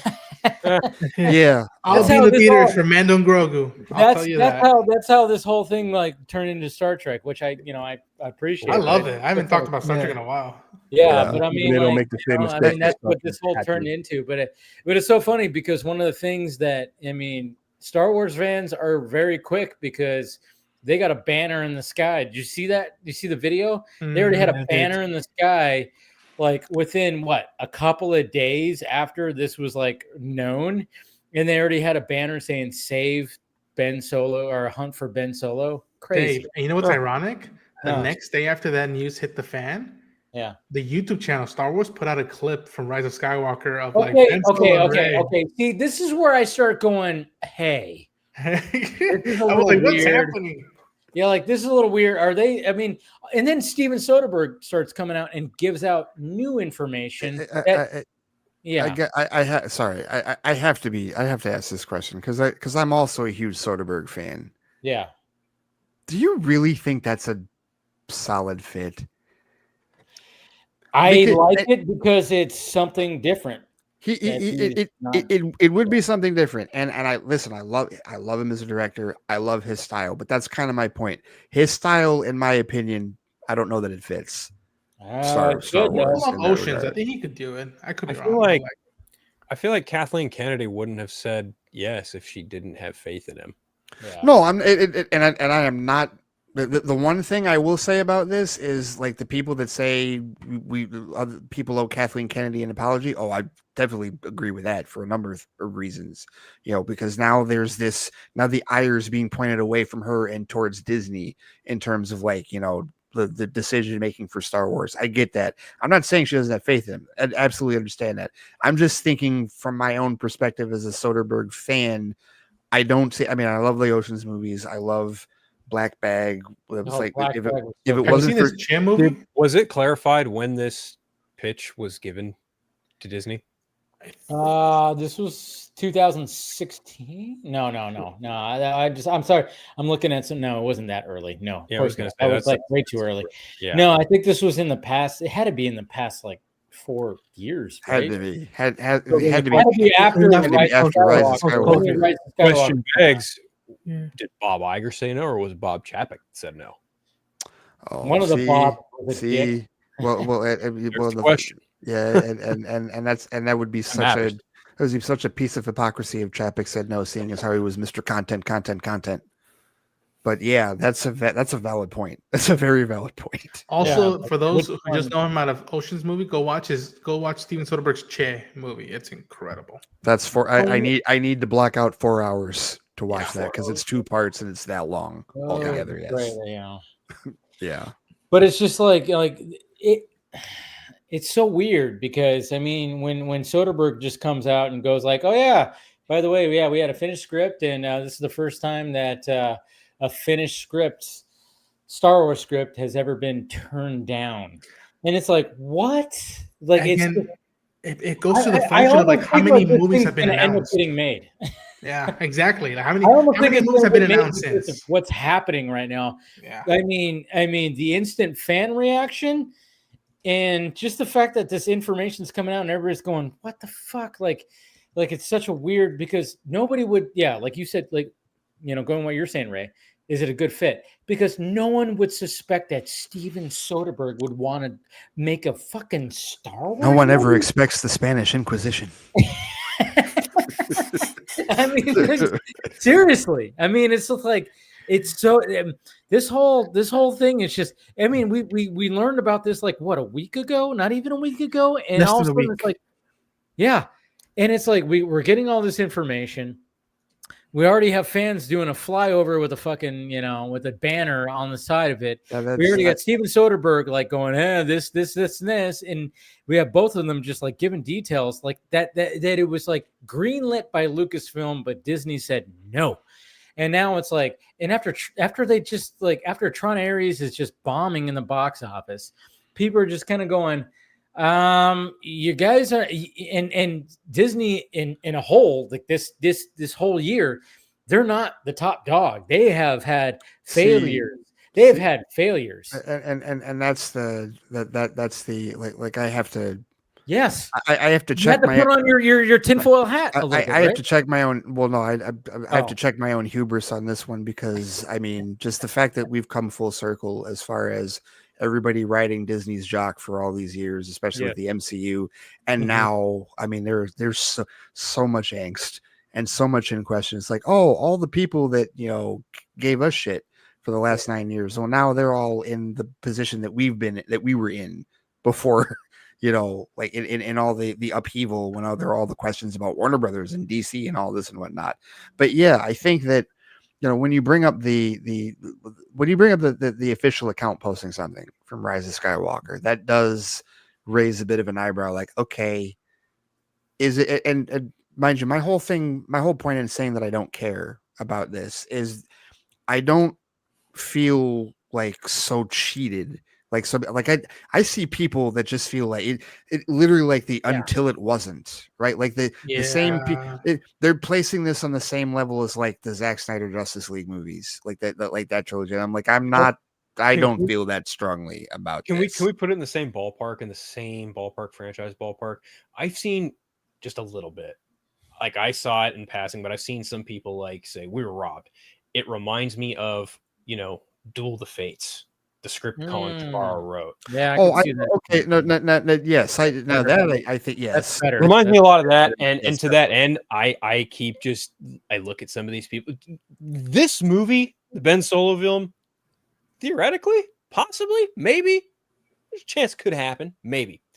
The Duel of the Fates movie, this is what I love saying about this movie. Lean in.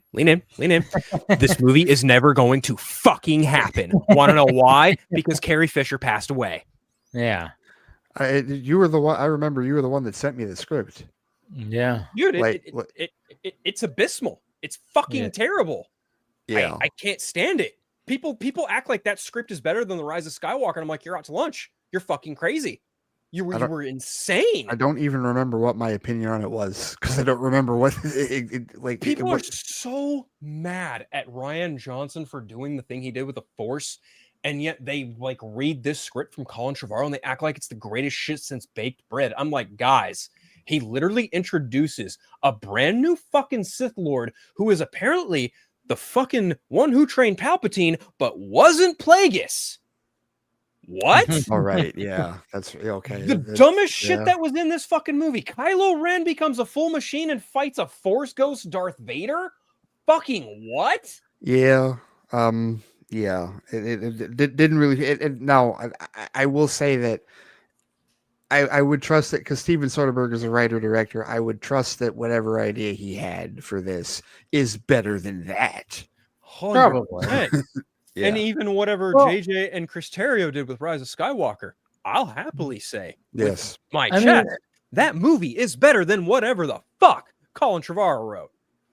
The reason why I'm like going, oh man, it's just because for the longest time, you know, Rise of Skywalker, you know, like I said, I'm not saying it's, again, I'm with the whole thing. Like I can watch every Star Wars movie and be okay with it. And you know, because Star Wars is Star Wars. There's not, like you said, Bray, there's not a bad Star Wars movie. There's like, you know, I can enjoy it all. But when it comes to Rise of Skywalker, or when it comes to the sequel trilogy altogether, I'm like, Kylo Ren was an interesting character in the growth. And I actually like what we found out in Last Jedi of, you know, a lot of things, regardless of what people.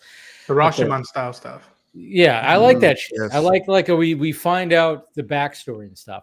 I just wish, I always was going, man, I just wish that we got the Ben Solo for a whole movie. The authentic Ben Solo for a whole movie, because when he shows up, all of a sudden it's like, oh wow, you're not this fucking little pipsqueak spoiled little asshole. You're now like kind of relatable and you're acting like your dad. You know, and I'm like, you know, I love that scene when he gets the fucking, when he takes on the Knights of Ren, and then he like pulls a lightsaber and he does the whole, and then he just F's everybody up, and then just the little mannerisms that he does, where he's just like, he takes a breath, like, you know, and he's like doing all the things. Yeah, and I'm like going, we only got like 10 minutes of this. Like, I want a whole movie of this, and then when I hear this, I'm going, fuck, imagine just like seeing like somebody, you know, a combination of like looking like Han Solo, but he's got like a holster of a fucking lightsaber and a blaster, you know. You know what this reminds me of? It reminds me of the days before Disney Plus, scourging the internet and just seeing people saying, I wish there was a series or a movie about Obi-Wan Kenobi and his time in the desert after the fall of Anakin Skywalker. Yeah, I've seen like fan films. You remember those old fan films? Yeah. there was probably there was old fan film. And I like that show. I love that. I do. Dude, That show I is love awesome. what Disney's done with Star I was Wars. good with that show too. Yeah. Andor's fine, but the other stuff I love. Andor. Okay, all right. Can we sidebar this for just a second? Because I would really like it, because I almost feel like based on what I know of your tastes and how you feel about certain things, that seems a little off kilter. Andor's the one that you don't care for that much compared to the others. It's the one that I should be pounding the drum for. I would think so, based on Phil. I wish I would have known you before they announced that show, because I like Andor and Rogue One. They announced the show, I was like, oh, okay. I'm like, I'll check it out. Like most of the Star Wars stuff. I'm telling you, dude, it wasn't until I saw the teaser at Celebration. I'm like, oh, you're going forward with this? And then season 1 is good. And then season 2 is like on crack. It is full on espionage, all the president's men, Skarsgård in that show. Phil, did you not see season 2? Nope. Oh, okay. So, but you saw season 1. Yes. And what was it about season 1 that caused you to drop off? I gotta be brutally honest. Knowing how Cassian Andor's fate ends, I just don't care. That's what it is. It is.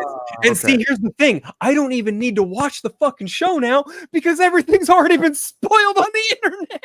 But dude, here's the thing. I'll tell you this. Like the major last beats of Bix and the child. I know all of that. The whole cool. Me and many others did the same thing after we watched the series finale of Andor. The very next, we let the autoplay continue on to Rogue One, and we watched Rogue One in its entirety after that. And this is why I do not argue with people when they say that the best Star Wars trilogy is Andor season 1, Andor season 2, and Rogue One. I do not argue with people that say that, because that's a damn good argument. It's a damn good argument in that regard. But if you watch Andor and then Rogue One, it really does place that movie. And I don't know how you feel about Rogue One. Oh, it's my least favorite Star Wars movie ever. Okay, then never mind. Number 2 for me after Empire. That movie at all. So that makes sense. Okay. I love Gareth Edwards. You know me. I love Gareth Edwards, but man, Rebirth and Rogue One are just not it. Well, okay, to be fair, Rogue One is where Gilroy overrode a lot of what he did in the second half of the movie. So, and that's another factor too. I gotta be honest. There was some stuff that Gilroy said I just didn't jive with. I was like, you are being a little too.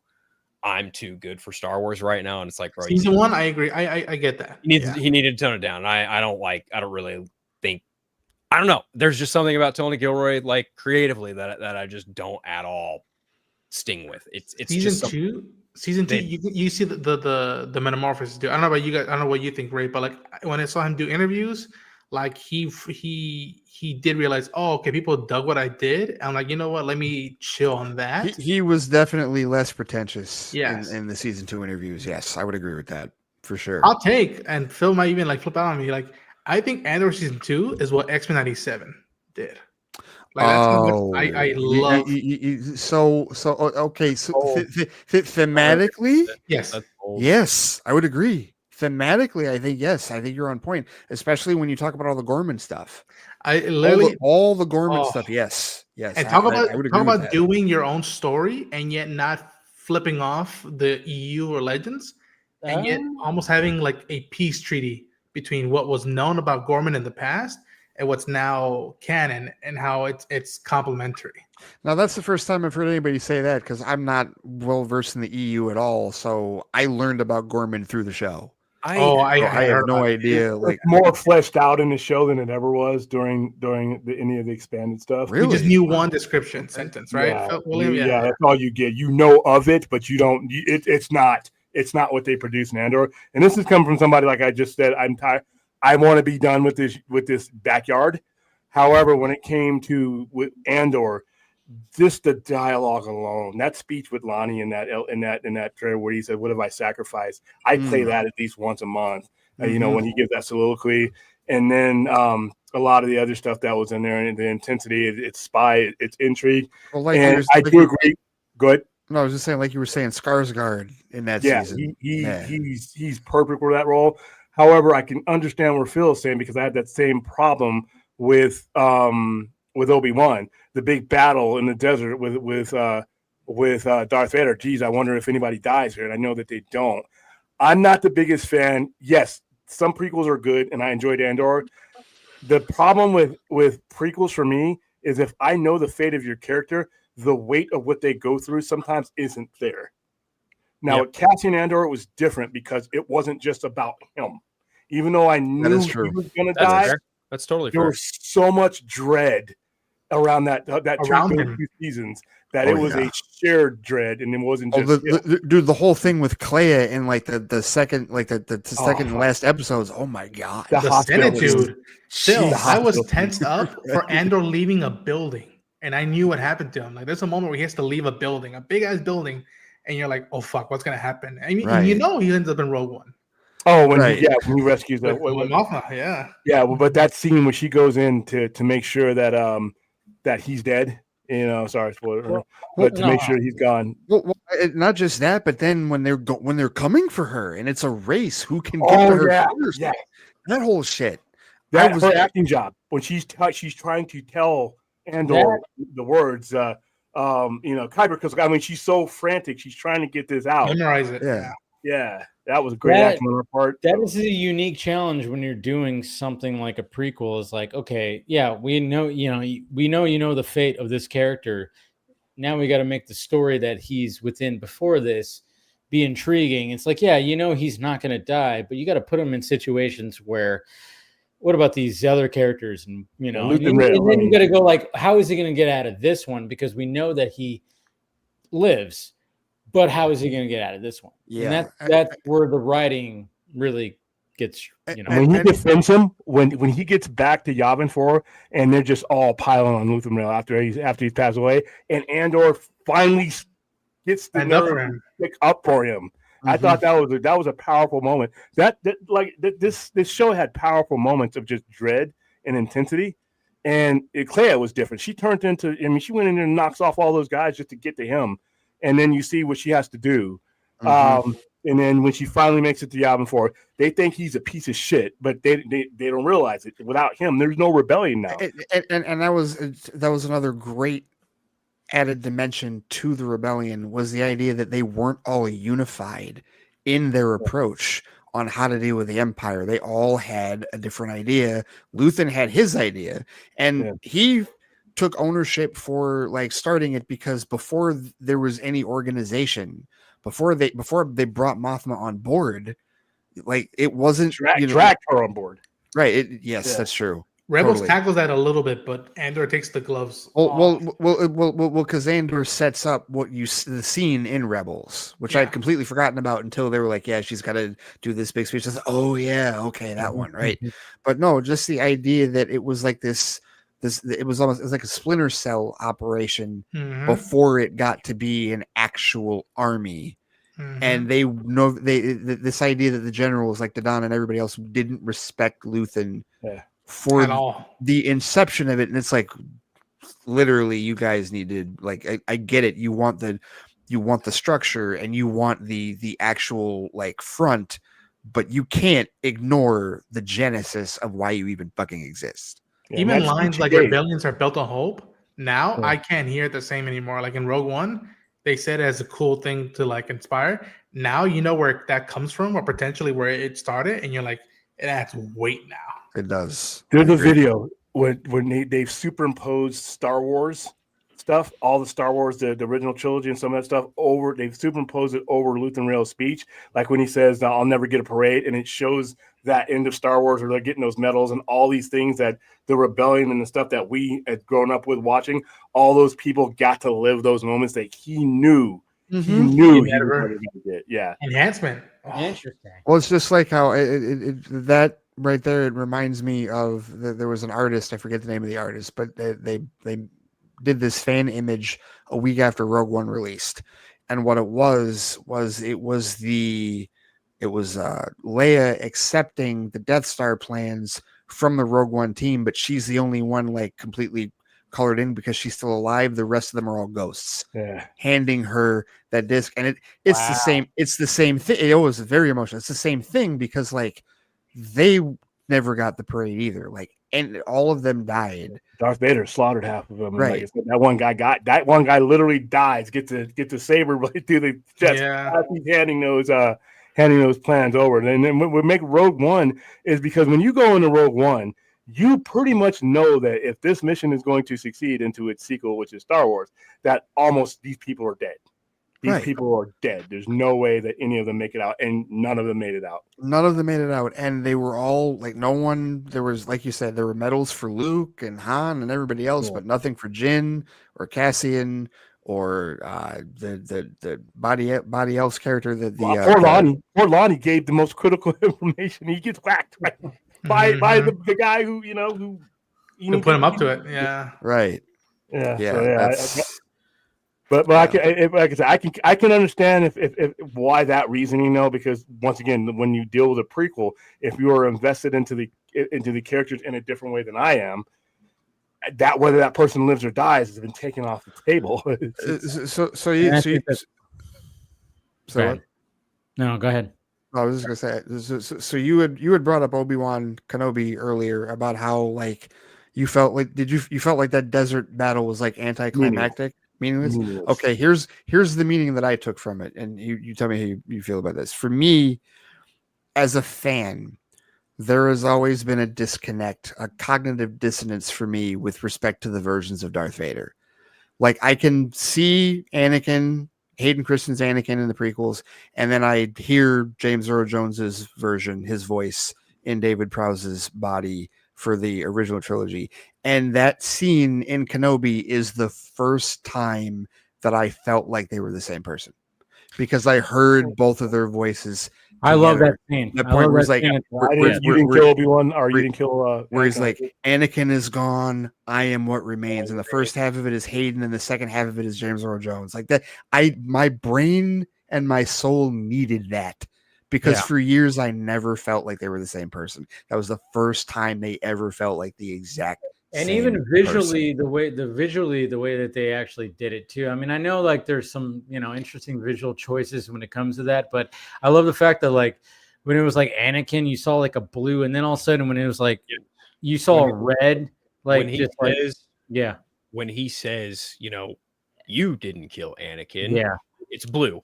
Yeah. And then when it comes back to him and he says, I did, I am what remains, it's red. Yeah. I thought that was really cool. Like, just Yeah. So that's the emotional weight for me that made that scene incredibly powerful and significant for me as a fan, personally. Not only that, in A New Hope, when Darth Vader senses Obi-Wan on the Death Star, it's vague enough to where that battle can happen canonically because Darth Vader says, I haven't sensed that presence since, and he walks. Right. Yeah. He doesn't say when. When. Yeah. He doesn't say. I had always wondered and thought that Obi-Wan and Darth Vader had one more fight, and it ended in a stalemate between the two before they ended up having their last fight on the Death Star. Yeah. And I don't care what anybody says. Like, whatever you said, Ewan McGregor, like his fucking glassy eyes. Gets me every goddamn time. I mean, that guy acted his ass off when it came to that scene. He's just like, then I truly failed you. Like when you see his eyes get all glassy, I'm like, even talking about it right now, it's getting me choked up. With all due respect to Sir Alec Guinness, Ewan is the definitive Obi-Wan. Oh, he's had more time. It is. It's not a fair argument. You're right. But still, like for a generation, like Ewan McGregor is Obi-Wan Kenobi, 100%, without question. Of course. But Phil, I know you got to take off because you have an early. I am watching a fucking puppy, and the puppy already pissed my room once today, so I'm not trying to have that happen again. No, it's been fun, boys. I will not see you guys next week, and I'm working with my dad at a show, so I will not be here next week. Oh, all right. Well, happy Halloween. Happy Halloween, gentlemen. Enjoy any movies. Take care. Much love as always. See you, Felipe. Bye. See you, Phil. Take it easy. Oh man, but wow, man, what else we haven't talked about that happened this week? Well, I mean, there's the Zack Snyder images, but 300, yeah. Yeah, I mean, he did a 300 one, which was good because it was so funny because, obviously last weekend he did the, obviously Deathstroke, and then he posted a Batman image, and it was like, yeah, there's Batfleck right there, but not quite because it wasn't Ben Affleck. That image that he posted. Do you guys know that wasn't Ben Affleck, right? That was it stand in or Citrone? stunt double? That was Richard Citrone. That was Richard Citrone. Citrone. Yeah, okay. There we go. Yeah. And it was like, but at the same time, I'm like, because it was funny because he has posted these images before on Vero, and I was about to say, yeah. So it's like, and you know what? At the end of the day, could that be all this is? He's just transferring what he already posted to his new Instagram account. That's the way I see it. This is what it is. This is my whole thing. Is he joined Instagram because, let's face it, Vero is not it's not big. People don't know what Vero is. I only got it for him. That was it. Yeah, sadly, it didn't turn into something that was going to be like big, and I don't even use it. Like, I find it where, like, even on my phone, and I'm an Android user, doesn't work as well. And I think, like, when it comes to iPhone users, it works a lot better for iPhone. But for me, it's been buggy, and I'm like, it's whatever. So he joins Instagram. Smart. Because when it comes to The Last Photograph, this movie is a very small movie. I don't even know who's distributing this movie. It's definitely not Netflix. I don't know what's going on. Like, who is actually going to be distributing this movie? I don't know. It could be fucking A24 or Neon for all we know. But he's not going to have a lot of marketing. So I think he was very smart to join Instagram because he's, Zach knows how to post an image that's going to drive people crazy, and he posts very beautiful images, and he's been posting last photograph, and it's been great. But I'm like, oh, then all of a sudden he posted like a Watchmen, I think Rorschach image that we've seen before on Vero. He posted that, and then it was like, oh, he's not going to just post the last photograph, and then he posted a Sucker Punch image of Emily Browning that we've seen before. And I'm like, oh, as soon as he posts something DC, holy shit. And sure enough, that the Cavill one, what did that do? It blew up. It blew up. It fucking went crazy. So he posts that was last weekend, that was last week, not last weekend, it was 2 weekends ago, and it blew up, and everybody's like going crazy, and he knew that was going to be the case. It's not any kind of like FU to Warner Brothers or DC Studios or James Gunn, but it was to me, it felt like a marketing ploy. And then, of course, like when last weekend he posts the Joe Manganiello one, I'm like, oh yeah, that's been out there too, and blew up again. And then, of course, he posts the Batman one. And, at first it's like, oh, yeah, that's Batfleck. Oh, yeah, but it's actually not Ben Affleck in that. That's Richard Citrone, which is perfectly fine. Still technically Batfleck because he's, the stuntman. But, I mean, it's one of those things where it's like, it's not anything like that. It's not, I don't think he's trying to, it's just kind of going like, well, this is part of my camera roll. I mean, what he posted today, was it today or yesterday? The 300 one. And he said, like, I shot this on my Polaroid camera. And I'm like, and it's like, yeah, it's from like 2004. This is like literally 20 years ago. I don't know. When did 300 come out? 2006. So it's probably 2007. It was 6, right? So that image is 20 years old, and he shot it with a Polaroid camera. I don't know if it was, and he even said like the specific one. And I looked it up, and yeah, it's like a specific one that's going to be, it's going to be one of those. Polaroid was known for feeding, and that's why you see the border on the outside of it. Yes, and it's like even a Polaroid from Zach looks fucking beautiful. But I'm like, he's going to what his whole plan is like, I'm on Instagram and trying to drive people to it. Like, yeah, I'm going to heavily post last photograph stuff, which he does every day, but he's going to pepper in some of the old stuff that he has.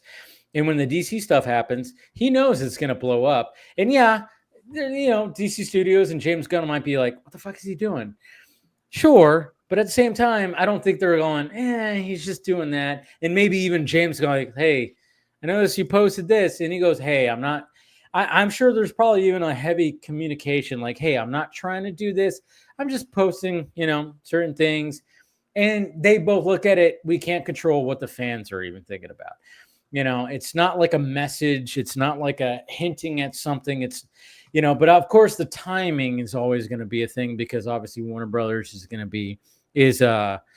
looking for a buyer essentially or whatever the fuck. But so then it's all this kind of stuff. But I just appreciate the fact that he's just like, fuck it. I'm going to put that out there because that's what Zach does. He's like, fuck it. I have this in my, my library or my, whatever the fuck. And I'm going to put it out there. And I'm going to put something out there, right? What if it's connected to the last photograph, right? The cameras that he's using. Could be that.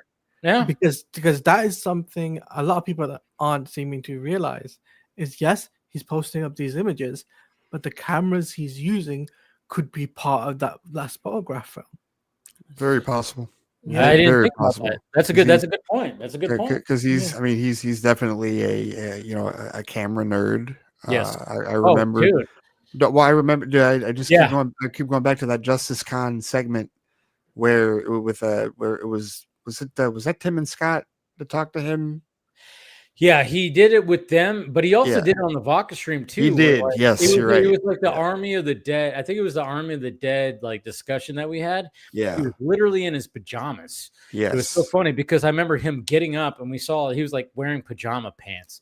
But he was like showing like lenses and all this kind of stuff because he's just such a camera nerd. And I found it interesting, but it was one of those where like I think Debbie and the others are like reeling him in, like, no, okay, you're boring people. Most people are not gonna care about all this camera lens stuff, even though I did. I wanted to keep going. But yeah, so that's very, very possible. Like that can't be like pushed out of the realm of possibility. He most certainly could be detailing that. I really think that he realized, and maybe him and his inner circle, where it's like, Vero is not going to fully, put this out there, and you're going to need some help with this small movie.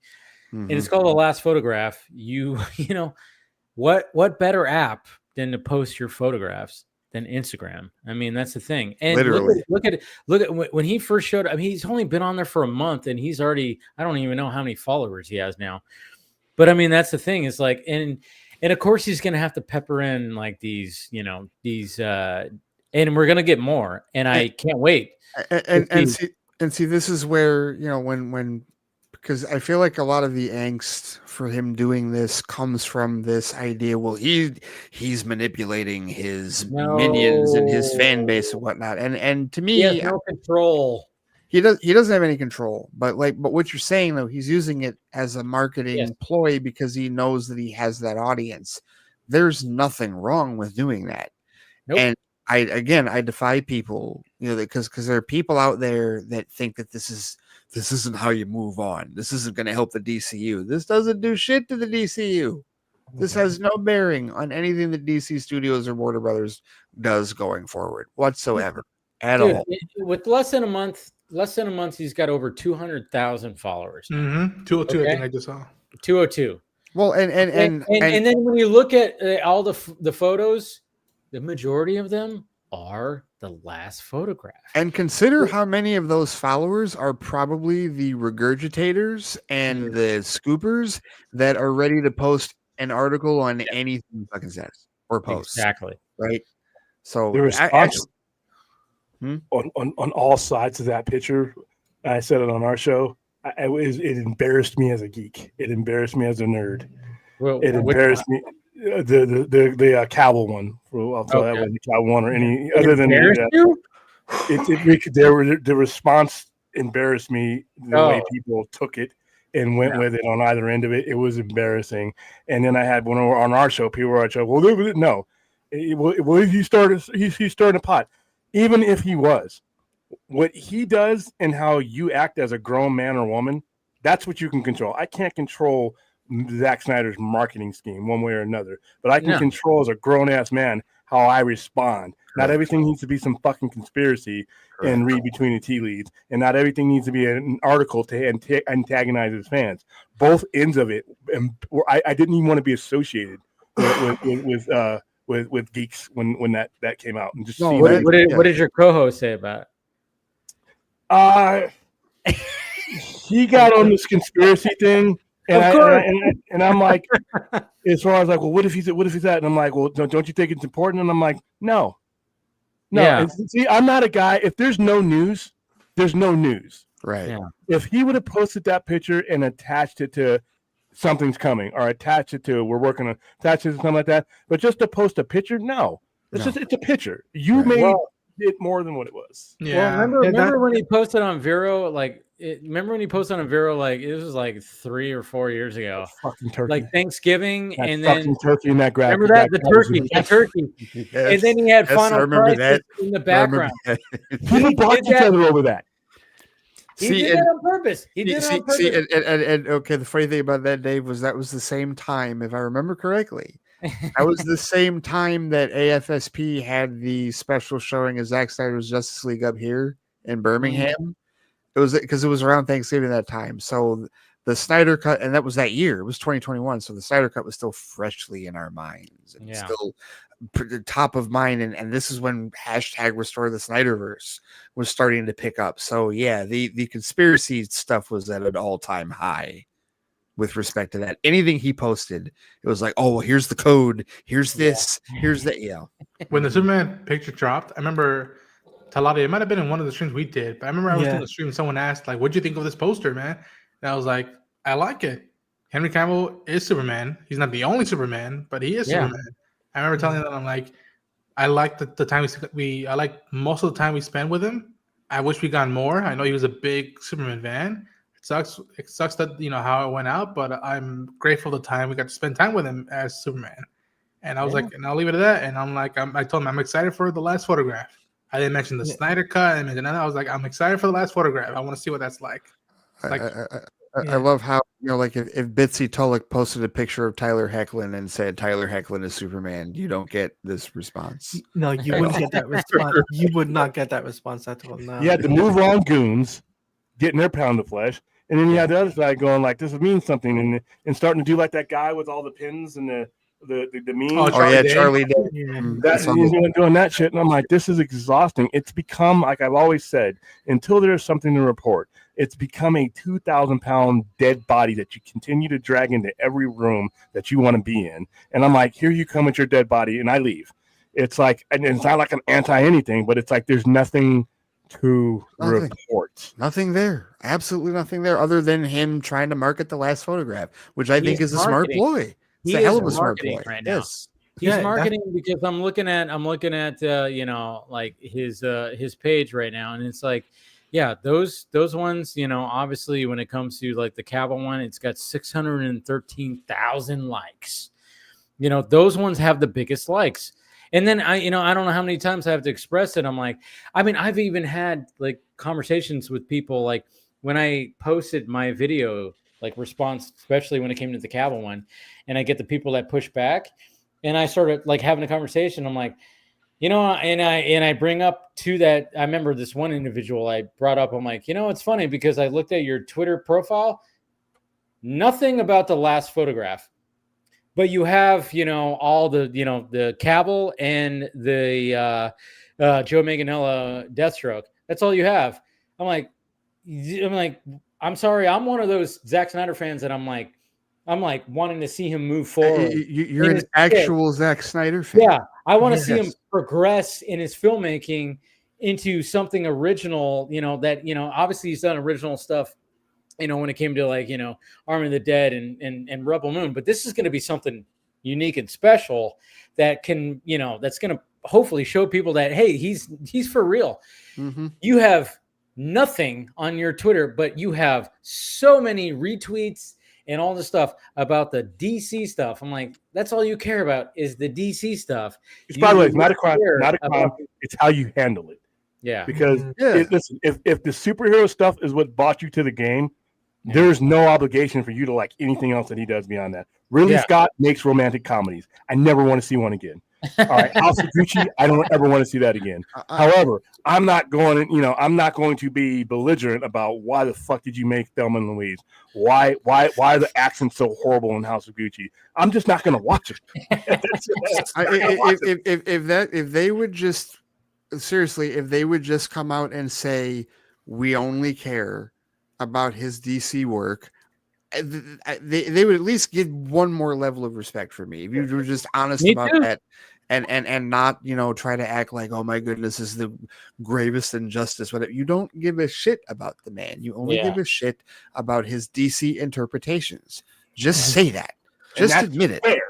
That is fair. Yeah. But And that is so, exactly. I would, I'm with you with that. I would respect you more, but you're like sitting here like giving shit to me where I'm going, cool. It's like, I really like that image, but you're like, oh yeah, it means something. I'm like, no, it doesn't.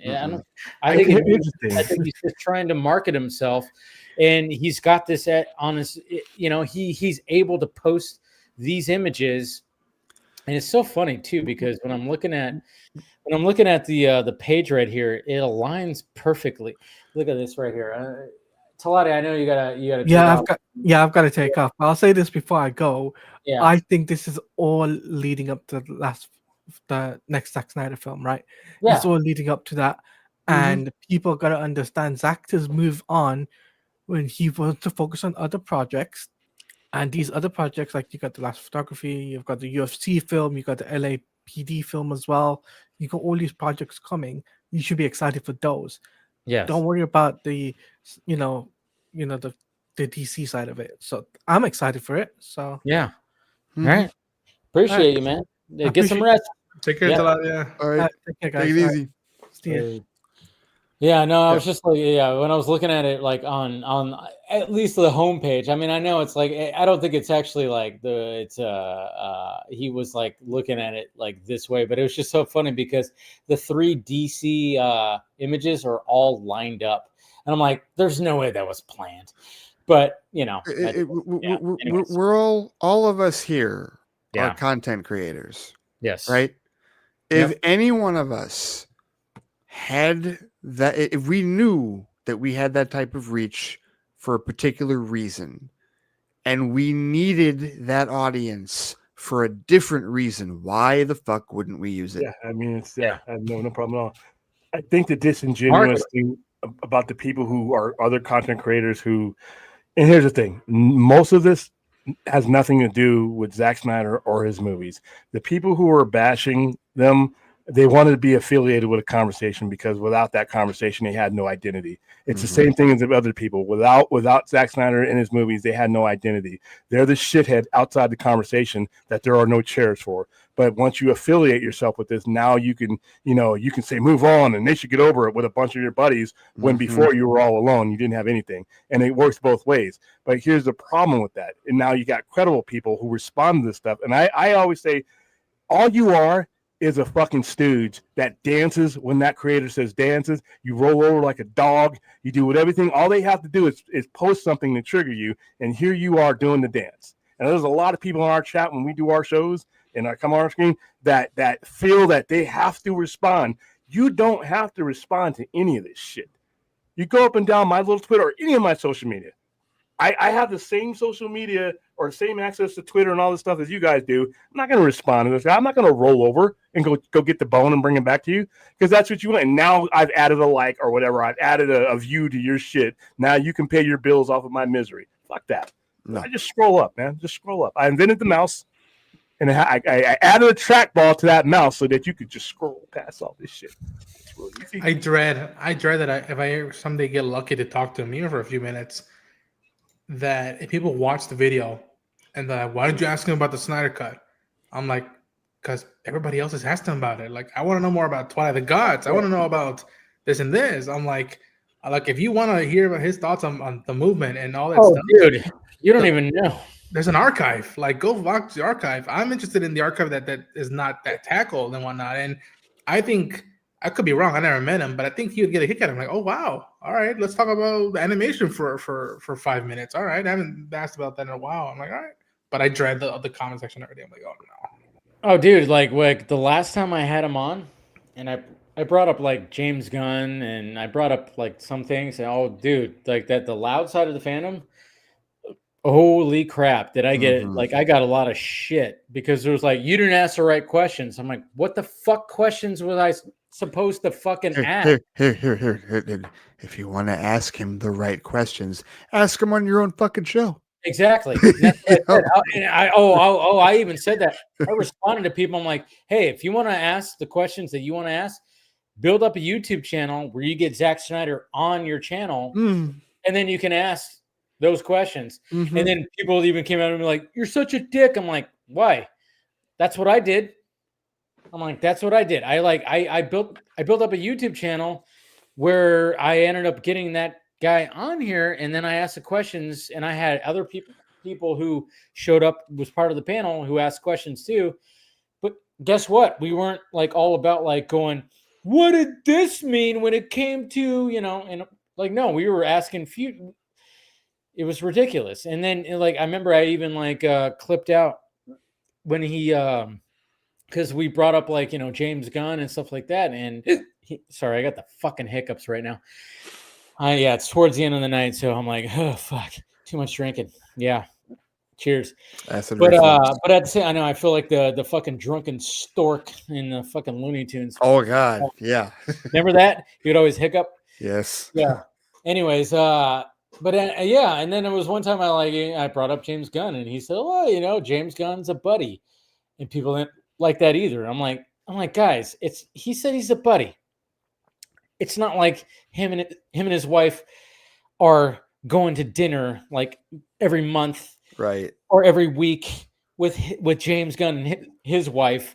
It's not like they're like in full, but they're friends. I mean, and I think like there's been numerous times, even with the Rick and Morty thing, and them just like speaking with each other. They're friends, but they're not like besties. They're not in an inner circle. They respect each other as that's friends. okay. Right. Well, it's like that picture, because first the picture came out, and then months later we found out what the picture was. That was the picture they took the day they recorded the Rick and Morty scene. So yeah, and they made fun of each other in that scene. Right. Yes, completely. They literally like poked fun at each other in that scene. It was James Gunn losing his mind about more creatine, please. Yes, and then just put it on the tray, here, like and then and being all like, yeah, more creatine and all this kind of stuff. And it was like they were just poking fun. They lived it is so funny because as different as both James Gunn and Zack Snyder are, filmmaking wise, the fact that they have a love for Rick and Morty and they had a scene in there with each other, that was like a dream come true for both of them, just to be part of that show, because they both love that cartoon. Well, and the thing, the one of the biggest things that neither side wishes to admit is that when it comes to Hollywood and other creatives and everybody else, the both of them have earned a great deal of respect from their peers. You hear actors and creatives speak the world about Zack Snyder. You hear them speak the world about James Gunn, and are lining up to work with either one of them with any of their projects in that regard. Whenever something comes along, you don't hear like all the bad shit that you hear about Snyder and Gunn comes from the idiots, comes from the people online. It does not come from anyone in Hollywood. It does not come from any of the actual creatives that work with them or are their intellectual peers in that regard. So it's like everyone trying to chase a narrative. That's all it is. They're just chasing a narrative, and that narrative is so tired and so done with. Unfortunately, I mean, the best thing But is it to makes ignore money, it. though. It pays the bill. Well, and I even speculated, William, that I mean, you're right, because the narrative does pay. I even speculated that might be Scuba Madness's next ploy, because they clearly cannot get away with the shit that they've been getting away with before DC Studios. They can't get away with that shit with DC now. So now they're trying to turn their attention to Marvel, but there's still not a whole lot they can do with Marvel because that they still run a relatively tight ship as far as things over there. So now they're just speculating, but they're not used to it because it's a new toy that they're trying to poke into. So the only other thing they have is regurgitating the fan nonsense. Because I searched for some, like I searched certain movies. YouTube will give me certain streamers, and it is literally, Zack Snyder with tears in his eyes emoji and a sad face, and the Snyderverse is dead and all that. And when nobody even brought up, nobody would even bring it up. They just got a power bill to pay, so they're going to profit off of the misery of people who are following that, and the people just do the dance with a 3-hour shitty rant with a bunch of ums and ahs and whatever, and then the shitty AI picture like you're talking about. But I am so done with those fucking AI pictures. Yeah, it's ridiculous. Like the fact that it's like when you see them pin these two together, and it's like, or against each other, I should say, and it's like, I mean, I get it so much, like looking at my comment section or looking at my responses. And obviously when it came to, Ted Sarandos, talking about like, oh, we're not interested in, doing the acquisition to Warner Brothers, when he literally said that. And I mean, I don't know, like it was so funny when I would see responses under my videos or in my mentions, when I literally, when there was like a post that said that Ted Sarandos said like that Netflix is not interested, and I went, thank God, because I was looking at it just for the industry, like Netflix swallowing up Warner Brothers. I did not like that, and I think we all kind of agree to a point, when it comes to that, where we don't want Netflix to be buying up like Warner Brothers, and the fact that how that could damage the brand, with how Netflix handles their shit. Right.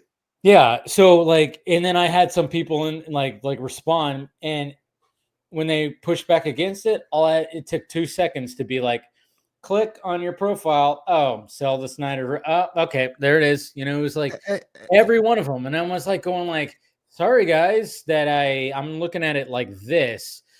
And you were logically, like a rational human being. Yeah. Because as a fan of movies, it doesn't even have to be. I mean, yes, as a fan of movies, yes, for sure. But you can even just look at it from a business standpoint. Netflix, for all of their success, for all their subscribers, for the fact that they are to streaming as Kleenex is to tissue. There's no question about it. They've done that. They've done a fantastic job of building that up. Yes. For all of that, they are absolutely abysmal at franchises. Yes. They have no clue how to handle or build franchises. Unless it's called Stranger Things. Yeah. But even then, you still got people that are like, people that have, and I still haven't watched a single solitary second of that show. I will. I missed the boat on it. Wait till it's done. Right. I will wait till it's finished. But I still know people that have been watching it from the beginning that are like impatient and are disillusioned with how long it's taking them to finish the damn show. Yeah. So even there, and that, plus the angst that people get when a show of theirs that they really like gets canceled after a season or two. And then the angst that I also share, which is like, okay, you had this really awesome season or however many seasons of a show, and you just won't do physical media. You won't put a physical media release out for a lot of your stuff. Like there's so much of the traditional like studio stuff that Netflix just is incapable of doing with any type of legitimacy. And it's like, no, under no circumstances do you want them to own any franchise, let alone DC, because there are responsibilities that you have. I mean, physical media is one thing, but all the merchandising and all the other business aspects that people just do not realize that are important, that Netflix can't fucking handle because they can't do it on their own. If they can't do it on their own with their own stuff, what makes you think they can handle it with a long-standing franchise like DC? Yeah. And you know, one of the things I haven't really brought up that I was thinking about is like, I mean, obviously Zack signed on with Netflix, and you know, he signed on when it came to like Army of the Dead and Rebel Moon. Where's the announcement for Rebel Moon 3 and Planet of the Dead and the prequel? And I'm like going, is that we're kind of questioning now that relationship, because Stu, what's his name? Stu Baker or whatever the hell, who brought him in. Mm-hmm. He was all like, hey, yeah, we're bringing Zack and he's going to bring in, you know, some fresh content, which he did. But then he's no longer there. Right. He left. And now I'm just kind of going like, all right, so after Army of the Dead, we got Army of Thieves, which I really like too, because I was more invested in the Army universe than the Rebel universe. Yes. Mm-hmm. And so I was like, okay, we're supposed to get a prequel, Las Vegas. That got shelved. We're supposed to get Planet of the Dead. We haven't got any updates. Rebel Moon 3, there has not been any green lights for that. And I'm just kind of going like, wait a minute. So when we got these diehard fans that are like, you know, Snyderverse and Netflix, I'm like, I don't even know if there's even a good relationship going on with Snyder and Netflix now, because now he's doing this last photograph. It's not Netflix. I don't know who's distributing it. The UFC movie, that's not going to be Netflix. That's most likely going to be Paramount, because they're, you know, yes, that'll be Paramount now. Yes, but he's supposed to do the LAPD movie. I don't know what is going on with that. Like, is that supposed to be next? I don't know. Maybe he still has an obligation to be like, oh yeah, you still have to do, you know, this movie. But it just almost seems like the relationship to Netflix is no longer there. And I don't know. It's interesting, because it seemed like it was, at first I was all about it. I'm like, oh yeah, Netflix is going to give him free range to do whatever he wants. And they did. They try to, you know, when it came to Rebel Moon, they try to do the Snyder Cut thing again. Hey, we got Rebel Moon. We're going to have the PG-13 cuts, and we're going to have the Snyder cuts. And I thought, oh, okay, I get what they're doing. And I thought, and I even backed it up, but it didn't work. Let's face it, it didn't work. I came to the conclusion that, hey, that didn't work. And I love it too when people were like, you know, when Superman streaming, and then are like, Rebel Moon got 24 million. I'm like, well, I almost want to be like, what did part 2 and the director's cut get? Oh, you don't know those numbers because they don't exist. Those numbers are not out there. Of course, the first part of Rebel Moon got a lot of eyes. Yeah. And because people were interested to see, what is this? But I'm like going, I don't see the part 2 numbers, and I don't see the director's cut numbers. And then it just, you know, we all kind of came to the conclusion that, yeah, maybe the whole thing didn't work. Like I really like when I saw the director's cuts of the both parts of Rebel Moon. Yeah, of course, far superior, R-rated and fucking balls to the wall. It was Zack, and I loved it. And I was like, I saw it on the big screen, thank God. But at the same time, it's like, I don't know if I think the relationship was damaged, because it just didn't work. That they thought it was going to be like maybe something coming off the Snyder cut. They were trying to like really do something, and it just didn't work. And I'm like, you know, and it might not even be damage. It might just simply be, well, this didn't do what it underperformed. It did not do their expect, because that's the thing. Streaming numbers are still self-reported. Like we still do not have that definitive third party like Nielsen or ComScore version. I know Nielsen does streaming ratings, but it's not to the same extent as we have for traditional market. And we don't have that yet. Combat TV only measures like smart TVs essentially, right? You know? So it's still all over the place. They don't have a dedicated number. So you're relying on the studios to give us those numbers, and the studios are only going to give us those numbers when it benefits them to do so. Exactly. And if we don't get them, then that means they weren't beneficial to them. And that's the sad truth that you may have to. And again, this is coming from the same network, because Netflix is a network. All these streamers are networks. This is coming from the same network that people have a list of shows that they are irate because they got canceled after a season or two. The same network that you want to restore the Snyderverse is also the same one that you're pissed off at because they canceled something that you really liked multiple times. Mindhunters. Right. I didn't even watch Mindhunters, but I know people that are irate. But that's the thing. There's so many people that want them to bring us another season of that show, and it's a good show. Mm-hmm. It's a good show. I've watched it. It's a great show. Oh, it's Fincher. I know it's great. So, yeah, I know. It's a fantastic show, but like even Fincher's going, I don't think it's going to happen. Yeah, then, they're actually talking. They're talking. They're talking. He's just trying to get a script together, and it might be a movie instead of a series. Yeah, it might be a movie. Well, it should be, because there's no way that you can just, after this many years, you can't just like, hey, it's been a while, right? Yeah.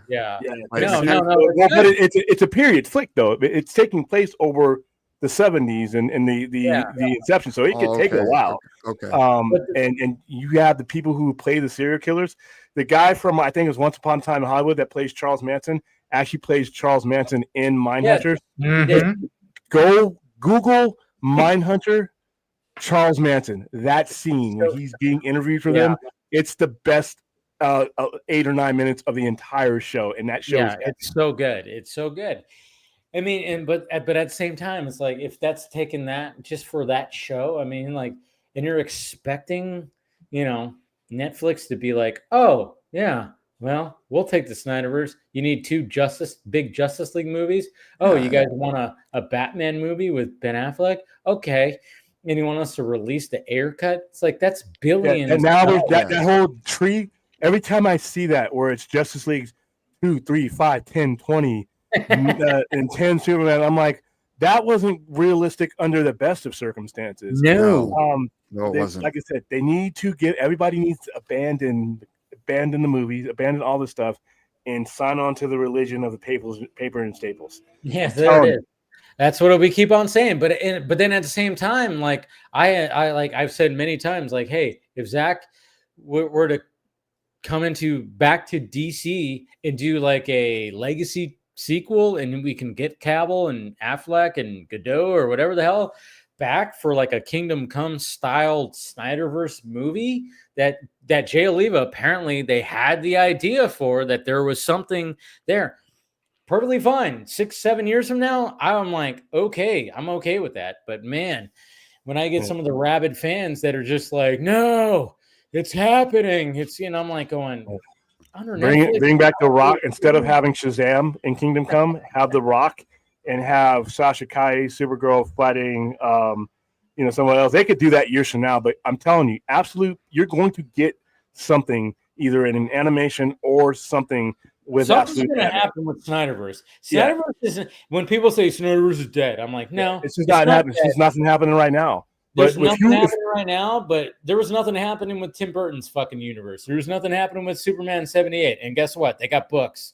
And it's right. Yeah, exactly. 450,000 copies a month of this. Yeah, somebody somewhere is putting together something for Absolute Batman. So if you were to put this in a 48 cents that it cost you to make the comic book, and you were to sell anywhere near those numbers, somebody is going to jump on that. That's why I say this is where it needs to start first. I don't care about the cartoon. I don't care about the animation of the movie. Abandon all that and walk into the office with, put it in what? Well, 48 cents. Well, it's going to cost you 48 cents times a cup. And that starting point though could lead, because I mean, how many times have they adapted comics in animated form? Exactly. So you start with the comic, and then for the animated form, then that's when you bring back Cavill and Affleck and Godot to voice. But you have numbers behind you. You're not just, I want it. That's not exactly. Haircut. I want it. No, hey, fat cat. 450,000 units. Forget about the fact that it's only a $5 comic. Transfer those units over to Funko Pops, T-shirts. Transfer that same clientele into things that you want to charge more money for, and now you've justified at least something. But come in, speak the language of the people you want something from. That's all. And again, the same people that don't understand that are the same ones that think Netflix is good at all that. Yeah, you know what I mean? So they're not. No, it's not if they ever were to do it, it's just like this. If they ever were, it would have to be someone else's production company. Would have to be that would did have to be. It wouldn't be Netflix. It would be a Netflix presentation. and not that I'm trying to give the idiots an idea, but you would have a much better opportunity if that was Apple or Amazon doing it. They could do it. Because they have other avenues to do marketing and to handle the merchandising and whatnot, but they don't even need it. They damn sure don't need it. No. Neither one of them. If they thought that they could get 450,000 extra eyeballs on their site, they would do it. Because remember, they judge their successes and failures not by a dollar amount per unit spent. Whether you go, or if you're on there buying underwear, pots, and pans, then they've made that money back because you're now in their domain. When you're watching someone on Amazon, you're on Amazon.com. And it's the same thing with Netflix.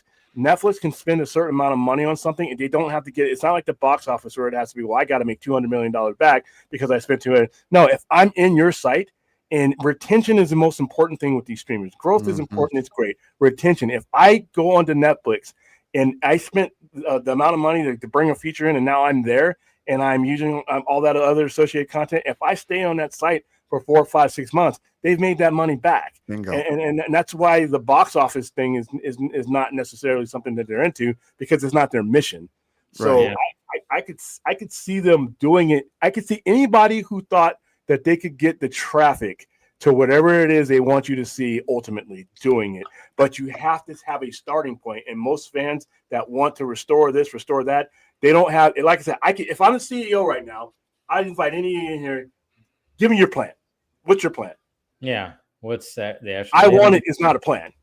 It's like so that, because like, I mean, one of the things you can ask too is like, okay, like if you have some, somebody who's like very strong on this, just ask him like, okay, if Zach was given the opportunity to do something DC, and it was either, hey, make 2 Justice League sequels or a full-on adaptation of The Dark Knight Returns, which one would he choose? I'm willing to bet he would choose The Dark Knight Returns. He's even said in an interview that's his white whale. Yeah, he got a little taste of that with Batman vs Superman, obviously. But if he were to actually do a full-on adaptation of The Dark Knight Returns, he would choose that. He got given the opportunity. And that's the more likely possibility. Yeah. Given that his buddy James Gunn is in charge of the DCU and can greenlight Elseworlds project. Yeah, it's literally. You want to do that? Go ahead. Consider the be all end all Elseworlds. Yeah. If they ever want to do it again, and it's just like, man, like again, I tell people who want to now. I'm like, listen, be nice right now, because more than ever you have a shot now, but right now is not the time. Why? You need to build a foundation.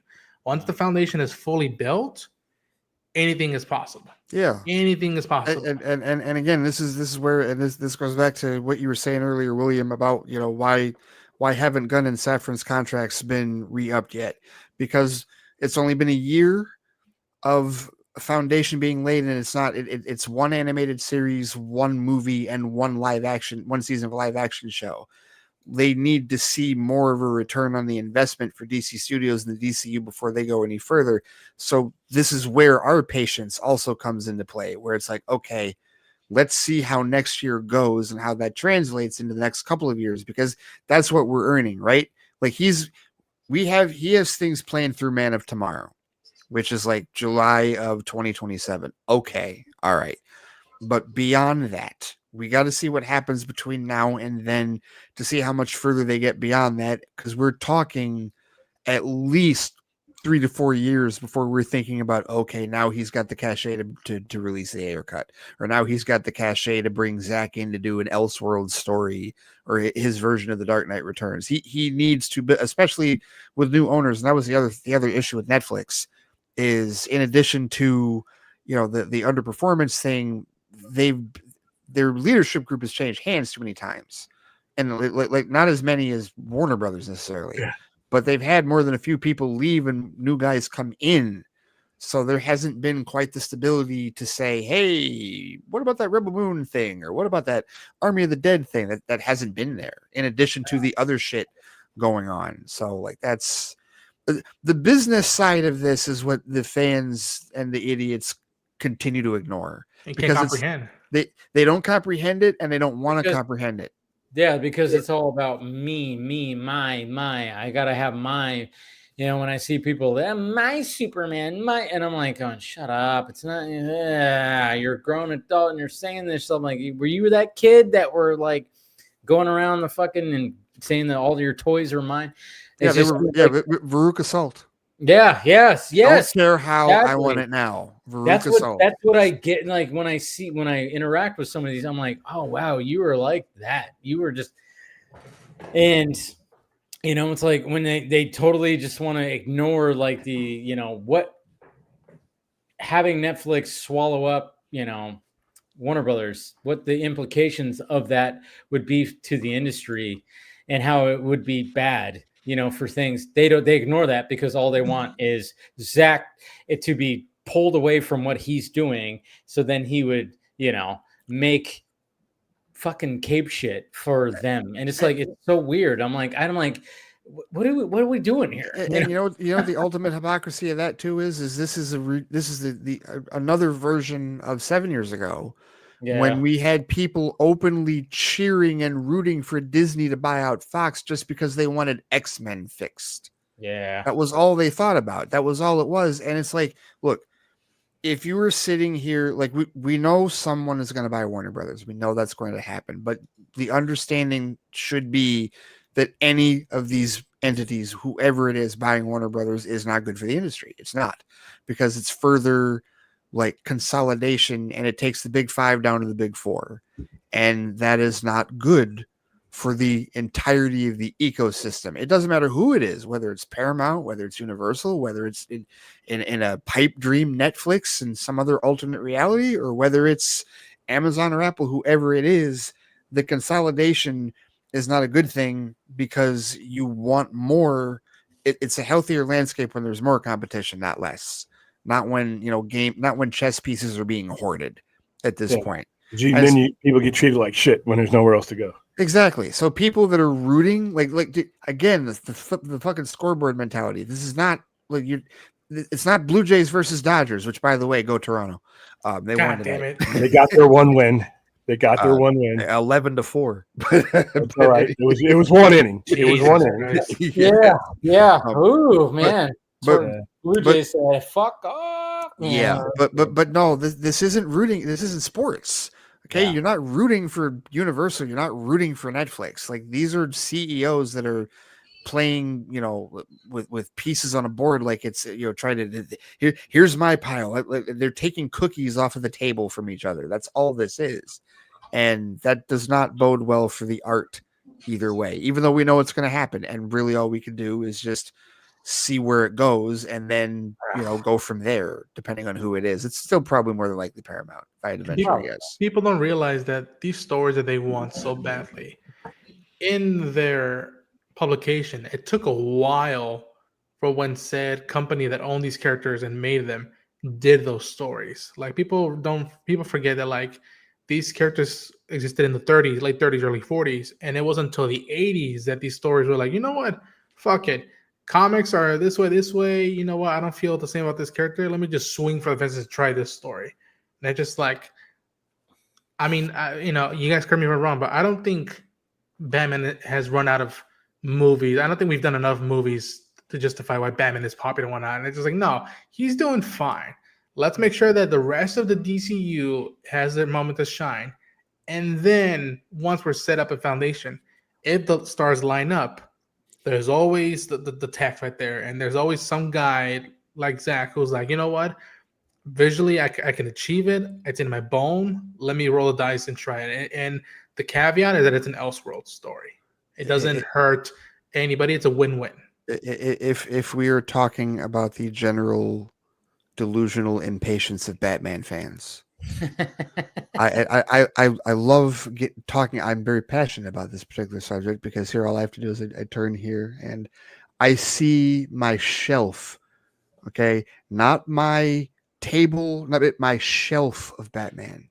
Cinematically, okay, I have the Schumacher films, I have the Burton films, I have the Nolan films, I have BVS, I have the Batman. Do you have any idea? I am Garfield on a Monday with a giant thing of lasagna when it comes to Batman. Okay, so however long you need to take to figure out, DCU version, or to figure out when you're going to do Dark Knight Returns, go right ahead. Because again, for 34 years, Warner Brothers focused on Batman and Superman, and that was it. So listen, and I've said this, is Wonder Woman fans, I get it. Aquaman fans, I get it. Okay, Supergirl fans, I get it.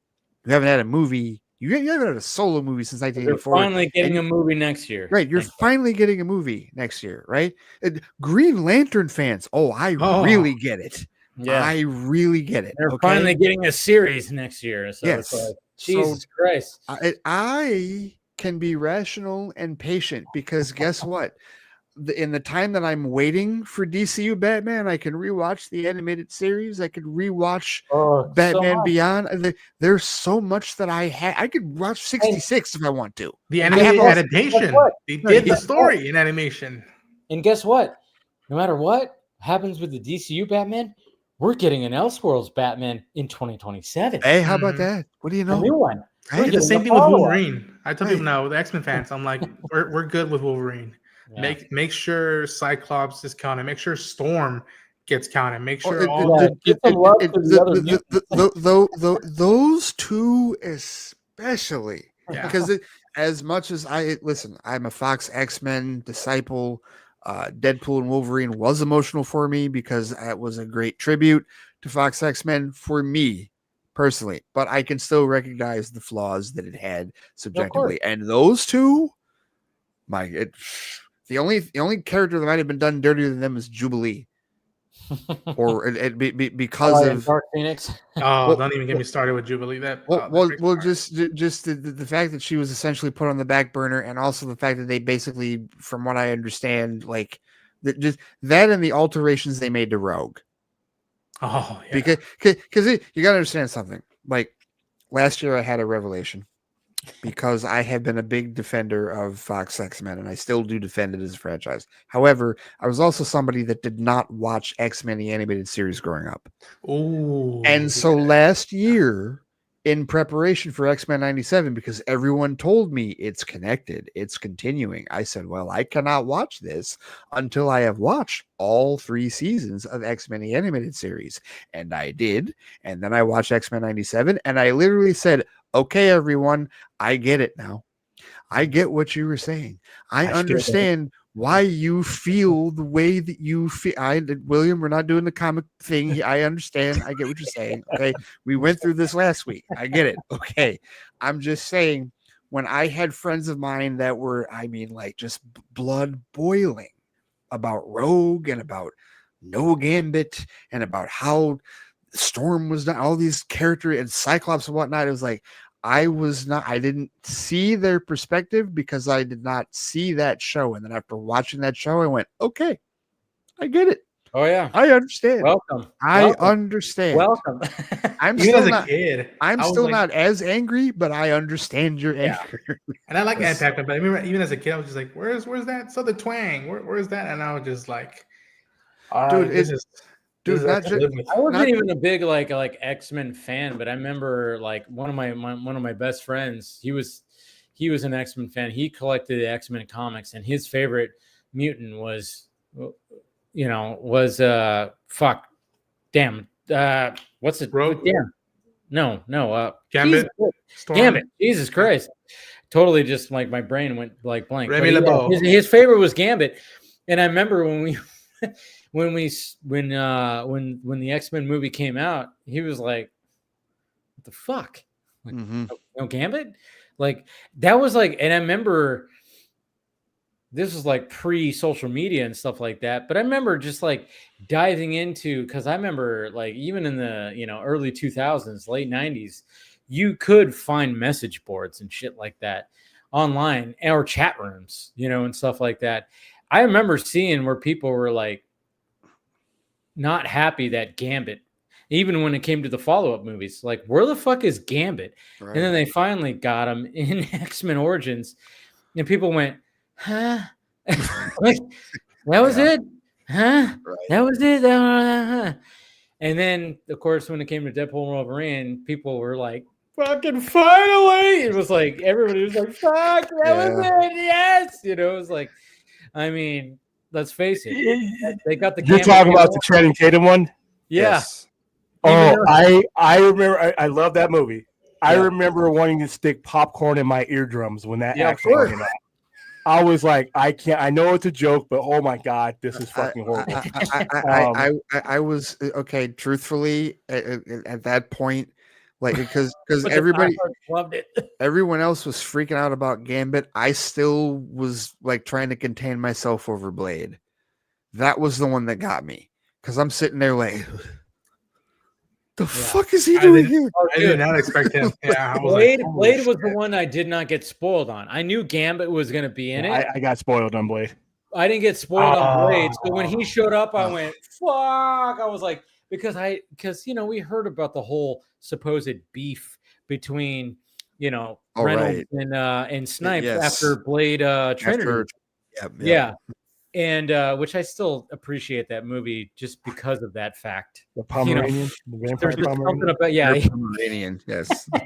dude, I don't know. Like I said, like I always say that you know, Blade Trinity was Ryan Reynolds' audition for Deadpool because he was essentially playing Deadpool. Yeah. Yeah. If you go back and watch it, yes, absolutely. All the sarcastic remarks. I mean, see the DNA of it in there. Yeah. I would suggest listening to the commentary track for Blade Trinity. Snipes is not there, of course, but it's Reynolds, it's Beale, and it's David Goyer talking about it. And they mention like how that's right. Goyer directed that one, didn't he? Yeah. Yes, that's right. Yeah. Yes. Listen to that commentary track. You'll be like, you'll hear how they, you know, how it was pretty difficult with Snipes. He was very, you know, stoic and very much. He's a method actor. He's a method actor. Yeah. So like I don't know. There's many times where like Ryan Reynolds says, yeah, I mean, very much how my character is, how Hannibal King is to Blade is how it was for me and Snipes. It was like him trying to make him laugh or trying to do anything to like break character, and he couldn't do it. He could not do it, you know. And there was a lot of things they talk about. I love this too, like a lot of the especially when it came to Reynolds' character, you know, Hannibal King talking to Parker Posey's character. Yes. He said like they mentioned, like Goyer and him mentioned that they would get drunk. They would be like sipping shots, and they would come up with things that Hannibal King would say to her character. That's why like you hear like the thunder cunt and all the different things that he says to her. Like they were coming up with that shit while they were drunk. Like that scene when he's like totally just like saying like the most ridiculous things to her, like when he's held captive, which I think is like the best scene of that movie because he is just saying like the most ridiculous shit to her. He was like, oh yeah, we were coming up with that shit where we got drunk one night on tequila. And I'm like, that's why I love commentary tracks, because you find out like the inner. But yeah, like Blade Trinity is not really a great movie. You know, they tried, but there are certain things that I can appreciate. There's things in that movie. I like Beale's character and I like Reynolds' character for the most part, but like the whole Dracula thing was fucking dumb. Yeah, well, because you got a dude from Prison Break. I mean, Heatwave from the CW. I mean, Dominic Purcell. Yeah, like that was. Yeah, like the concept was interesting, but the execution was not there. It was very CW, if you want to think about it. That's why he ended up on the CW after that. Yeah, it was, but there are things in there that I'm like, oh, this was good. This was good. There's things that are good in there, but Yeah, but I liked all. I mean, a lot of the Ryan Reynolds like ad lib lines, like are the lines that they. Yeah, and I was like, oh yeah, this was like an audition for Deadpool. 100%. Totally. If you look Yes, back, I would agree with that. yeah, Definitely, for sure. so, but you know, I think this might be a good way to end this stream. We're going on 5.5 hours, or at least I am. Holy Lord, long one today. But hey, you know, we had a lot to talk about. I think we covered most of it. Yeah, Ben Solo, James Gunn talking about some shit. Zack Snyder, yeah, we were talking about, and then a lot of Star Trek and Star Wars. all this that was Dude. The Star Trek discussion was unexpected. That was that happens though. I love that that. happens. This is why when you're here, Ray, when you go off the Star Wars or Star Trek tangents, like I'm not big time familiar with it, but I like it, and people like it. Like the chat gets involved with. That's good because I was saying last week, is like there are times where like we get into the comment discussions like I don't know what anybody's talking about, but I know Star Trek. Yes, so I don't feel the same way. No, it was literally good. have a Star Trek section on the other side of this wall right here. Yeah, see, no, there's people love Star Trek. That's the thing. But yeah, I want to thank, of course, David Periz, Mr. Movie Talk Now. He was, you know, like I said, we got to know him, and great to get to know him. He was, you know, a lot of great inputs when it came to him, and of course, thank you to Phil, thank you to Talati Plays, and who else was on here? Anybody else that I'm missing? That was it, right? That was it. Yeah, that's all I remember. I think so. Yeah, I know, right? Sometimes you go, you know, in 5 hours. So. Huh? Yeah, it's been a long enough. Sometimes I forget. I'm like, wait a minute, did anybody else show up? No, I think that was it. But yeah, because Balga didn't show up. He was actually his internet was not working, and he wasn't feeling good this week anyway. So I was like, get some rest, dude. Yeah. He messaged me. Balga wanted to show up. He showed up in the chat at first, but his internet was not working, and he even said that he wasn't feeling. He was like fighting a bit of a cold. So you know, I was like, it's that time of year, weather change. Yeah, when the weather changes, yeah, and he works at a school, so. Oh yes, so yeah, that's gonna happen. Yep, so, he's dealing with the little incubators. Yes, exactly. So I was like, when he messaged me, I was like, not worry, man. Get some rest. Yeah. See you next week. My mother and my sister are both teachers, and anytime I hear the sniffles, it's like, okay, which one of them gave you something? It's always one of them. It's like, oh, geez, I don't know. See, my brother, he works at a school, but he works, you know, it's high school, so it's not as bad, you know. Right. It's not the little ones or like you said, or God, yeah. So he works with at least teenagers, which they could still, but he doesn't. He doesn't really get sick often, which is good. But anyways, yeah, thank you to them. And let's go around the horn and promote what you got. Starting with you, Ronan. What do you got? You can find me at Ronan Unchained on YouTube and all the socials. I just dropped back-to-back reviews for Chainsaw Man, the movie. If you're an anime fan. Last night I saw Frankenstein, and I'm going to do my damnedest to see if I can go watch either or both Springsteen Deliver Me From Nowhere and Shelby Oaks. So we'll see if I can make those happen. But if not, for now, we got good to back-to-back coverage and stuff. And don't be surprised if in the next few days you see my coverage for Star Wars Visions Volume 3. That's next week. And then that's coming out again. Oh wow. Yeah. And then I got some more iron in the fire with movies and anime coming down the next few months. Nice. What do you got, William? I don't have anything major coming up, but you can always Google the Sci-Fi Center. It'll take you wherever you need to be. That's it. And that's now we got Howard the Duck later on today, but that's about it. And you had Ernie on your Friday. Yeah, that was good. I had Ernie and Jared. So they both had Kickstarters that we wanted to promote, so I figured I'd give them a chance to do it in decent hours instead of my usual grave robber shift. So I gave them enough time to be able to make it, and then people to be able to watch them and not have to be in bed while they do it. So there you go. So hopefully we raise some money for them. All right, Ray, what do you got? I'm on Threads and Instagram at the Flightcast. I'm on Blue Sky at Flightcast. I've also got the Facebook page. The main website is theflightcast.com, where I have my weekly show, which is now on Wednesdays, and then we do the feedback show on the weekends. And then I've also got the Flightcast Patreon. I'm doing something fun for spooky season. I mentioned last week that I was going to start talking horror movies. And I'm watching one every day from now till Halloween. I'm 2 through. It's a new show that I'm doing on my Patreon called Flight Fright. And I said last week that I had a Robert Eggers movie. That was going to be the first Robert Eggers movie that I was ever going to watch that I had to order from overseas. And I will tell you that movie, because I posted the review yesterday, was Nosferatu. Nice. Oh, nice. I watched that for the first time yesterday. And then today, which I posted this review, I watched my first Hitchcock movie ever, Psycho. Nice. Oh, that's nice. So both of those reviews are on my new show, Flight Fright, which is on the Patreon, patreon.com/theflightcast. If you're a flight officer, you have access to that. Now, tomorrow's going to be a fun one. Tomorrow's movie is an Ari Aster directed movie. So it is either Hereditary or Midsummer. I think it's going to be Midsummer. It's one of the two. I think it's going to be Midsummer because that was the first one. And then because one of the two. Didn't Hereditary come out first? Nope.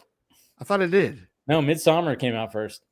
Interesting. Then maybe the wiki has it listed wrong because it says he's only done 4 movies. It's almost exactly like Robert Eggers, where like they've only done 4 movies, and I'm pretty sure that Midsummer came out first because that was like my first introduction, and I saw that in the movie theater. And I remember walking out, and this one dude who was also like came to the movie by himself. We were walking like out of the theater. And he was like, he looked back at me like a couple of times, and I'm like, oh, this dude wants to say something. And then when we finally like got out the door, he goes, what the fuck was that? I'm like, dude, I'm processing that shit right now. I'm like, yeah. He was Hereditary. Like, holy shit. So Hereditary came out first? No, it didn't. 2018, and then Midsummer was 2019. The wiki had Hereditary listed. All right, first. I'm living in a Mandela. Are you kidding me? But Midsummer was the one that really blew up because of how effed up people say it is.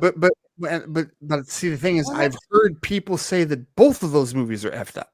Oh, yeah, they're both effed up. Hereditary is just bleak. Right. So tomorrow on Flight Fright on the Patreon, we will find out which one I've watched and which one I will be talking about is fucked up, because it's going to be one of them, either one, and it'll be my first Ari Aster film because I haven't seen any Ari Aster. Wow.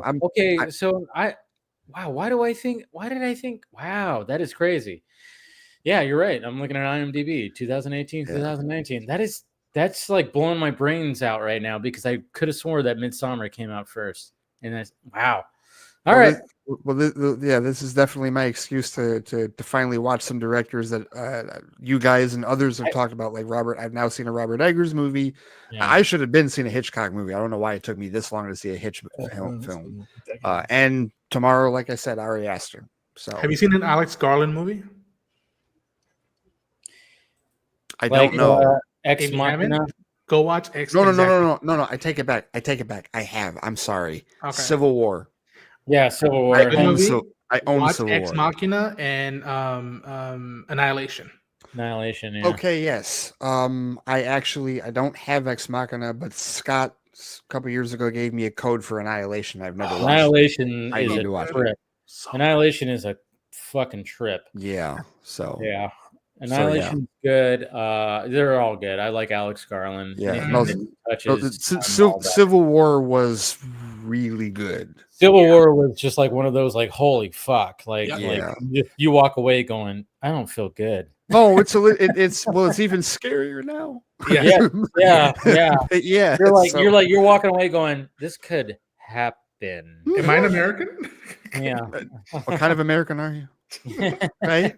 Oh god! The way that he scratches his face too. Yes. When he says that. He is such a creepy fuck in everything he does. So much. Seriously. And then he's in that new movie, that the Barogna, whatever the hell. Oh yeah, the Begonia. Begonia, yes. I can't wait to see that. Right, because it's like, of course, who's gonna fucking kidnap Emma Stone? Of course, he's gonna fucking kidnap. And Emma I'm so Stone. curious, is she actually an alien? I'm like, fingers crossed.